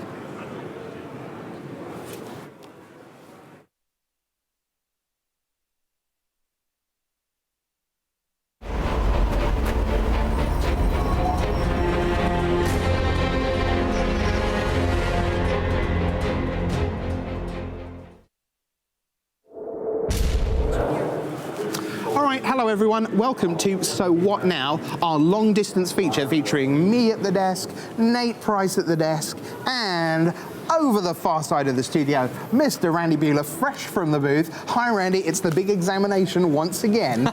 Here we go with So What Now. And I was telling the viewers just before we came on air here that you feel this is one of the most important So What Nows in terms of the second pick being really critical for a long time. Yeah, I do. I honestly think the second pick in this draft format might actually be more important than the first pick. Best thing you can possibly do is read the signals and get into the color that the people on your right are going to pass to you, both for the rest of Dragons and also then in Fate Reforged. All right, so we want you to take part in this. As we get to the second pack, put in that web address magic.wizards.com/PTDTK what you think the right pick is. You're going to have some options. Nate's going to sort that out for you in just a moment. And we're going to start up there with Ivan Jaya. Ivan Jaya of the United States. Here's his first pack. And I can tell you that he went... did he go with Anticipate? Is there an Anticipate up there? There is. Wow. I'm pretty sure he went with Over Anticipate. Yeah, so okay. Anticipate was pick 1. So now the question becomes, Randy, here's pick 2, so what now? All right, I look at this pack. I mean, Atarka's Command came through. It is the rare. It's not spectacular. I mean, the pack doesn't have the most high impact cards in the world. Atarka Efreet is very good, but I mean, that first pick, Anticipate, I feel like you're making a statement there, passing the exploit creature down the line that this is a guy who really likes blue. Jeez, I think Atarka Efreet is the best creature in here, and red is good. I don't know that Atarka's Command is good enough to second pick. I would take the Atarka's Efreet. I don't know that that's what Ivan Jaya has got in mind here, but I think I would take Atarka Efreet. Okay, Atarka Efreet for Randy. So Nate, what is the view from around the world? The view from around the world is a little split. It started out sticking with blue to go with the elusive Spellfist. Might as well stay on color, right? But Atarka Efreet kind of made a late push. I think that once everything's all said, they're neck and neck, but elusive Spellfist is probably going to take it down. Okay, so let's see what Ivan Jaya actually did. Wow. He went with Randy 1 for 1. Atarka Efreet was the second pick. It's just a lot better than the Spellfist. Really? Yeah. Okay, so Atarka Efreet, well done chat, you are 1 for 1 as well. So we're going to move round the table, and this time we go to Dan Blount of England, who did very well yesterday. Now, you see, this is why we do So What Now, because I'm looking at the pack there, and I'm pretty confident that he's going to have picked a Rashin Sovereign up front. Let's see whether he did. Yes, of course he did, because he's got eyes and he can read. So he takes a Rashin Sovereign. We have a gold card to kick us off. Let's take a look at pick 2. There's the pack. Randy, so what now? Yeah, I mean, Butcher is good, but it's in the wrong colors. Sandcrafter Mage, solid, but again, it's in the wrong colors. I mean, Dragon's Guard Bear is, you're going to start that guy in your green-white deck. I mean, I think with a first pick rare, I'm not saying ignore that when you make your first pick. I mean, I definitely want to get into the underdrafted colors around me, but if it's close, I'd rather stick to my first pick.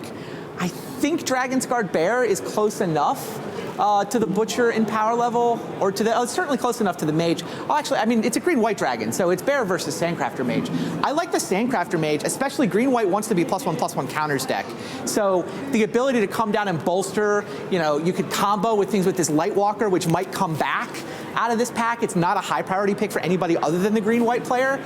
So I'm going to kind of grimace and pass this Butcher, but I want to play my dragon, so at the end of the day, I'm taking Sandcrafter Mage. All right, Nate, tell us about what everyone around the world is thinking of this pack. It's actually a lot of fun watching the numbers change as you're discussing the different picks, because yeah, ultimately Sandcrafter Mage is going to get the nod from the people at home. But as you started talking about Dragon's Guard Bear, like the numbers started ticking up higher on the green creature. But yeah, Sandcrafter Mage is going to take it with over 50% of the votes. So does Dan Blount agree with global opinion? Sandcrafter Mage it is for pick number 2. Good stuff. All right, 2 down, 6 to go. We head round the table again, and this time we're with Andrew Calderon of the United States. Now, we've got an interesting little pack there. There's a dragon fodder, but he's not going to take that. He's going to take the green card next door, Salt Road Quartermaster. Over the Death Fang? Right. I guess with passing Butcher, maybe you don't want the Death Fang? So you're kind of surprised by that first pick, Randy. I just think blue-black is the best color combination. Okay. So if I mean, sure, Death Fang is 6 mana, it's kind of expensive, but it's in the best color combination. So I would have taken Death Fang there. I think it's more powerful than Quartermasters anyway. Okay. On this occasion, though, you don't get to work with that. All right, I took Quartermasters. With your Salt Road Quartermasters. Let's take a look at pick 2. Randy, so what now? As soon as I saw the Epic Confrontation, I can't imagine there's a better card. I'm in green, and the best card in the pack is the Epic Confrontation. I mean, I don't even see what the second, I mean, I guess Atarka, Freet, Sabretooth, Outrider are the next best cards, but Epic Confrontation, this is one of the best commons in the set anyway. It's exactly what you want when you're in green. You don't have access to a lot of removal, so removal's at a premium when you get the ability to kill your opponent's creature. I think this is a really easy Epic Confrontation.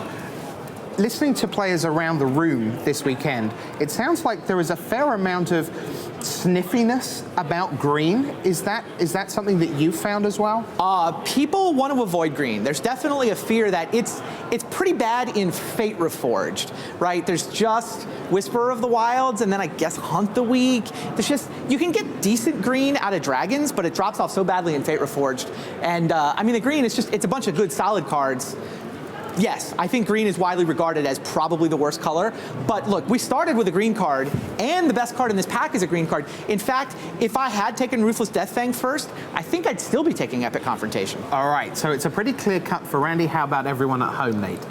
This is one of the most hilariously one-sided votes that I've seen, like all the times that we've done this. Epic Confrontation by an absolute mile. The only other things that got votes in this were the Guardian Shieldbearer, which is just a worse green card than the Epic Confrontation, and the Dromoka Dunecaster. So, yeah, Epic Confrontation is going to take it down in the end. So, in fact, it was not an Epic Confrontation. It was barely a confrontation. It was just, I'm the best, end of story. All right, that's 3 down, 5 to go. Let's move round the table, and we move to one of our featured drafters from yesterday, Jacob Wilson. So here was his first pack.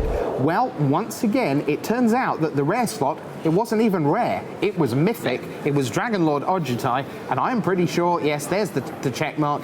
Dragonlord Ojutai starts off Jacob Wilson. So another gold card to start us off. Let's see what impact that has. As we say, Randy, once again, so what now? All right, I'm a Dragonlord Ojutai. I want to be blue-white if I can get there. I see Sandcrafter Mage, I see Aven Tactician. I mean, I see this Death Fang, and I know blue-black is great, but I'm blue-white, so wow, I'm being passed Deathfang and Butcher, which kind of tells me blue-black is available. Like the guy feeding me did not take an exploit card out of this pack. I can't imagine. I mean, was there a third one? And it was better than the Deathfang or the Butcher? Wow, this one's tough. And because it really is, do you want to stick to your colors? Do you want to take Tactician or Sandcrafter Mage? Or do you want to kind of listen? Honestly, I mean, I would have first picked this Deathfang. So if it was me drafting, I would speculate on the Deathfang here and see maybe I'm going to be blue-black exploit touching white for Dragonlord Ojutai. I would take the Deathfang here. I don't think that's what Jacob did. I'm trying to go by what I would do out of this pack, and I would take the Dragon. Okay, just out of interest, to what extent, if you are looking at being some version of 3-color, to what extent do you expect to get some kind of fixing down the back end of the draft? You can't expect it, and that's why you really want to be 2-color in this format. I mean, I might wind up abandoning one of these 2 dragons, but there's a chance that I'll pick either blue-white or blue-black, and if I can get an Evolving Wilds, maybe I get an on-color dual land out of Fate Reforged. You can't expect to get fixing, but if you make it a priority, you can usually come up with like maybe a Monument and Evolving Wilds. So it is possible to splash. You only want to splash for something extremely high impact, like a Mythic Rare Dragonlord, for example. All right, so Nate, what does everyone at home think? It was relatively close between the Ruthless Deathfang, speculation of that black, or sticking with the 2-color plan and going with the Sandcrafter Mage. But I think after all is said and done, it looks like over 50% of the voters ended up going with the Sandcrafter Mage. So they want to keep their options, far more siloed, not really branching Or they were watching yesterday and wanted to be right. That's entirely possible. Go on then, let's see what Jacob Wilson did. Yeah. It was the Sandcrafter Mage, fair enough. All right, now again, if you were there yesterday, you might have twigged that, but we'll see. As we head on round the table, we go to another famous name. It's Nakamura, but this is Atsushi Nakamura. His first pick, let's take a look at what he went with. It was Secure the Wastes. So that's what opens up for the Japanese player. Let's see with that pick already in the pile. Randy, so what now? Right, I am white. There's nothing ridiculous in this pack, right? I mean, Artful Maneuver's playable. Dromoka Warrior is a 2-drop, which can be important. This pack is kind of depressing, honestly. Anticipate's okay if I wind up blue-white. Saber-Tooth Outrider, Reckless Imp. A lot of this is kind of a color preference pick.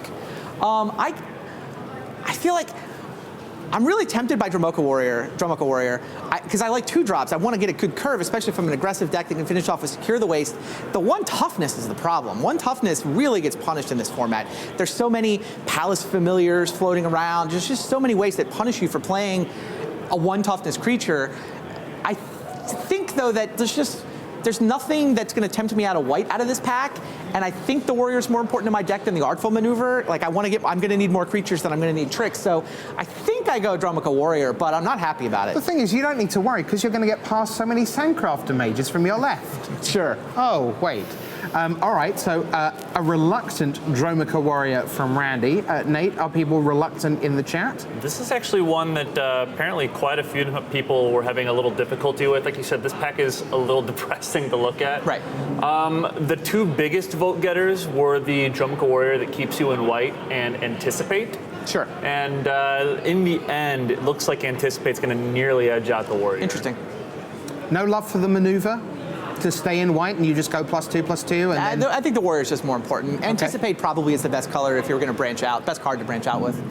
All right, so that was Atsushi Nakamura. We have 3 to go. And next up, we have William Jensen from the Hall of Fame. So taking the Warrior there, I've now closed the gap, right? I threw away the Jacob Wilson pick, but I'm right on that one. Right, sure. Okay, so William Jensen's pack 1, pick 1 was this. Yeah, Anafenza, easy. Tin Tree Spirit. Easy despite the double white? Well, it's so good. If you can be a heavy white deck, the card's insane. It's a 2-drop. I just took a 3/1 vanilla because I wanted a 2-drop. This one is 2/2 with crazy good ability. I mean, every time a creature comes into play bolster, Anafenza is extremely powerful. The WW is the problem. Like, you don't want to be forcing white. You want to be drafting white because it's open on your right and it's going to get past you in Fate Reforged. So starting with a white card, you're kind of crossing your fingers and hoping it works out. So that was his pack 1. Here is his pack 2. Randy, so what now? Where's the white card? Territorial Rock? Boo. Not taking second pick Territorial Rock. So you're like, all right, great. I'm gonna have to move out into something.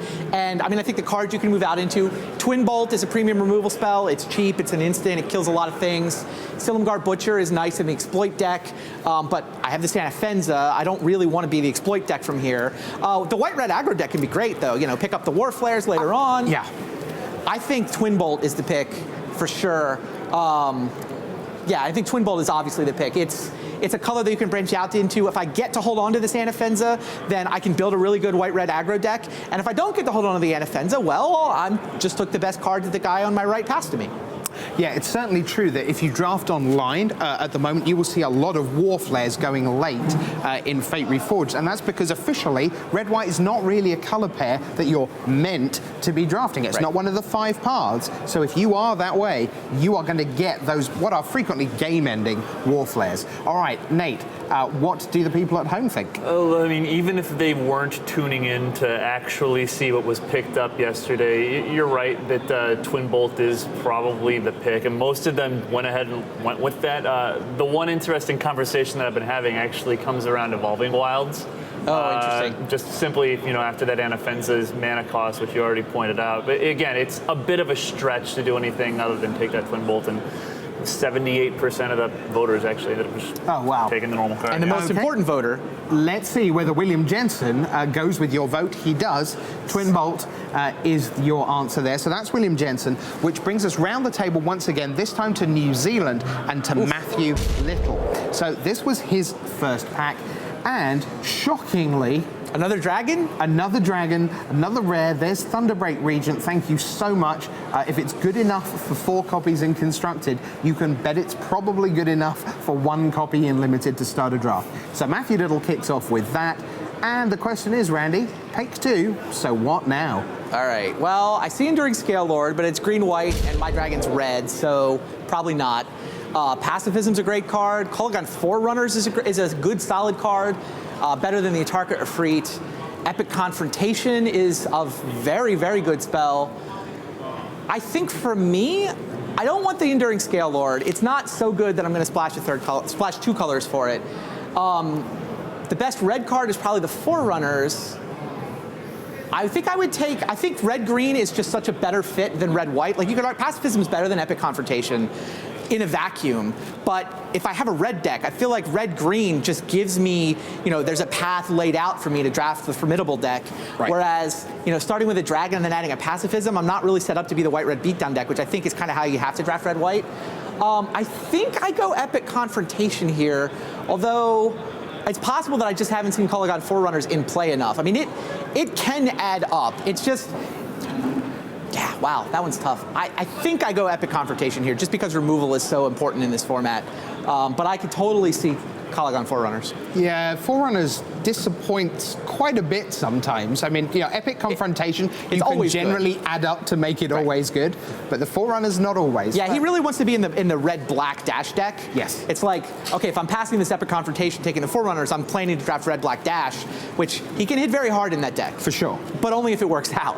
Right. So I think the Confrontation is the safer pick here. Looks to me, Nate, like there was a lot of, this was an Epic Confrontation, in fact. Yeah, this was actually a fairly contentious decision here. The 3 cards that got the leading number of votes were the Atarka Efreet, the Epic Confrontation, and Pacifism. Okay. And it's actually in that order ascending. So less people ended up going with the Efreet, which, I mean, we've seen just do absolute work. No, it's great. It may just be better than the Forerunners. It may be the better stick in red. Yeah. All those cards are defensible here. Ultimately, yeah, Pacifism is going to take it. Oh, wow. A very narrow edge by the voting at home. People decided they wanted to go white instead of going with the Confrontation or the Efreet. Well, the margin was little. Let's see what Matthew Little did with it. He went with the Epic Confrontation. Good job, Randy. And we know you weren't cheating because you didn't see this. So I was genuinely curious to see what the answer was to that one. Yeah, that was a tough one. A good pack. Let's see whether we can repeat the dose for Stefan Berrios, the last player round our table of 8 here. And Stefan Berrios, pick 1. Well, there's no... Flatten?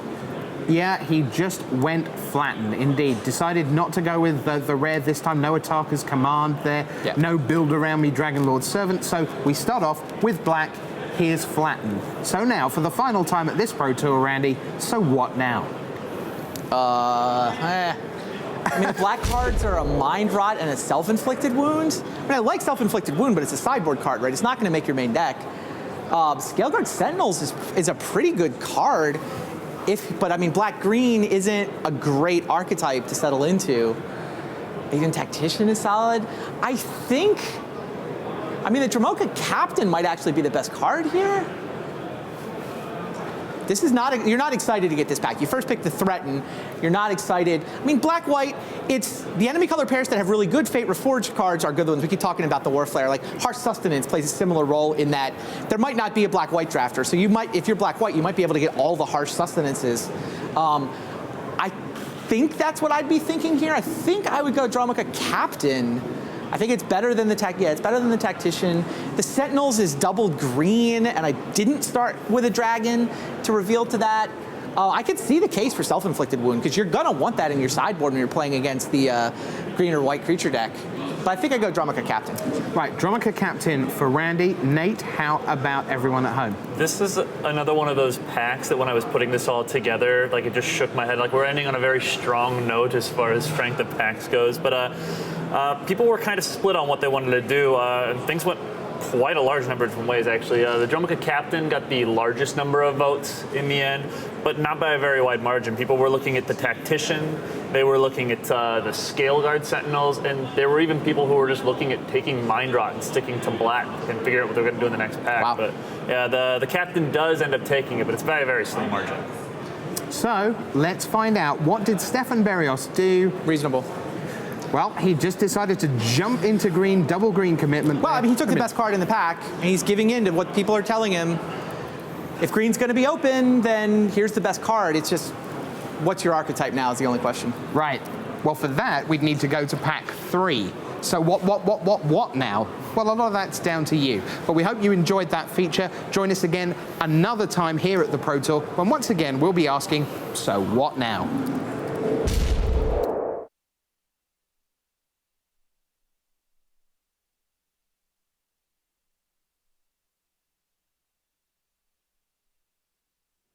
Thanks very much to Randy Buehler there and Nate Price, and thank you to all you at home for taking part in that. It's always fun, nice to open a great big dragon, but it's important to really make it count, and there were some really nice picks there that came out of the draft viewer. Go and look at every pick for all the players that's already online, because that was yesterday's draft viewer. We've repeated the dose today for you. But that is the end of Limited for now. Dragons of Tarkir, though, is still going to have a huge impact on what happens in the outcome of this Pro Tour with 5 rounds of Standard to go. I had the chance to visit the WotC headquarters in Renton, Washington, and go deep inside R&D to find out just how this latest set was made. So here's part 2 of Inside R&D.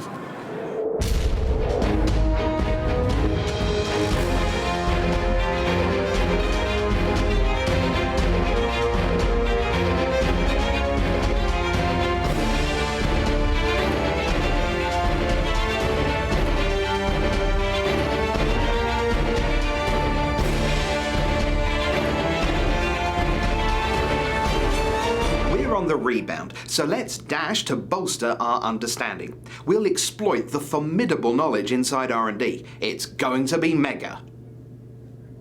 Morph. Okay, so here's the big structure. Here's what we wanted to do. We knew that we had 5 factions in Khans, and those 5 factions, if you boil them down to their central color, goes all the way through the whole block. Now, in the first set, they're wedges. In the second set, they're kind of proto-wedges. And in the third set, they become ally colors. Now, originally, they were enemy colors. That was the plan. But what we found was that when you draft wedges, you start by drafting enemy colors. And so what we realized was, if we did enemy colors, the draft was too similar. So we shifted to ally. We know, all right, this clan with these 2 colors fits into this clan with these 3 colors, and we knew that the mechanics had to work together. So we started from there, making mechanics that worked with the mechanics we already had set for Khans of Tarkir. So the first mechanic we actually made was dash.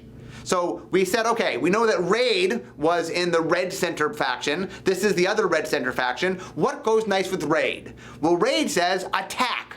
So what could we do? And said, well, what if we had a mechanic that kind of encouraged you to attack? And we thought a lot about that. Eventually, we borrowed a mechanic from Vgma Sandstalker, that you played it, and you attacked with it, and then went back to your hand. And so what we said is, well, what if that was optional? What if you could just cast the creature, but if you wanted to give it haste, you could do it, and then it would bounce back to your hand. The interesting thing about Dash is, when you're drafting Dash cards, they kind of all fight with each other, because they all want pre-combat main phase mana.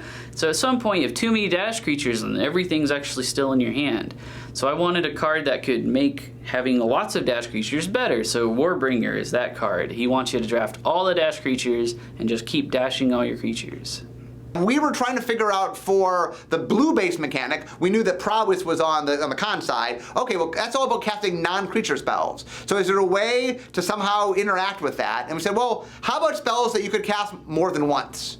And so we have a lot of, Magic has lots of spells from the past. There's flashback and buyback and replicate, and there's lots of different things that you can do where you're casting the same spell more than once. But the one that came to mind was actually from Rise of the Eldrazi called Rebound. And Rebound is very nice. You cast it, and then just next turn you get to cast it again. And that was it was very simple. It played just really nicely with prowess. It just gave you 2 boosts out of 1 card. And we're like, you know what? Job solved. We don't need to reinvent the wheel. We'll just use Rebound. I think the best way to make Rebound cards is to find a way where the card plays a little bit differently the first time you cast it and when it comes back from Rebound. A great example of this is Center Soul, which the first time you cast it is just a combat trick. You get to save a creature from a blocker, you get to save it from removal spell, but it operates very differently the second time because your opponent's not going to cast removal spell into it. It's pretty hard to, in fact. And so instead what ends up happening is you end up making a creature unblockable for that turn. The Dragons of Tarkir clans and the Khans of Tarkir clans have their conceptual identities springing from the same 5 dragon aspects. So the Silumgar clan is ruthlessness, same as the Sultai clan. We knew we wanted an ability that played all right with in concert with Delve, but really embodied ruthlessness. So that's where the design for Exploit came from. That what is more ruthless than just devouring your own loyal subjects for personal gain? So Exploit is a new mechanic in Dragons of Tarkir. It's favored by Silumgar. It's a triggered ability that when the creature enters the battlefield, you, yes you, can sacrifice a creature. Oh, wait, now that's probably not a very good deal for you. Silumgar has taken care of this. There are also additional abilities that will give you bonuses whenever you exploit a creature. So Formidable came from a whole bunch of different iterations. We had some kind of buddy up mechanic where you needed 2 creatures to do things, various stuff like that, and ultimately it was this hallway conversation with Mark Gottlieb, the lead designer, who said, well, we had power formatters in the previous cons. How about you have to have more power, but you actually could spread it around? So that's how Formidable came around. You need ultimately settle on 8 power, but amongst all your creatures. With Formidable, we were certainly trying to latch into teamers. We love lots of power. We are large, ferocious creatures. We know we wanted to go a different way than just being like, oh, I have a large creature. Because, well, dragons are large, so we needed something that felt a little different. And going wide of saying I have a lot of power instead of I just have 1 power 4 greater was a different way to make kind of a Tarka clan feel different than just a regular teamer clan. So Clan Dromica is all about endurance, and their keyword that comes back is bolster. So when you bolster, it'll have a number, bolster 2, bolster 3. You find the creature you control with the least toughness, and then put that many +1/+1 counters on it. So if there's a tie, you get to choose. And bolster's kind of cool because it doesn't target, you just choose when you're taking the action, and to make sure that the weak links in your chain get stronger. Bolster's mechanic that actually came out of Dragons of Tarkir design and not Fate Reforged. When we were working on the ideas of what the aspects of these Dragon Lords were, we thought that Dromoka, she was all about helping the people around her, the small people, and we eventually came up with this mechanic where she would make the small people bigger. That mechanic was something that Ken wanted to then use in Fate Reforged because it played really well with what Outlast was doing in Tarkir. So one of the other big things when we were trying to do the time travel structure was we knew we needed a backbone mechanic that sort of played up what was going on, and Morph was that mechanic. So we knew we were going to introduce Morph in the first set, we were going to do some sort of proto-Morph in the second set, and then a Morph tweak in the third set. So we did Morph, Fate Reforged had Manifest. Okay, it was time to find the alternate Morph. Now we did a lot of different things.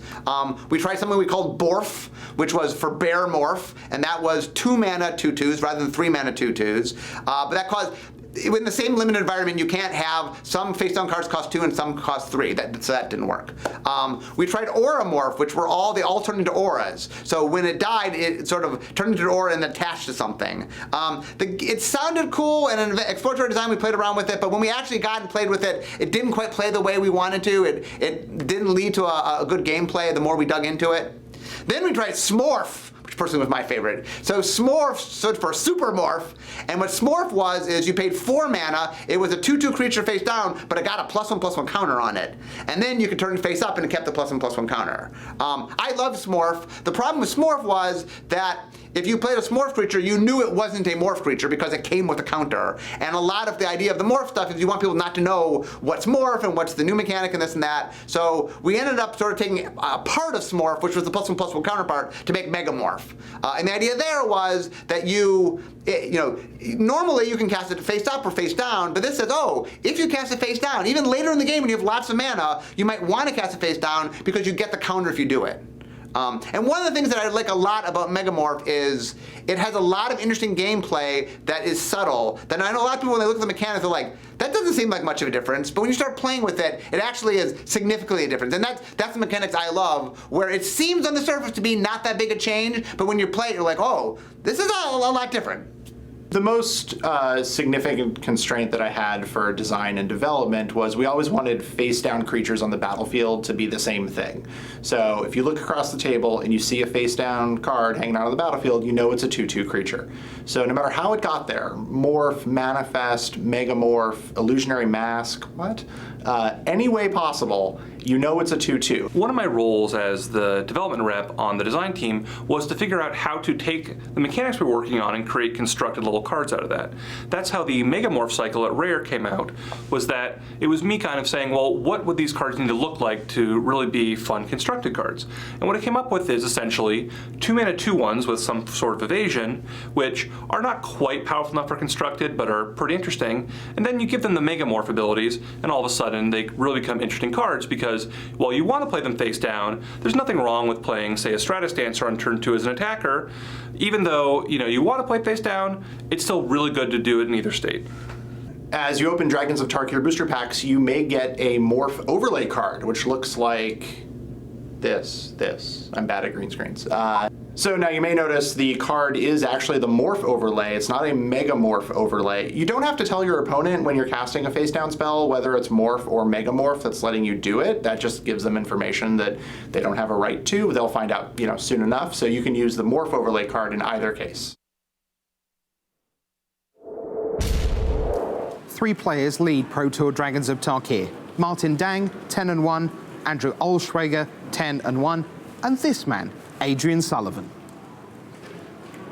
I'm Rashad Miller. I'm here with Adrian Sullivan, and we're at Pro Tour Dragons of Tarkir. We're here in Brussels. Is this your first time in Brussels? It's my first time in Brussels, definitely. Are you loving it? I am, actually, yeah.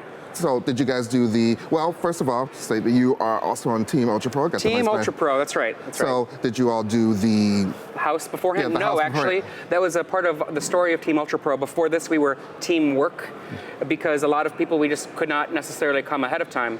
A small group of us came at the beginning of last weekend. That was me, Matt Severa, Andrew Beckstrom from the U.S. national team, Sam Black, and Justin Cohen. And we came early, but most people came just before the Pro Tour. And so it was a lot of online testing and then a little bit in a apartment in, I guess, Bruxelles. I'm not sure if that's how you say it. Oh, well, I mean, it's just, there's an X in it apparently. There's Locally, yeah. There's an X in Brussels. Yes. So the team decided on a few different decks. But you settled on blue-black. Now, is that because blue-black is the best deck, or is it because it's the most Adrian Sullivan deck? Well, I mean, an Adrian Sullivan deck could be a control deck or it could be a burn deck. I'll play anything, but I have been playing more control lately. I have fervently believed that blue-black has been the best since before Hawaii. And I think if you look at the Grand Prix results, you'll see that blue-black has overperformed. And I think that blue-black has been the best, even though I believe most other versions of blue-black, and I don't mean like the small card choices, I mean the big card choices, like Pearl Lake Ancient. Even though I think they are wrong, I still think the archetype as a whole is the best archetype. And I think it's been proven in the results of Grand Prix. All right, so now Bob Mahara is a big name on Team Ultra Pro and longtime Magic friend of yours. Yes, absolutely. But your guys' relationship is kind of extended beyond just playing Magic. Can you absolutely. Talk a little bit about that? Well, one of the things, we met a long time ago when we were both in college at Madison, and one of the things that was really great in Bob Maher's 1999 Pro Tour win, his fiancée Courtney was sitting in the audience, and she doesn't play Magic, she doesn't know Magic. She's watching on the big screen, you know, all people are going, oh no, oh.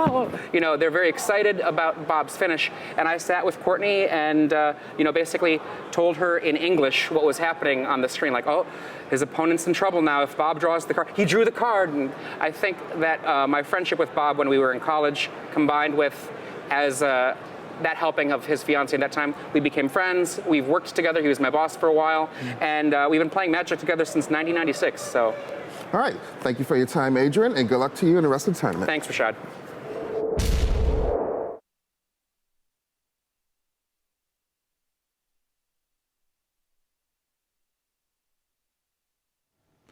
Hello and welcome back. I'm Tim Willoughby here with Ian Duke. It is now time for more constructed here at Pro Tour Dragons of Tarkir. Round 12, the players are already in the feature match area. They're already raring to go. I think we should go down and see some more Magic.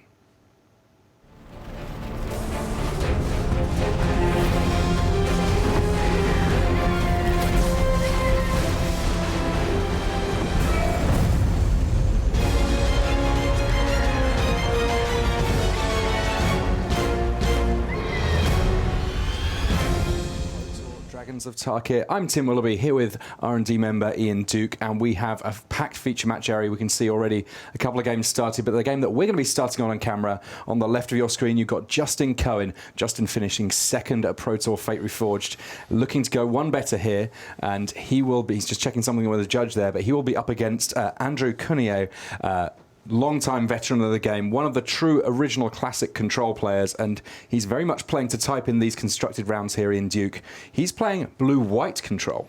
Yeah, Andrew Cuneo is a player who's known for his love of slow, ponderous control decks, and this is no change from the course. He's playing blue-white control here. It's typical control deck with lots of counter spells and removal. He's got a couple Ojutais in here, but largely straight away from the full Dragon package, so he's not playing Dragon reveal cards and such. Justin Cohen, on the other hand, he tested with Team Ultra Pro and a lot of the Madison, Wisconsin folks. They're on this, what we call red-green bees, I think we've been calling it. Yeah, this is kind of an interesting deck, and in some respects, it's Justin Cohen playing to type too, because, I mean, thinking about what he did at Pro Tour Fate Reforged, he played a deck that was a little bit out on the edges there. We see a Radiant Fountain gaining 2 life for Andrew Cuneo. Yeah, he played the Amulet deck there, which was one of those decks that had fantastic matches against people who weren't prepared. And this Red-Green Bees deck, it's kind of doing the same thing. It's got lots of ways of making the most out of Hornet Queen and indeed Hornet Nest. It's got, we see there, a Chord of Calling in Cohen's hand that might potentially be able to get a Hornet Nest over and above the one he already has. The slight worry for Justin Cohen here, the team has already told us it's not necessarily the greatest deck against control. Yeah, that's what it looks like to me here, looking at the deck list. The shell of the deck is sort of a red-green ramp type deck here. It's not really capable of aggressive starts, so he's not going to be able to beat down very effectively against Andrew's control deck. That said, he's got a couple useful tools here. Things like Planeswalkers and Whisperwood Elemental can be valuable to him against a blue-white control deck. But I think largely the early game is going to be seeing both players develop their mana, and then Cohen trying to maneuver to resolve something that can give him a long-term advantage. And actually, Courser of Kruphix is a good start to this. Yeah, we saw the Sylvan Caryatid here from Justin Cohen, and it does mean that he's able to get the Courser of Kruphix into play and then play a land subsequently to gain that life on his third turn. But really, the things that the biggest tricks that his deck has to play are on decks that are going to get hurt, particularly by 1/1 Death Touch Bees. Valorous stance there, dealing with Courser of Crufix pretty much just as soon as it comes into play for Andrew Cuneo there. Yeah, Courser of Crufix is one of the cards that Andrew definitely needs to get off the table. If left in play, it'll give Justin Cohen valuable card advantage going into a longer game, and that's one thing that Andrew just wants to shut down as soon as he can. Now, this match, it's our first match on camera, but it's not the first match to complete a game in the feature match area. You have notable speedy player Shota Yasuoka playing blue-black control up against notable speedy deck mono-red being played by Martin Dang. Martin Dang already a game up there on the King of the Hill table. Over here, though, we see at the moment it is very much the development stage in this game, and I think that reasonably the fireworks we can expect to happen a little bit later. Yeah, so right now it looks to be we're in Andrew's main phase here, and he's cracking a fetch land. So I wonder if we're going to see something like a Dragon Lord Ojutai come down. I was the only one playing with alpha lands. And we'll take a look at his hand for you shortly as we get that updated. Right now we have a peek at Justin Cohen's hand. He's sitting on a couple powerful cards like Chandra Pyromaster and Storm Breath Dragon, and some Court of Callings that he can use to tutor up some threats. So this is kind of interesting. Andrew Cuneo, normally when we think of the way that he plays, it's very much draw go. Those two words effectively the cliff notes on the user's manual for control decks, but in this case it looks to be that he's actually going on a somewhat more aggressive line. He's casting Map the Waste, they're getting 4 warrior tokens, and that means that he's able to potentially secure the waste there for 4 warrior tokens, potentially put a little bit of pressure on Justin Cohen here. So that was my mistake earlier. That was actually the end of Justin Cohen's turn. Andrew Cuneo took the opportunity to secure the wastes for 4 soldier tokens. Justin Cohen, in response, used a Court of Calling. Well, Andrew Cuneo was tapped out to develop an Elvish Mystic. It looks like he was a little bit stuck on mana there. He wants to get up to the point where he can resolve something like a Planeswalker or a Storm Breath Dragon. So Andrew Cuneo making interesting use of Secure the Waste here. This is a card that we normally associate more with like a Jeskai Tokens type deck. But he's using it here in control just to provide him with an instant speed threat. So he can play draw go, and if his opponent isn't doing anything and isn't playing into his counter spells, he can get a little bit of a board presence with some soldier tokens. I mean, thinking about it, this isn't necessarily so unprecedented for control. You did see the likes of Gabriel Nassif playing Decree of Justice in his blue-white control deck at Worlds a number of years ago now. Being able to make creatures at instant speed is the kind of speed that Andrew Cuneo wants to be able to make them, because it means he's not having to tap out at any point other than when he really wants to, which is the end of his opponent's turn. Exactly. And speaking of instant speed, Andrew Cuneo opts to dig through time at the end of Justin Cohen's turn here. And again, just being able to leave his mana open for counterspells, to threaten counterspells turn after turn, makes Justin Cohen, it makes this situation really difficult because his deck largely plays at sorcery speed, with the exception of Court of Calling. If he wants to resolve something impactful in the matchup, he needs to do it on his own turn, and Andrew Cuneo can just leave up counter mana for that. Yeah, and if we look at Andrew Cuneo's hand, more or less everything that's in there is instant speed. I can see an Anticipate in there. There's a Negate here for that Court of Calling. He's got an End Hostilities if things get really dicey, but in the meantime, Negate and Disdainful Stroke will deal with most spells as they get cast. Dig Through Time will find him more cards. This is a great spot for Andrew Cuneo. So I think what Andrew's going to want to do here is just continue pressuring with his soldier tokens, leaving up counter mana to make sure that Justin Cohen doesn't resolve anything like a Planeswalker or a powerful creature like Storm Breath Dragon. And eventually Cohen's just going to have to play out a lot of smaller threats in order to keep pace with the soldier tokens, and that's where End Hostilities can come in and really sweep his board. Yeah, the Hornet Nest here, not necessarily the card that's best in this exact matchup, but on this exact board state, it does represent quite a useful blocker here. It's going to be able to block a warrior token, make a 1/1 insect from having taken a point of damage. And actually, the interaction with Chandra Pyromaster, really powerful. You can start pinging your own Hornet Nest in order to make bees. And in point of fact, here, Andrew Cuneo says, I'm having none of that. I've got a Negate for your Planeswalker. Yeah, well equipped with 2 copies of Negate, now down to 1, and also a Disdainful Stroke. So Andrew will make sure that no powerful threatening cards can resolve. And I mean, he's fine just saying pass here and not attacking to that Hornet Nest. It's really no threat to him. Well, there's a Cetizen Tactics in Justin Cohen's hand, which is another way of potentially forcing damage onto that Hornet's Nest. Obviously, more powerful if you're talking about a fight with a bigger creature, but in some respects, just being able to use Cetizen Tactics as a way of getting rid of a creature and getting one on your own side, none too shabby nonetheless. And so here comes Ash Cloud Phoenix for Cohen. I think this is going to mean a Disdainful Stroke. That is... and anticipate in response, probably to follow up with a Disdainful Stroke afterwards, but Andrew Cuneo wisely getting as much information as he can before committing to using this counterspell or deciding which counterspell to use, as the case may be. Ash Cloud Phoenix is definitely a creature that Andrew wants to counter because he has End Hostilities as his backup plan, but the Phoenix, of course, can come back from the graveyard after End Hostilities. And he has now set himself up with Elspeth Sun's Champion off the top. So in some respects, previously he might have been a little bit hesitant to use End Hostilities because it would have left him without a way to continue to pressure Justin Cohen's life total. But with that Elspeth Sun's Champion in hand, he can potentially say, well, I don't mind too much if I lose my warriors here because actually I've got a great follow-up. He's got a Dissolve there for that Xenagos the Reveler, so that's not going to be any help for us, Justin Cohen here. And everything that Cohen prophesied about this matchup not being a good one for him seems to be coming true, even if the details are perhaps a little different between blue-white and blue-black. And this is playing right into the way that Andrew Cuneo wants to shape this matchup. I mean, Justin Cohen has a limited number of threatening cards in his deck. So much of his deck is metagamed against aggro, things like the Hornet Nest and removal spells that just aren't really useful against Andrew Cuneo. So all Cuneo has to do is make sure, again, that these Planeswalkers don't stick, or something like a Stormbreath Dragon. And in the meantime, he's just drawing cards at instant speed, gathering a little bit of card advantage so he can trade 1-for-1 his counters with Justin Cohen's few powerful cards in his deck. And we see there enough counters that he can stop pretty much anything that Justin Cohen has going for the next considerable number of turns.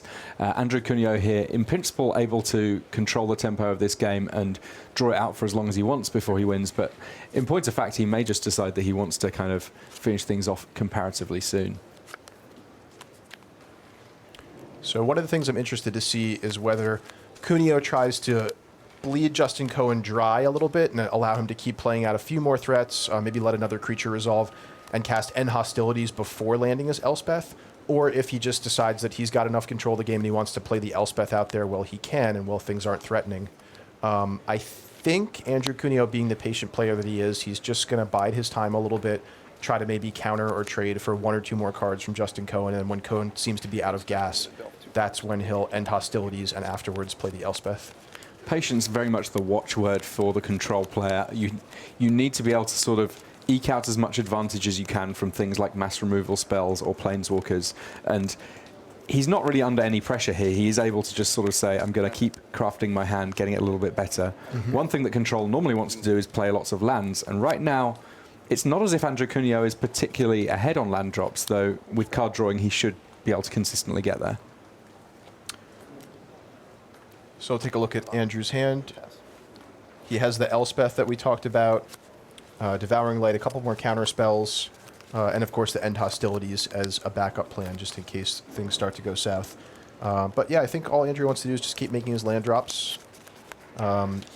He's been able to find more dig through times with his dig through times, so as long as he can continue chaining those together, he's just going to be way up on action cards over Justin Cohen. And for those of you that were worried that the control decks currently, I guess, in the feature match area are a game down, though Andrew Cuneo looks pretty good in this one. Paulo Vitor Damaderosa, he's playing blue-black control in the feature match area against Hall of Famer Makihito Mahara playing black-green Constellation. He's picked up his first game there, so PV from Brazil back on our text table has got 1 game there. He's 1 up. The other match we have in the feature match area this round is an Abzan control mirror, that between fellow Italians Marco Camiluzzi and Andrea Mengucci. That is a full 75-card mirror. Those two potentially tested a little bit together. They know the matchup very, very well. And I'm sure that the judge there in the background is having to deal with all of the Italian banter that's going on between those two, because both good fun players in the feature match area. So Andrew digging through time here, looks like he picks up a Dragon Lord Ojutai. Notably, both copies of Dragon Lord Ojutai were in that dig through time set there. He chose one to put in his hand. The other is on the bottom. So that's one of Andrew's few ways of deciding a game in a relatively quick fashion, the other one being Elspeth, and I guess Secure the Wastes. But I'll be interested to see if he decides to start ending the game, and he does with Elspeth, Sun's Champion. And that, I guess, one of the things that characterizes Control as well. It can afford to have a few very, very powerful threats to end the game with, because the idea is almost that at the point that they get deployed, you've got nominal control over whatever else it is your opponent might be doing. Yeah, especially with a card like Dig Through Time, where you can relatively easily sift through your deck and find those, 1, 2, 3 copies of your finishers.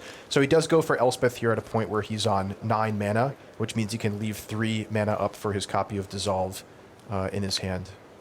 Justin Cohen there drawing a roast, and this kind of absolutely typical of the issue that he's having in this matchup. He's drawn a removal spell that's great in so many other matchups in this format, but here it's a 1-mana removal spell that is going to deal with one of a huge number of different soldiers or warriors on the board, or indeed making quite a lot of insects. Yeah, and this is the backup plan for having cards like Hornet Nest and Roast in his deck against a control deck. Normally those cards are really effective against aggro, but don't do much against control. If you combine them together, he can at least get some Hornets out of the Hornet Nest, which still isn't at its best against a control deck, but he can make use of them here. Yeah, I mean, the important thing to note, while the Hornets, also the insect tokens, are very, very powerful against regular aggressive creature strategies where a 1/1 Death Touch is smaller but just as lethal to other creatures as something bigger, in this case, a 1/1 insect just trades naturally with a 1/1 soldier anyway. It didn't need that Death Touch. So here comes the Stormbreath Dragon that Justin Cohen's been sitting on for much of the game. He finally decides to deploy it here to try to get in at Elspeth while he can. Andrew Cuneo declines to counter the Stormbreath Dragon, and that indicates that he's going to end hostilities next turn, which is great for him. It allows him to end hostilities, clear the board, and then leave up counter magic as well for whatever Justin Cohen has as a follow-up. Plus, he gets to keep his Elspeth in play. So this is where we're really seeing Andrew Cuneo make some decisive plays that are going to lead him toward the end of the game. I do wonder whether or not the decision to play blue-white rather than blue-black was partly based around the fact that End Hostilities does everything it does. Firstly, it destroys all creatures. You don't need to worry about there being a dragon, non-dragon split like with Crux of Fate. Also, it does deal with the likes of Bestow for those players that have gone really, really deep with Chromanticore in their decks in this tournament. Yeah, it's interesting you should mention Crux of Fate and the blue-black control decks. Crux of Fate does make you choose between dragon and non-dragon, and often this can be an advantage if you build your deck around it and you choose to use dragons as your own finisher, like Silumgar the Drifting Death. You can effectively wrath the board except for your own creature.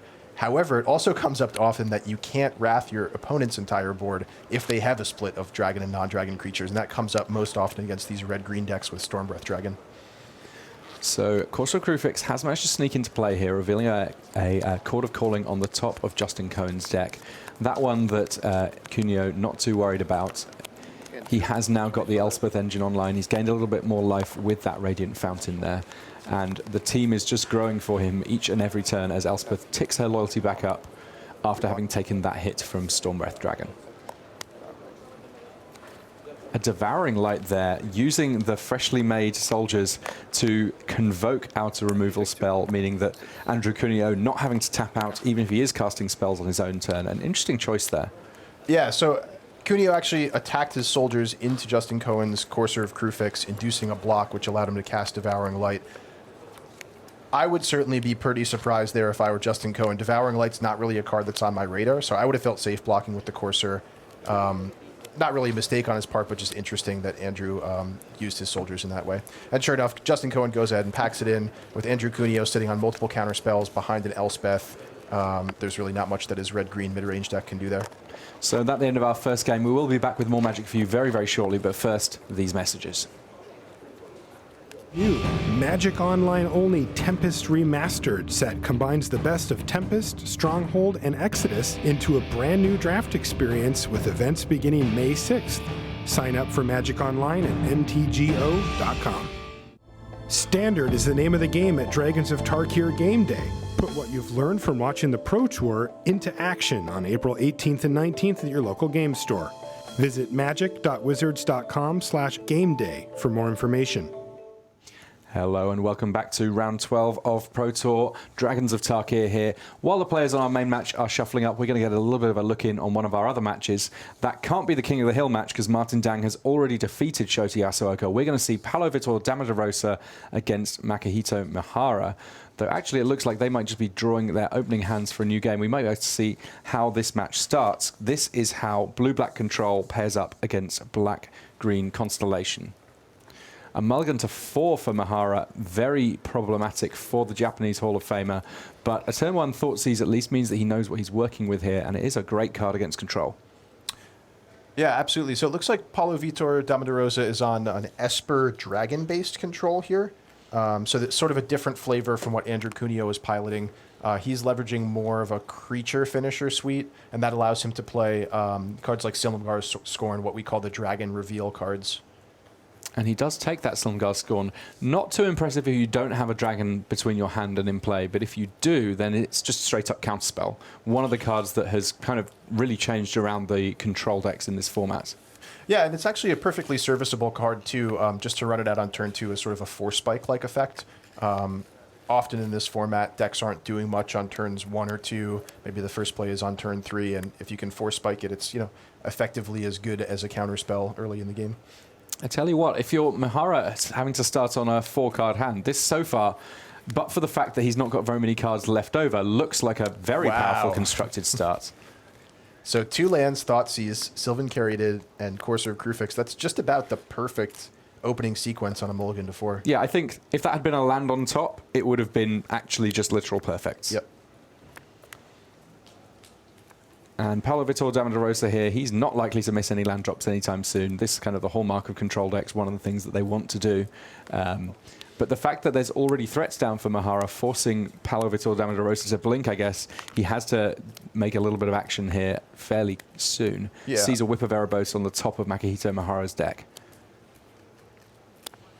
Drown in Sorrow, just dealing with that Elvish Mystic, but that good enough for PV. He knows that there's not a land coming for Mahara, at least unless it's underneath that Whip of Erebos to be played off the top of the deck. Yeah, Drown in Sorrow, taking out just an Elvish Mystic might seem a bit rash, but given that Mahara started on 4 cards and PV doesn't really have much else to do with his mana, I think he's happy just to trade 1 for 1 there, get a Scry in, and get the Drown of Sorrow out of his hand. I mean, it doesn't really look like it's going to be useful anytime soon in this game, given the way it's played out so far, so I like that trade. But down comes Whip of Erebos. And Nykthos Shrine to Nyx, certainly throwing off my math in terms of the amount of mana that Makihito Mahara might be able to produce in any short space of time. That land potentially much more explosive than most you might find on the top of your deck. So despite Mahara's start with only 4 cards in his hand, Courser of Crufix and Whip of Erebos on the table are 2 cards that you do not want to see resolve early in the game when you're playing a control deck. The Courser can just provide card advantage and smooth out Mahara's draws. And the Whip, once it's on the table, is pretty hard to get off the table. And again, it's going to provide a long-term advantage for Mahara. So even though PV is not under any direct pressure, he's got a little bit of catching up to do against these powerful permanents that have already resolved and are difficult for him to remove. Mulligans to 4, certainly not what you ever want in a game of Magic. But the funny thing about them is, the games that you win on a mulligan to 4, those are the ones that you remember for years to come, especially at this sort of high-stakes stage in a tournament like a Pro Tour. So here we're going to see if PV decides to pull the trigger on a Hero's Downfall, I think it is, on the Courser, which it's a little bit hard to see what the rest of his hand is, but I think he probably is going to want to take that out if he can. Yeah, there is an utter end in there as well, but the utter end could quite reasonably be pointed at that Whip of Erebos if needed, or indeed the Pelucranos that came out of Mahara's hand just the next turn. Ooh, here comes Dragon Lord Silumgar stealing that Pelucranos. Huge play for PV there. With Mahara low on resources, I mean, stealing the Pelucranos is like, killing it plus adding a 5/5 to the board. And this threatens to end the game pretty quickly here, especially as PV untaps now with potential for counter magic. As it turns out, PV has dig through time to reload in his hand, so Mahara completely empty-handed at this point, and PV, he's got the biggest threats on the board, plus he's got a way of drawing into more action. Note also, I think that's a Haven of the Spirit Dragon that I see on PV's side of the table. This is a land you can sacrifice to return a dragon or an Ugin Planeswalker from your graveyard to your hand. So that means that even if Mahara top decks an answer to the Silumgar, he's only going to have a few short turns before that Silumgar comes right back out of the graveyard and steals something from him again. And PV choosing a Crux of Fate amongst the cards from his Dig Through time. Now, this is a situation where Crux of Fate is going to kill one of your creatures if you cast it for now, but basically this is an insurance policy for the Brazilian Hall of Famer. And it means that basically he's going to be pretty safe. You'll see in the corner there, the players in our main match are just getting started. We'll move back to that soon enough, but right now I think that it's all too likely that PV is going to be able to kind of functionally lock up this game in the next couple of turns. We'll keep an eye in the corner, but for now I think it will just stay and see how this one plays out. So a Thoughtseize from Mahara revealing PV's hand a second Silumgar, this time the Drifting Death, the Crux of Fate that we know about. And could you see that third card there, Tim? I couldn't quite make it out. PV hiding it away just as soon as he possibly can, but it looks like, to be honest, the things that Mahara are having to worry about the most here, the permanents that are already in play. There is an ultimate price. That's the final card in Paolo's hand, and that will potentially be able to get rid of that troublesome Courser of Crucifix. But in point of fact, as long as Paolo Vitor Damarosa isn't actually behind in terms of what's on top of Mahara's deck, he might just want to keep the extra information there. It makes it a lot easier to sort of plan out sequencing when you know every single card your opponent's drawing. Yeah, so just to clarify a little bit of what happened there. Okay, well, not much need for that. Mahara goes ahead and packs it in there under the crushing suppression of the Dragon Lord Silumgar.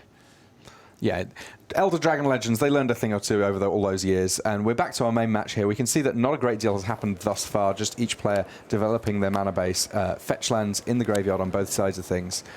Looks like, certainly in terms of what Andrew Cuneo is working with, he's in a pretty good spot. He's already got much of his late game sorted. He's got Dragonlord Ojutai, he's got Elspeth, he's got a counter spell for now and a dig through time. On the other side of things, Justin Cohen, he's still kind of piecing things together because he's not got any kind of early acceleration. He has got Courser of Crucifix, but that's exactly the kind of thing that Andrew Cuneo's hand is fairly well set up to find ways of dealing with. Yep, so we've talked a few times about Courser of Crucifix being a card that the control player doesn't want to stick on the table. So we'll see whether Andrew decides to use a counterspell. And it looks like Dissolve is coming out here for Andrew. The other thing is, early in the game, when Andrew knows that he wants to hit extra lands so that he can get to the point of actually being able to deploy some of his bigger threats, the Scry is not irrelevant in that Dissolve at all. 5 mana, there's Dragonlord Ojutai. Now, control decks don't necessarily love tapping out on their own turn, but Ojutai is a relatively safe tap out because while it's untapped, it does have hexproof, and that when it's tapped and attacking, because it gets you a chance to look at the top 3 cards of the library and put one in your hand, it means that you can probably find ways of protecting it. I really like running out the Dragonlord Ojutai against a red-green deck. Cohen notably has stalled on lands, and Andrew has Valorous Stance here to protect his Dragonlord Ojutai. Just giving a double check about what restrictions, what is this, Rending Volley puts on what you can do to save your creature here. I believe it can't be countered and the damage can't be prevented, but you can make your creature indestructible with Valorous Stance, if I understand correctly. It's about this card. Okay, then I'll So here we have Andrew Cuneo basically checking to make sure that everything works with the judges just before he tries to cast the spell, because there's some very specific sort of nuances to how some of these cards work. Always safer to just confirm things with judges. And one of the things there is sort of, you can be quite specific, and being specific is probably for the best. If you say, can I cast this spell? Will it do anything? Yes, it will do something. It will give it indestructible. Now, will that keep the creature alive? Well, in this case, yes, it will, but there's lots of variations on those themes. Can I choose to regenerate? You can pay the mana, but sometimes there might be things that might stop regeneration. It makes sense to just ask very clearly. He's done that. He's cast his Valorous Stance, and Dragonlord Ojutai is still hanging around, which is a big problem for Justin Cohen. So Andrew going through and getting to anticipate here as Dragonlord Ojutai survives and connects. And we'll take a look at Andrew's hand for you shortly. Looks to me like he has a negate as another backup spell to protect Dragonlord Ojutai. That resolves. Yeah, Course of Crucifix, that one gets a quick that resolves from Andrew Cuneo, because that's ultimately not really achieving as much in the matchup as various other things might. I mean, the land drop's certainly not unwelcome for Justin Cohen, but he's now staring down the barrel of the gun, and that barrel of the gun being a big dragon. So Cohen finally able to get unstuck on land. A little bit unfortunate for him, the sequencing there. He actually drew a land off the top and revealed a land to the courser, so he's not able to deploy both of those in the same turn, but it does mean that he'll hit his land drops for the next couple turns. We'll take a look at his hand for you here. So Cohen's plan, in an ideal world, he'd be able to resolve something like a Stormbreath Dragon, probably as his first choice, or at least get on the board with a Xenaghost Reveler or a Whispered Elemental. But Andrew Cuneo frantically digging with Ojutai and literally able to dig with Dig Through Time. I think we're going to see Andrew coming up with some counter spells that'll stop these powerful red-green threats from resolving. And just to let you know how things are going in our back table, Marco Camiluzzi against Andrea Mengucci. It's a 75-card mirror, and quite fittingly, it's currently 1-1. They've each got a win under their belts. The point of difference will come in that third game where someone will walk away a victor. So Cohen pondering his plays on his own turn here. I think he wants to go for the Stormbreath Dragon. He likely knows that it's not going to resolve, but he's behind enough with his Dragonlord Ojutai hitting him turn after turn that I think his best chance of winning is just to go for the Stormbreath Dragon, hope it resolves, and then he at least has a difficult-to-remove blocker that can stop the Ojutai from attacking. Yeah, protection from white really the key thing there. I mean, initially when you first look at the Stormbreath Dragon, you might think 4/4. Maybe that's not the best of creatures to have in a straight-up fight against Ojutai. At best, it'll be able to trade. But actually, protection from white means it can block for as long as it likes, and sooner or later, going monstrous against control decks can actually be quite powerful. Absolutely. So we'll see if Cohen decides to pull the trigger on the Stormbreath here. I think that's the play that I would make. It's, again, not likely to actually resolve, given how many cards Cuneo has drawn.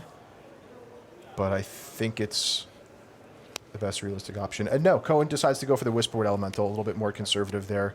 I guess his plan is that he still has one more turn, his next turn, to resolve the Stormbreath Dragon, and he's hoping to bait at least one counterspell out with the Whisperwood Elemental first. So definitely a reasonable line of play. I mean, speaking of baits, that's sort of one of the ways that potentially you can get around control decks. You don't play your best spell first. You say, I'm going to play something that's good enough that you need to deal with it in the hope that you can buy yourself some time or a window to be able to resolve the real important spell.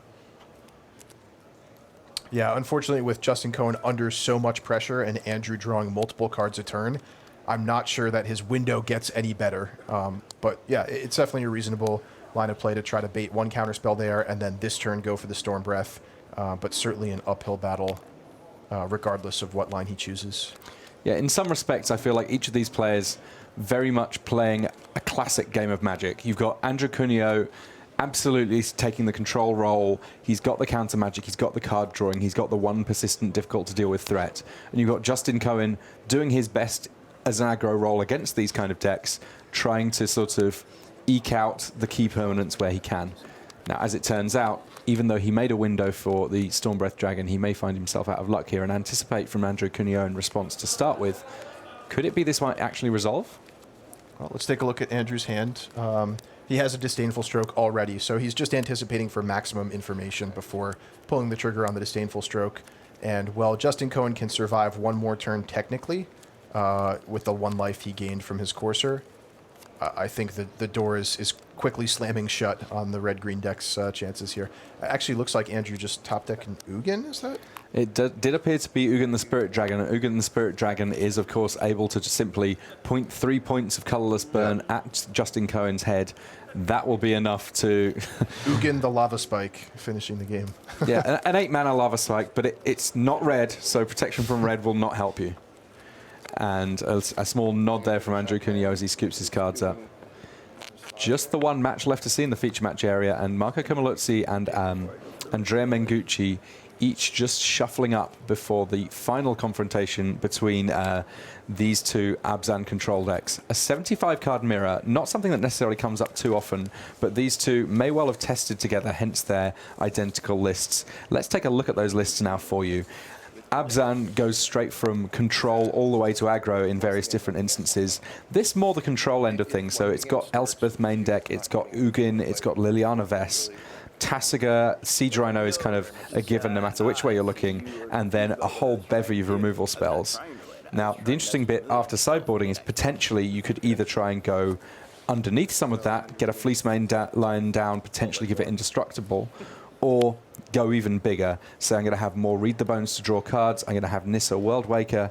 I'm going to be able to potentially do even bigger things than my opponent. It'll be interesting to see how this matchup goes, which way they've chosen to play it. Yeah, traditionally in these Abzan mirrors, post-sideboard, you want to slow things down a little bit and play more of a grindier game, get some more card advantage. It's just too difficult to end the game with attacking with things like Courser of Crufix and Fleece Mane Lion. So I think we're going to see them bring in cards like, Read the Bones, extra Planeswalkers, Hand Disruption, and just try to get up on cards over one another.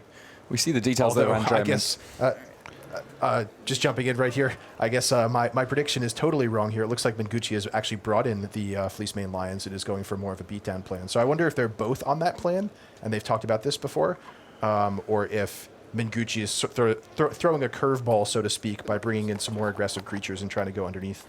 I mean, the line's kind of interesting because if you leave it late enough, it does become powerful in a different way, in as much as once it's indestructible, you have all sorts of problems as a control player dealing with it. It may well be that he simply saw a window to cast it on turn 2 and felt like it was worth taking. He's now got the Read the Bones to draw him a couple of extra cards. But looking at his stats, Andrea Mengucci is up against Marco Camiluzzi. They've got a similar amount of overall winnings, but almost all of them for Andrea Mengucci came from just the one Pro Tour. Not that long ago, he was our sort of real breakout King of the Hill. He on the first day of his Pro Tour, he sat down at the King of the Hill table, basically didn't leave it all day, made top 8 of that Pro Tour. And since then, he's been a real force, and he's really helped a lot of other players in his area. He's a great, great limited player. I know he felt very strong about both limited and constructed in this format. Abzan Charm taking out the Lion before it can threaten Monstrous. Back to Menguchi with a Siege Rhino here. So Menguchi definitely playing one step ahead of the game here in terms of being a little bit more aggressive, getting creatures to stick on the battlefield. But Camiluzzi looks like still has plenty of gas in hand and is well equipped to deal with the Siege Rhino. So and just goes ahead and removes the Siege Rhino from the game, exiles it in anticipation of an Abzan Charm. Yeah, I mean, this not necessarily a matchup where you would expect creatures to hang around for all too long. Andrea Mengucci at least was able to eke a little bit of value out of that Siege Rhino. He gained some life, most of which he is, well, all of which he is in fact now spent on assorted Read the Bones over the course of the game. Gradually getting up on cards, though, and if you say that this is a grindy mirror, then whoever has more cards has to be in great spot. And by playing creatures, he's forced Camiluzzi to remove them rather than using his Abzan Charms to draw cards. Yep, Read the Bones coming in here. Definitely one of the best cards post-sideboard in this matchup. Both players kind of just jockeying for card advantage and board position. Although Camiluzzi not able to add anything proactive to the board in his turn. We'll see Mengucci got a full grip here from these Read the Bones. Decides to go for a Courser rather than lead off with something more powerful. I think I see an Elspeth in his hand, but okay, his 6th land came into play tap. That's what I was missing there. So I think we'll see the Elspeth come down next turn then for Mengucci. It may well be that we don't see that Courser of Crufix hanging around for too long. There isn't a race in Camiluzzi's hand, and I'm unsure as to exactly how many other targets there are in Andrea Mengucci's deck that he would want to use it on over and above a Courser of Crufix. Yeah, I think you pretty much always take out a Courser when you can with a removal spell in this matchup. You just can't afford to leave it on the table and let your opponent just get incremental advantage turn after turn. Mengucci's hand pretty well stocked here with Elspeth Sun Champion, which we're likely to see next turn, and even an Ugin the Spirit Dragon as a trump card when he eventually gets up to 8 mana. Camiluzzi drawing some cards with Abzan Charm, hoping to continue making his land drops. And there we see that erase. That actually an Italian copy of erase, but we've got the English wording on there for you, just for your convenience. It's interesting to note, actually, that on Andrea Mengucci's deck list, he's listed this as Gucci's Abzan. On Marco Camiluzzi's list, it's just Deck Designer, Day One MTG, the team that they both work with. So Elspeth Sun's Champion coming down here. This is the biggest threat of the game thus far, and bringing along with it 3 soldier tokens. And we're likely to see Mengucci match with his own Elspeth this turn. Now, in an Elspeth Suns champion fight, having the one in play first is a small advantage, right?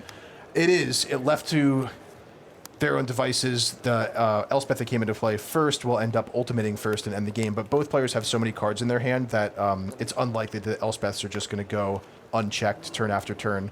Mengucci here notably deciding not to play his own Elspeth and instead to prioritize answering Marco Camiluzzi's Elspeth first. I believe he has an he has an utter end in his hand, rather, which he's probably going to use right here to take out his opponent's Elspeth. Yeah, immediately cracking his windswept teeth. He can't really afford to be too coy about managing the top card of his deck here, because the longer that Elspeth hangs around, the more trouble she causes. And there goes Utter End. Elspeth goes to exile, and there's a Siege Rhino on top of Andrea Mengucci's deck, which, considering that Marco Camiluzzi's on just 10 life, could prove a little bit problematic for the Italian on the left of our screen. And I like the way Mengucci's been playing this game. He's sort of pacing out his threats, making Camiluzzi answer his less impactful cards like Courser of Crufix before committing things like Elspeth Sun Champion and eventually Ugin to the battlefield. So kind of trying to bleed Camiluzzi dry of answers before he plays a Haymaker. Camiluzzi's taking the opposite approach where he's kind of leading off with his Elspeth onto an empty board first, and I think Mengucci's probably on the better end of that situation, just being able to react to his opponent's stronger cards first before committing his own. And one thing that Andrea Mengucci has the potential to do sometime quite soon is play more than one threat in a turn. He's got Tasigur, and one of the beauties of Tasigur, of course, being that it doesn't necessarily cost very much mana. We see here Camiluzzi doing a similar sort of thing, getting a Tasigur into play. He's got enough mana to activate it with just an Abzan Charm in the graveyard. So if it works out that Tasigur gets activated for Camiluzzi and there's just 2 lands go in, then Andrea Mengucci will be forced to return an Abzan Charm to Marco Camiluzzi's hand, and that's a powerful option in this matchup. Can we get confirmation on player ones? So Andrea Mengucci here having a little think. We see that in Camiluzzi's hand there is an Ugin the Spirit Dragon and an Utter End in there. Both of those powerful options, but ultimately we've hit the stage in the game where it seems like almost everything that either player is doing is a powerful play. We see here Tasigur activating in response to Ultimate Price. 2 cards go into the graveyard. You can either choose one of the new Abzan Charms, the old Abzan Charm, or a Thoughtseize to put back in Marco Camiluzzi's hand. And a testament there to the power of Andrea Mengucci's hand that he says, you can't have a Thoughtseize, I will let you have one of those Abzan Charms. I guess at this point, paying 2 life to draw cards looks a little bit dicier when already on just 10 life.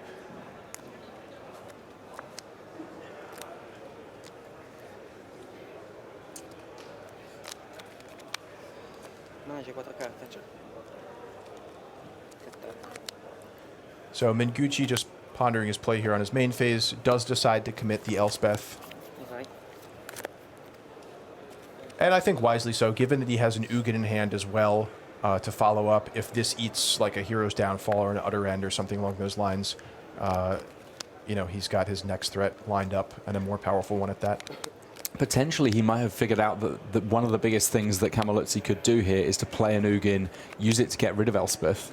Now, that's not going to work too well, because he then gets to play his own Ugin and fire a Ghost Fire at the first Ugin, killing it off. That's right. Yeah, that is an gaining important sequence. Planeswalker advantage.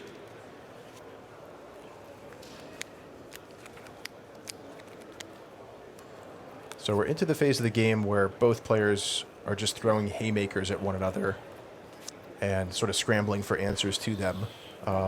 The name of the game is going to be who runs out of answers first, or who's able to stick the last haymaker. And that's where these card draw spells like Abzan Charm and Read the Bones are just so potent in that they let you, just get up on action, get up on answers, or up on threats over your opponent. And in this case, it seems like the plan from Marco Camiluzzi, I'm going to start off by drawing some cards, and then Courser of Crufix potentially giving him a way of winning back some of the life that he's been spending on card drawing, immediately playing a land after having cast his Abzan Charm to draw cards, going up to 9 life. So both players sitting on an Ugin the Spirit Dragon in hand and just trying to maneuver and get ahead on the board with the other cards in their hand to pressure the opponent to react to the weaker cards before committing something like Ugin. That said, if one player falls too far behind on the board, Ugin's going to come down and just clean everything up. And it looks like pretty soon Marco Camelluzzi is going to be in a position where he's going to need to commit his Ugin to the board. A very interesting matchup this. This is one of those ones where it's not so often that during the Swiss rounds of a Pro Tour, each player can know literally every single card in the deck and sideboard of their opponent. It means a whole extra level of sideboarding potentially as you try and second guess what opponents are doing. In this case, it seems like Andrea Mengucci has had the run of the cards, but potentially also a little bit of smart play in terms of the addition of Fleecemane Line to his deck. And down comes Ugin here, sweeping up the board. Now, importantly, Ugin, as you mentioned, Tim, is going to have to -6 here, which brings it down to 1. That's going to allow Mengucci on the following turn to potentially play his own Ugin and +2, destroying Camelluzzi's Ugin. And in the middle there, Andrea Mengucci was able to activate Tasiga and get back an Abzan charm. I think that there might just be a moment where, because Tasiga was activated before Ugin resolved, effectively there was a brief moment that Camelluzzi should have seen one more card from Mengucci's deck. They're just making sure great that all catch, works Tim. out. Yeah, that must have been what they were discussing. Head judge Riccardo Tessitore obviously able to listen to them explain all of this in fluent Italian, which conveniently for the pace of this match is very, very quick indeed. So Ugin ticks up to 9. Taking out his mirror Ugin on the other side of the board. Camelluzzi following up with just a Courser of Crufix. Not too potent by itself, but it does reveal Elspeth's Sun Champion, potentially coming out in the following turn. And there's the utter end for Ugin. So Ugin's not hanging around too long on this board, but we see that there are 2 copies of Siege Rhino in Andrea Mengucci's hand. So he is very, very close to being able to close out this game. He's got a couple of other cards in there as well. I believe there's an Abzan charm he got back with Tasiga. So lots of gas in the tank for Andrea Mengucci. But there's only about 3 minutes left in this round. So for Camelluzzi especially, this is going to be a problematic position to be in. Scryland there from Mengucci, quickly putting a land on the bottom, instead seeing just a regular tri-land in Stand-Step Citadel on top. So 2 copies of Siege Rhino in Mengucci's hand means that he's got essentially 6 points of direct damage. Camelluzzi being at 7 life, that represents all but 1 of his life points. However, he does have Courser of Crufix to recover a little bit of life. We'll see if it's going to be in time. Camelluzzi has an answer for 1 of the 2 Siege Rhinos in the form of Hero's Downfall, but his ultimate price, unable to kill Siege Rhino because it is not a monocolored creature. It's interesting, actually, since Ultimate Price came back, that sort of these black removal spells almost characterized by what they can't kill. And in this case, Ultimate Price not quite as powerful as I think it was the first time round, really. Yeah, and that's one of the things we try to play up a lot in development and R&D is giving you different choices with your removal spells, each of which has certain holes in what it can and cannot hit, so that you have to predict the metagame a little bit, and as the metagame shifts, so too does your removal suite. Yeah, it's a similar thing with counter magic, right? Like a negate is much more interesting than a flat-out counter spell because you actually have to make more choices. Yeah, or something like Disdainful Stroke, while great against a Planeswalker control deck, isn't effective against mono red. So down comes Elspeth, Sun's Champion, with a -3, taking out one of the Siege Rhinos. So that was the second answer that Camelluzzi needed. Now, combined with Hero's Downfall in his hand, he is able to weather the 2 Siege Rhinos there. Of course, that'll knock him down to just 1 life. That said, it looks like Andrea Mengucci wants to start things out by drawing a few cards here. I mean, it also could have been tempting, I suppose, to put counters on his Corsair so he could actually just attack in. Yeah, I was thinking the same thing. You could potentially attack Elspeth. Camelluzzi would likely block, and then you could add 2 counters to your Corsair, killing his Corsair in combat. But I think drawing the cards here is the right play, whether or not I would have done it myself. I'm always tempted by those sorts of plays, and we see that actually there was a Hero's Downfall in the draw for Mengucci here, and that means that at least Elspeth not a worry, and there's enough mana for that Siege Rhino. So Marco Camelluzzi here, living off the top of his deck, really, and we can see at the top of his deck is a Liliana Vess. So Liliana could potentially -2 to tutor up and answer to the Siege Rhino. And there's just under 1 minute left on this round. Has to be said that this looks to favor Andrea Mengucci. He's certainly got more draws, live draws to actually win this game, but it's entirely possible that Marco Camiluzzi may be able to find the right combination of removal to force a draw here. Yeah, Camiluzzi, I'd forgotten he used the Elspeth to take out the first Siege Rhino, so he does still have that Hero's Downfall to answer the second. And now, in addition, has Liliana to tutor up either a follow-up threat or a follow-up answer. Now, the funny bit about this, of course, is that with Course of Krufix in play, the thing he tutors up and puts on top of his deck will be completely visible to Andrea Mengucci. Yep. Perfect information for Andrea Mengucci here.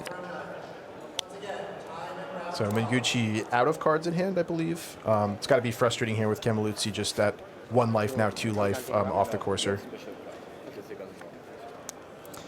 Yeah, it looks like actually Camiluzzi chose to force a discard from Andrea Mengucci to empty out his hand because he knew he had that Hero's Downfall. Time has now been called, though, so we do not have much time left on this game. Oh, sorry, that's time on the main round, sorry. Oh, it sounds like our feature matches were running more or less at the same time as the main clock. It is time in the feature match also. So here goes Liliana with -2, using her Vampiric Tutor style ability to find whatever card Camiluzzi wants and put it on top of his library. We, of course, as the viewers and also Mengucci, will get to see what that card is because of the Courser of Krufix, and it is a Siege Rhino. Worth noting, of course, this Vampiric Tutor ability does not cost Camiluzzi 2 life, just 2 loyalty on Liliana. If it did, it would not be nearly as good in this situation. So huge pickup here for Mengucci, a copy of Tasigur. He's deciding what to delve here. Delving, of course, stripping away cards that he doesn't want returned to his hand with Tasigur's ability. And it looks like his goal here is going to be to try to recycle Siege Rhinos and finish off Camiluzzi. Now, we are on turn 0 right now, I believe, of extra turns. So Mengucci, this is turn 1, actually. So he has 2 more turns after this to finish off his opponent. And I think what he's going to want to try to do is recycle Siege Rhinos. Yeah, so bizarrely, this is a situation where at the point that Andrea Mengucci activates Tasigur, he's really hoping to just find a couple of lands. Yep. Although Nissa Worldwaker... does Nissa help interesting. I mean, it does in the sense that it makes hasty, trampoly creatures turn after turn, which could eventually punch through, although with Camiluzzi having a Siege Rhino on the top of his library, that does have 5 toughness. The lands only have 4 power. So, yeah, it's not totally clear to me what Camiluzzi wants to give back to him, but it looks like he's chosen a Siege Rhino. And I guess that with the Siege Rhino on top, he kind of sees those two as a push. It may prove that Mengucci here not quite able to squeak out the final few points as head judge Riccardo Tessitore looks on from the background there in his red shirt. So if Mengucci plays the Siege Rhino this turn, Camiluzzi will go down to 1 life. He can pass the turn back to Camiluzzi. He'll draw a Siege Rhino of his own, bring him back up to 4. He's got 2 Coursers of Krufix in play to potentially gain 2 more life if he finds a land on top. And it's hard to see from this camera angle, but it looks like Mengucci activated Tasigur a second time, getting back Utter End, I believe. Yes. So he did not cast any Siege Rhino that turn. He saw that they weren't necessarily going to improve his situation too much that turn. Camiluzzi drew Sword Duress on the top of his deck. He does have the option again of using Liliana this turn too, so he will be getting an extra draw before this game is over.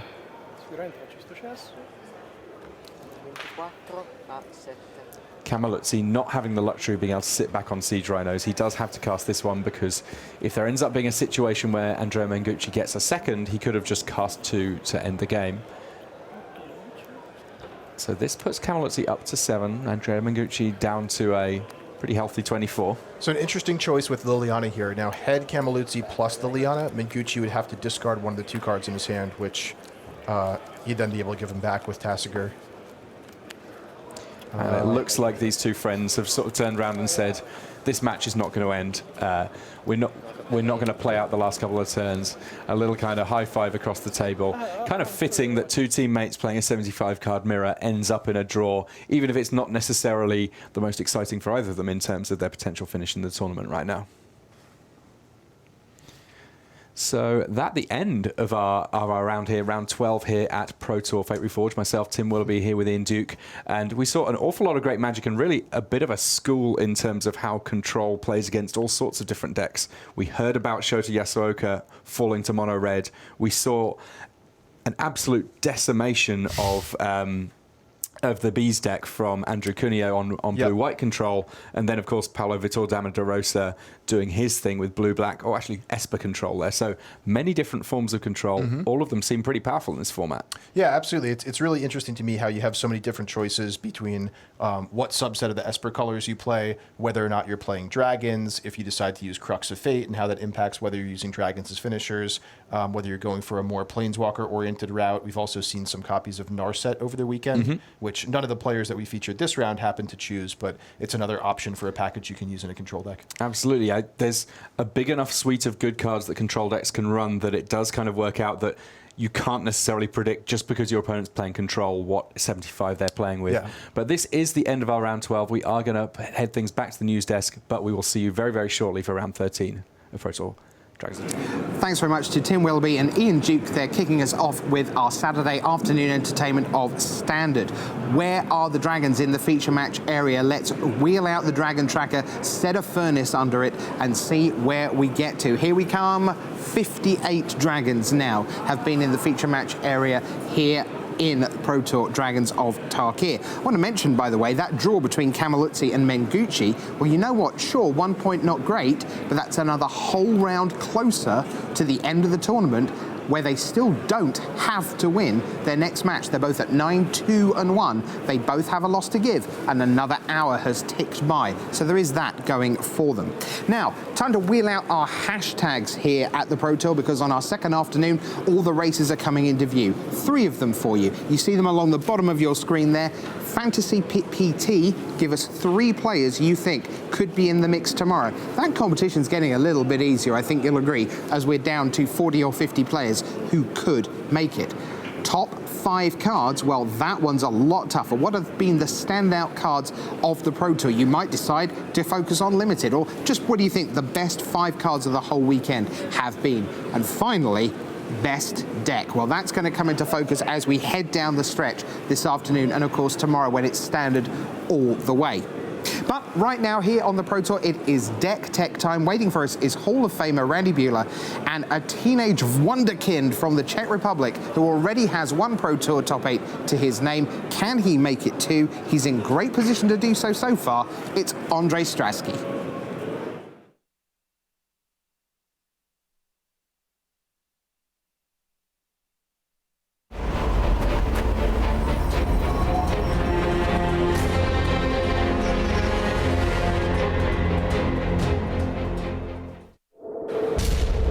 Hello and welcome to the Tournament Center. I'm Randy Buehler, joined by Andre Stasy.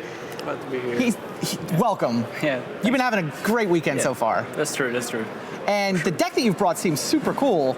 It is pretty cool, I have to say. Like, that's one of the reasons I'm playing it, because it's so cool. Fair enough. Let's look at what you've brought. So this part looks relatively normal, right?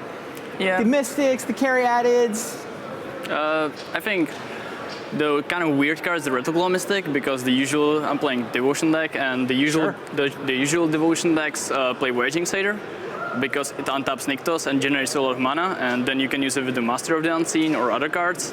But since the deck is called Atarka Combo, we want to be more explosive, so we can... fundamentally, you've got the shell of a green-red Devotion deck. And you think of this as essentially a green Devotion deck? Yeah, we called it green-red Devotion in testing. Okay, so Rattleclaw Mystic, one clue that a little something special is going on here. Because the Voyaging Satyr is the more normal card in this slot. Fair enough. Yeah, otherwise I think it's nothing special. Okay. Just everything normal here. Let's look at the next slate of cards. A lot of green beef here. Yeah. Again, Polkranos and Whisperwood, like normal 4-offs in the Devotion decks, and then we have like 2 little something special there. The Boon Satyr, which is like in theory pretty good against the control matchups, and the Surak, which makes our Atarka hasty. So that's like nice combo. So Surak the Hunt Caller, this is the setup card, the 5/4 that can potentially come down hasty. Yeah, but we still call these 4 the worst cards in the deck. They are like not that great, but you just have to have them there. So 2 Boon Satyrs, 2 Suraks, not the most powerful cards. Yeah, you need to have them. I'll explain in the next slide why you have them there. Let indeed. Yeah, so now, what on earth are you up to? That's the big card. Why we need the 4 power guys, because we are playing 4 CD Unwritten. Sure. Gotta trigger the Ferocious. Yeah, gotta trigger the Ferocious. That's basically it. We just needed some 4 power creatures, so we are playing the Boonsetters and the Surak. Plus, if you CD Unwritten with Ferocious into Surak and Atarka, I mean, that's pretty sweet. That Have you done that? Yeah, I played against Marcio Carvalho. Okay. He was playing the Grima Devotion, and on turn 5, I flipped these 2 out of CD Unwritten. And he was like, yeah, I'll concede. So you flip Surak and Dragon Lord Atarka. You've obviously got Formidable. Atarka's hasty. Crunch. Yeah, but I mean, the card is a gamble. Like, once in a tournament, I casted with Ferocious, and I flipped 7 lands and Elvish Mystic. Wow. So, I mean, I lost that game just because of it. Okay. So, yeah, it's a high variance, but this only happened once. I tested it with the deck, and this is like once in a, I don't know the potential chance, but it doesn't happen often. Yeah. So, how much of the team has embraced the variance here of See the Unwritten? Yeah, I'm the only one playing this card. Just you? Yeah, it was like there are 3 people playing Greener Devotion, but Fabrizio and Thomas Hendricks, they chose to play the more normal version with Xenagos, Genesis Hydra, but I'm playing this because I mean I want to play as many Atarkas as I can. And like Martin Yuza was the guy who was like considering this deck, but in the end he switched to Mono Red. And he kind of regrets the decision since his record wasn't very good. So yeah, I'm the only one playing 5-1 so far with the deck. So now 5-1 is great, and you're 10-2 at this point, right? Yeah, I'm 10-2. I need one more win to lock gold, and oh wow, yeah, wow, 1 win to lock gold, and obviously very much in contention for top 8 and platinum, and yeah, that's awesome. Top 8 is platinum for me, so just what I need. There you go. 4 Atarka is not enough.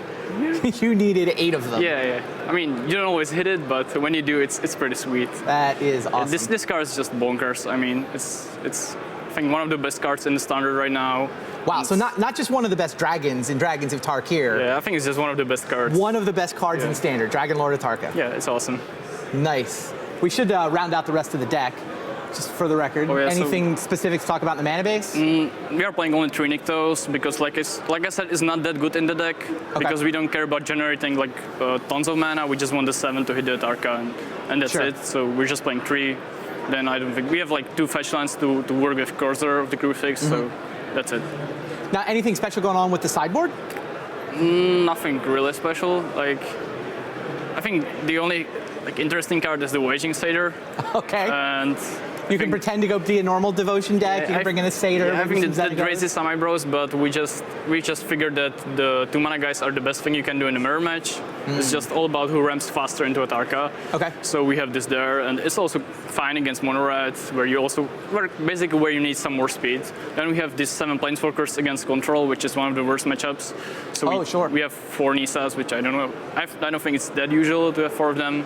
Then 4 anti-Mono Red cards, and the Arbor Colossus is very good against the red-green dragons deck that was pretty popular before the Pro Tour. So yeah, no, Arbor Colossus does seem very good in this game. Yeah, it's pretty good. And fully 4 Nylea's Disciples. You guys were expecting a lot of mono red, and we're ready for it. I mean, half of our team is playing mono red, but they are doing really badly. But yeah, we expected a lot of them. I think mono red is a nice deck. I was like the whole testing. I was playing this and mono red, and I was like choosing which deck I'll bring. And in the end, I decided I just want to do more powerful things. Now, would you change anything if you could start the Pro Tour over again, or are you pretty happy with how this has worked out? I'm pretty happy. Yeah, like I said, the 4 verse cards are the Boonsetters and Suraks, but you just have to have them there because of the CD Unwritten. That makes sense. And in terms of matchups, sounds like good against mono red, not so good against control? Yeah, it's a real blue-black is the worst matchup. Like Abzan, that's I think 50-50. Okay. And you're like good against the normal mid-range decks and pretty good against mono red with the 4 Disciples. Awesome. So Atarka combo, if you like. See the Unwritten Dragon Lord Atarka is coming down. One of the best cards in Standard, according to Andre Strasky. Thanks for chatting with us. Yeah, thanks. I'm Randy Bueller. See you next time on the Tournament Center.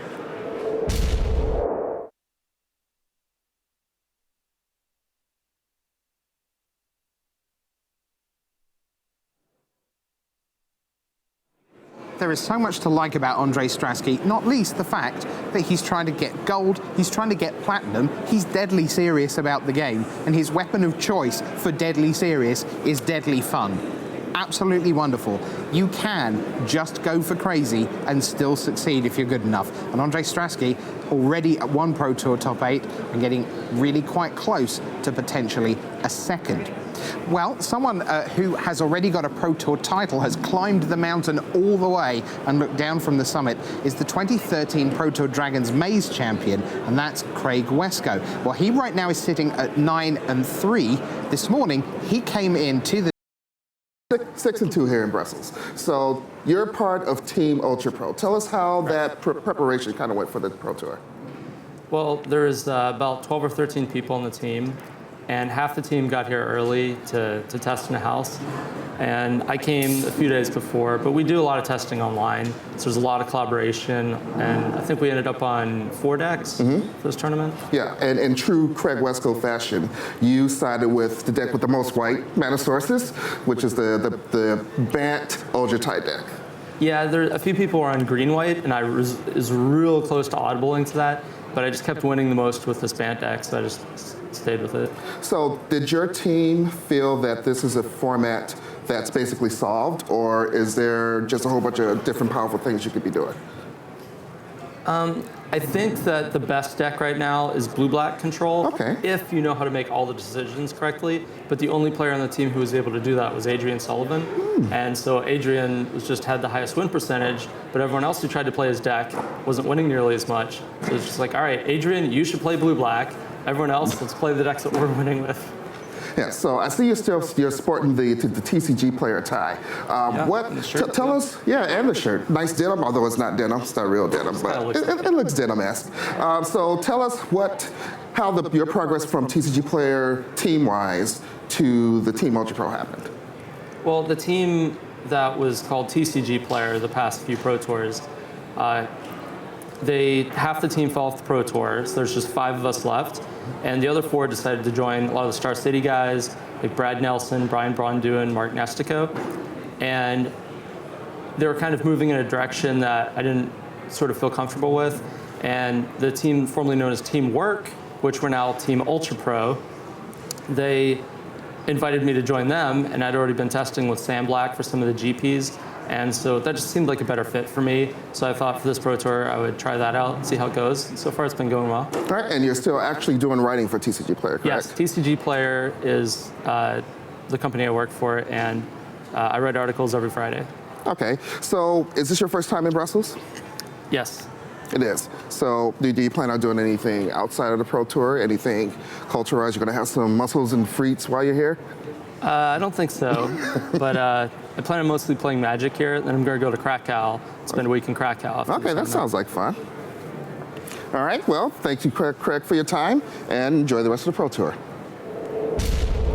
I can tell you that Krakow is one of the great European cities. If you are free next weekend, come join us. You're going to see some of the best European and global pros in action there. It's a fantastic city. It's going to be a terrific GP. Come join the fun. But meanwhile, somebody's going to be a Pro Tour champion by the time Grand Prix Krakow rolls around. And I've been joined by Hall of Famer Randy Buehler, the Pro Tour historian Brian David Marshall. And we're going to take a little moment. You're missing nothing. That one match left, that's been going for a while. There were rulings, there were appeals, they are now just heading into extra turns. So there is one match still outstanding, which lets us look at the players whose results are in. Let's take a look at the Master scoreboard if we can. So, right up at the top, our undisputed leader at 11-1 is Martin Dang of Denmark. He leads the way, undefeated in terms of no one above him, with 1 loss and then 1 loss and 1 draw, Sullivan and Olschwager. And BDM, we were rapidly sort of traipsing through the media guide, going, just who is Andrew Olschwager? It's his birthday today. A couple of Pro Tours in the last sort of 2 years, return to Ravnica. A Grand Prix top 8? That's right, yeah. I think it was Denver, right, Randy? 2012? Yeah, 2012 for Olschwager. Then you have your 3 10-2s. We know for certain that all of those have a loss to give. So if all three of Van Ravensweide, Chung, and Stasy were to lose at 3 losses, they would still absolutely have their destiny in their own hands. Speaking of destiny, I was talking to Van Ravensweide between rounds, and he is really, like, obviously would love to top 8, would love to win the tournament, but kind of like his goal coming into this tournament is to find one more win than he has right now and get to gold. Oh, fantastic, right. So like, if he gets another win, that's going to put him at a plateau where he's like, I know that I get to gold this year. I know I get to play on the Pro Tour all next year. Nice. And, that's what, when we talk to these players all the time, obviously everyone, what do you want to do? They're like, I want to win. But they also want to just qualify for the next one. That's usually the realistic goal. And then qualify for the whole, for the rest of them for this year, next year. Right. Is such a huge accomplishment. Because again, it's about taking shots, right? It's about getting as many repetitions as possible on the Pro Tour. So I'm really rooting for him to get that opportunity to play, Magic for, the next 5 Pro Tours. Let's go back to the leaderboard. And Randy, I want to talk to you for a moment, not about players, but about numbers. That's what I wanted to talk about. Right. Now, I'm not going to hold you to this in any way because we would need a long time in a darkened room to be sure. But one feature of this top 20 leaderboard is the number of 1s on the right-hand side. Sullivan has a draw, Olschwager has a draw. Yasuoka, Menguchi, Camiluzzi, and Manfield have a draw. 6 of the top 10 players have an unintentional draw already. Absolutely. That's a lot of draws. So, what does that mean in terms of, as we get towards round 15 and round 16, right, in terms of whether 12 and 4s make it in, whether people on 36 can draw in or not? What is your sense of that at the moment? It makes it more likely for players to get in on 12 and 4. I mean, if you think about it, every time there's an unintentional draw, a point just leaves the system. Right, because you got 1, I got 1, and neither of us got 3. Yeah, instead of somebody getting 3 points, we just collectively only got 2. So everybody else in the tournament turned this tiny profit on us, right? So it's just like a low hiss coming from the top of the standings as points are leaking out. Absolutely. That's how I think about it. Right. And I thought that we're over 400 players. I think 408 was the number. So I was thinking that might mean that 12 and 4 doesn't make it. Normally what happens is that, the best 12 and 4 on tiebreakers sneaks into the top 8, maybe 2 of them, maybe 0. And this seemed like it might be trending towards 0. But with enough points leaving the system, that means everybody on X4 has just got a little more to root for and starting to think maybe if things break right and tiebreakers, is there anything weird that happens? Because now all these players with draws will have likely already played each other by virtue of having the draws. So do we find anything where people are being paired up and paired down in those last couple rounds, which also throws an additional monkey wrench into the works? You might, but then you might also see there's people who can't take an intentional draw in the last round because they already have one. Right? The second draw knocks you sort of a full match down. The second draw is the one that really stings in the standings. So you may see some pairs up and pairs down, but with so many people who already have a draw, the person, good, clean, living 12-3, I just want to shake hands.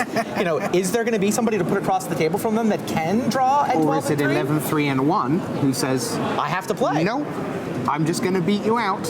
And what that means, the more matches that are played in that last round, the more likely somebody is to get into 12 and 4. Right, because 36s are stuck on 36 when they get beaten by a 34 or a 33 who thinks they've got a puncher's chance or whatever. I'd like to focus in for a couple of minutes on another player who came in to the news desk this morning, sitting there currently in 16th place on 9 and 3, the runner-up from Pro Tour Gatecrash 2013. That is Sweden's Joel Larsson. Let's hear from him right now. Dragons of Tarkir with Joel Larsson. Did I get it right? Yep. Am I the best? Pretty much. Pretty much? Out of the Americans, at least. Okay. Who does it better than me that isn't from Sweden? Every European. All the Europeans. Every single European. All right. So we're here in Belgium. It's not that far from. It's not too far. No. Not too far. So you're local-ish. Yeah, not yet like this time. And you tested with Team Revolution. Correct.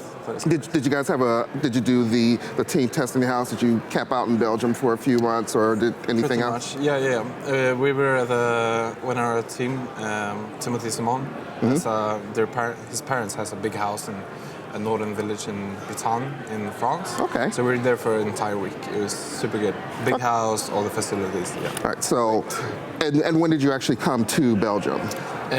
We arrived here by train on Wednesday. Okay. Yeah. Now, as far, I mean, you're from Europe, and it's not too far. It's just, I'm assuming this isn't your first time in Belgium, or is it? It is my first time. I think so, at least. Oh, wow. As long as I can remember. I actually thought about that before, but... Have you done anything Belgian so far? Have you done any sightseeing? Not really since I came here on Wednesday. It's all just work? Yeah, pretty much. Maybe on late Sunday.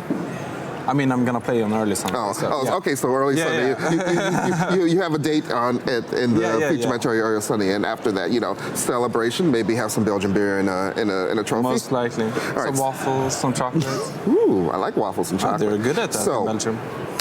What did the team as a collective decide about this format, or what did you all think about it in general? Well, we all know it's a huge format. Like, there's a lot of very viable decks, and as it's been in the last few years, standard is very, very powerful. So it's hard to brew, so to say. I mean, do a very, very unique deck. But you can definitely tweak a lot of decks and maybe find some new interaction depending on how your metagame is shifting. So I think that's what we came up with. Okay, and as far as brewing and new decks come along, do you more enjoy the biggest standard that's possible, or do you like it when, say, a new set comes in and then you get a whole block rotated out? Well, I guess I'm one of these guys who love when it's really small and there's almost a best deck.